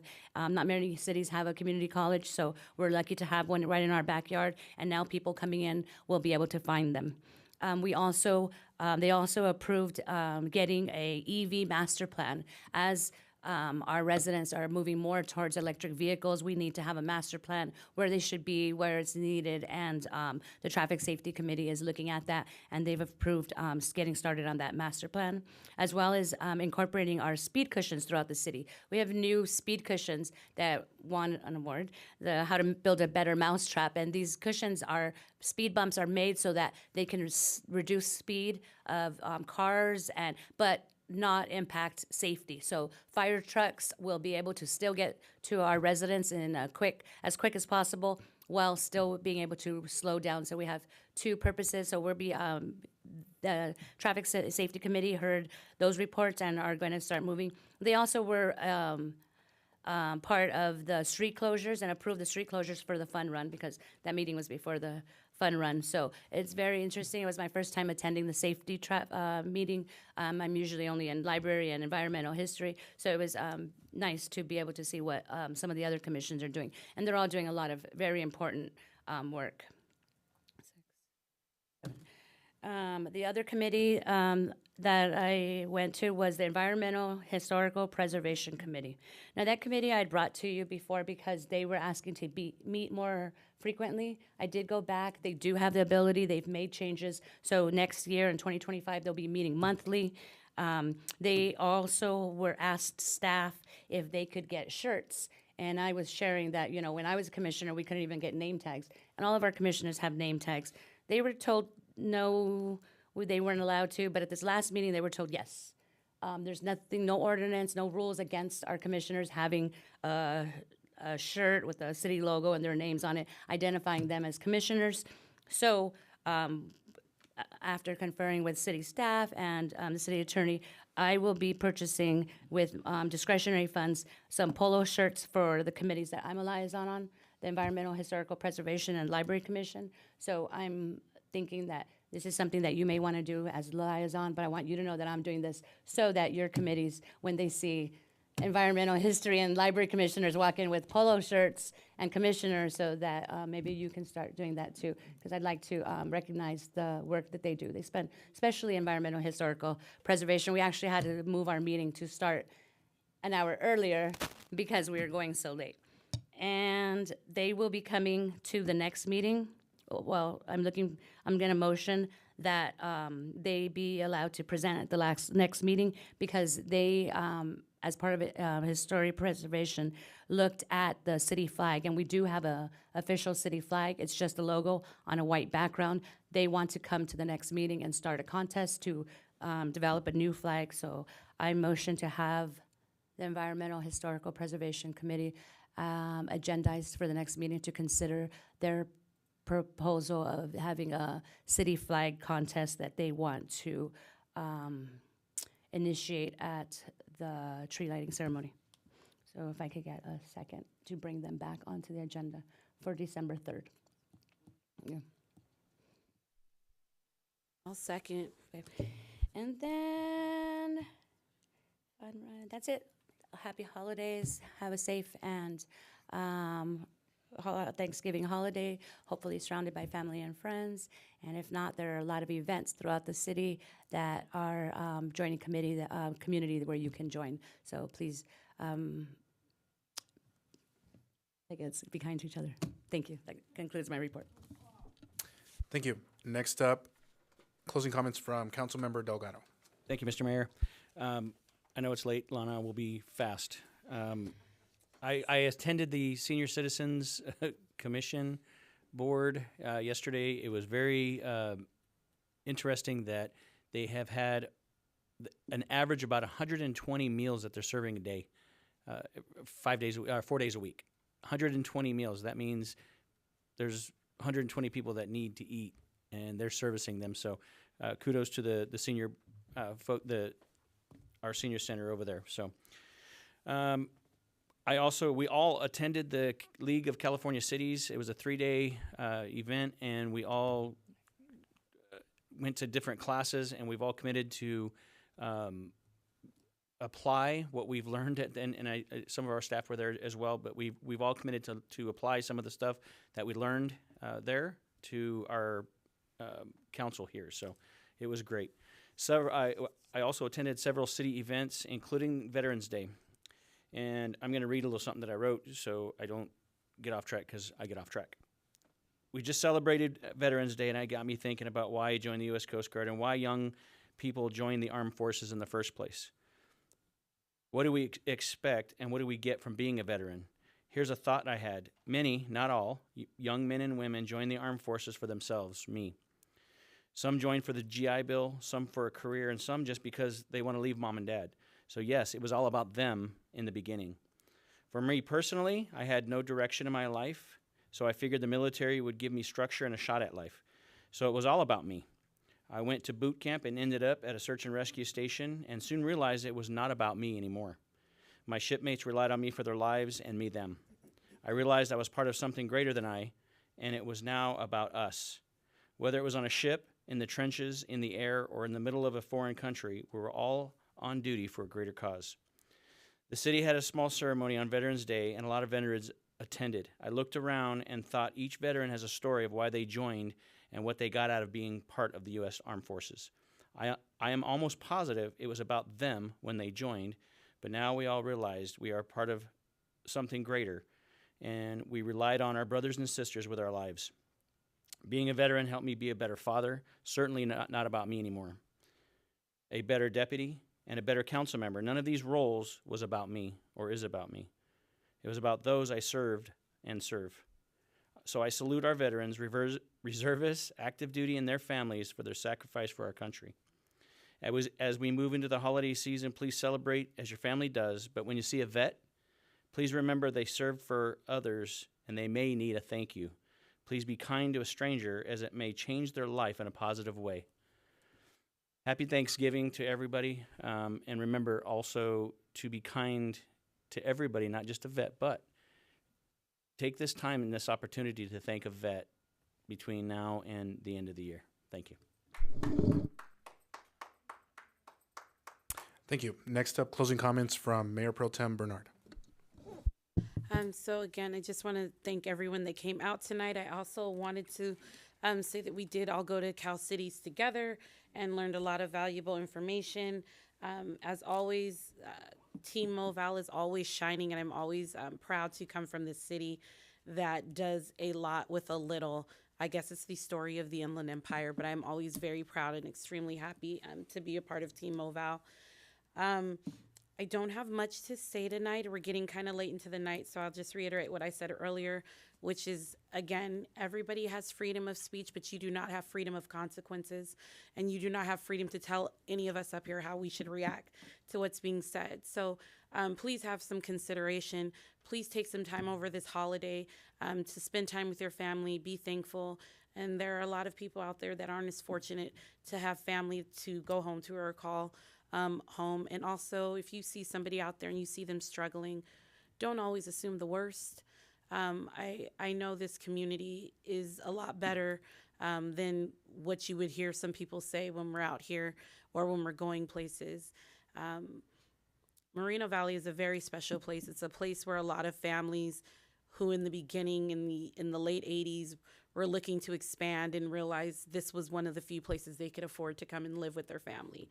And so I say that with great honor that Moreno Valley is a place that will continue to grow. This project tonight going through is just a testament to that. And like I said, when we had our division meeting last week directly to the city of Riverside, and this is not a challenge, we may be the second largest, but we're coming for you. And at the end of the day, they'll all show up here because Riverside is just plain boring. Yes, I've started that war. So again, have a good night. Have a great night. Thank you, and enjoy your Thanksgiving holiday. Thank you, Mayor Pro Tem. And I also don't have too much to say, just a few quick comments here. First, I want to say thank you to the residents of Moreno Valley, everybody that went out to vote, whether you voted for any of us or not. Thank you for going out to exercise your right and choosing who is going to lead us for at least the next 2, in some cases for council members, next 4 years. So thank you for putting your trust in me as well to serve another 2 years as mayor. I think last time I checked, the lead was about 13,000 votes or something like that. So very, very humbled to just have the support from all of the residents and to be able to continue the work that we've done, because most of the time, the projects that we approve and that we bring up here on the agenda, we don't see them until years after, in many cases until after we're gone. You know, we could approve a project today and a park won't be open for another 5 or 10 years, and it has a different city council member's name on it, you know? And so just really excited because of all of the things that are coming in 2025. You know me, I try to be very optimistic as much as I possibly can, and try to keep a smile on my face at all times. Maybe not, but I try to keep my poker face on at all times. So just because there's a lot coming, a lot of good things coming to the city. Just to name a few, the library that's under construction up in Sunnymead Ranch in D2, the senior center expansion that is happening now in D3, the pump track that's coming, we just awarded that contract today, the dog park as well that's coming up in D2, $20 million of road repairs that we have already started, the new parks that are coming. Actually, I think we should be opening up another one by the end of this year, and then we have more on the way as well. New businesses also, you know, really, really proud of all the work that, got to give staff all of their kudos and their credit, because we approve these projects. Yeah, we grant certificates of occupancy and conditional use permits and things like that in some cases, but really the ones that are bringing all of this to us is city staff. You know, Mike Lee, Brian, everybody that leads every single department that brings these projects to us. You're the ones that are negotiating those deals, right? You're cutting those deals and bringing in those businesses. That's how we've been able to get the Sprouts and the Texas Roadhouse and, you know, the Alucias of the world and the Dunkin' Donuts and the Dutch Bros. And so looking back, even just 2 years, we didn't have any of that. And it's what the people are asking for. So we're delivering little by little. And that's why I say that next year is going to be even better, because I know there's some big announcements that I know we can't wait to put out there. So really looking forward to that, seeing more housing being built here in the city of Moreno Valley to continue leading by example for the rest of the state of California. And then, of course, the voters also approved Measure U here in the city to continue that sales tax here in the city, so that we can put that money back into our community, whether that's police, fire, the parks, addressing homelessness, which is something that I'll be focusing on for these next 2 years. And also Measure CC that also passed at the community college level. And the reason why that is so important is because the master plan for Moreno Valley College has been sitting on the shelf for a few years now. And all we were waiting for, all the college was waiting for, was the funding to come through so that we can start building these projects like athletics and performing arts and a new library, a STEM building at the Moreno Valley College campus. Even Ben Clark Training Center is also going to get a lot of upgrades as well. So really excited to see all of these opportunities that are opening up for us, because it's going to benefit the city directly as well. So, you know, at the end of the day, I know, you know, Moreno Valley has been through some rough times, and, you know, we have our differences of opinion, you know, with some folks that come up and speak here and others outside of the council chamber. But I just really want to say ultimately that I always try my best to, you know, be a bridge builder and to try to find consensus on things, you know.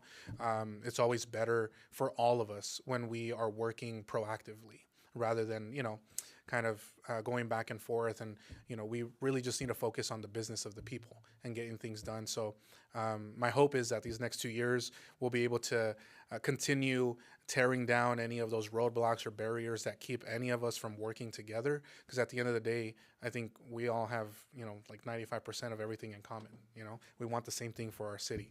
And so let's keep building those bridges. Let's keep working together, collaborating, and doing the people's business.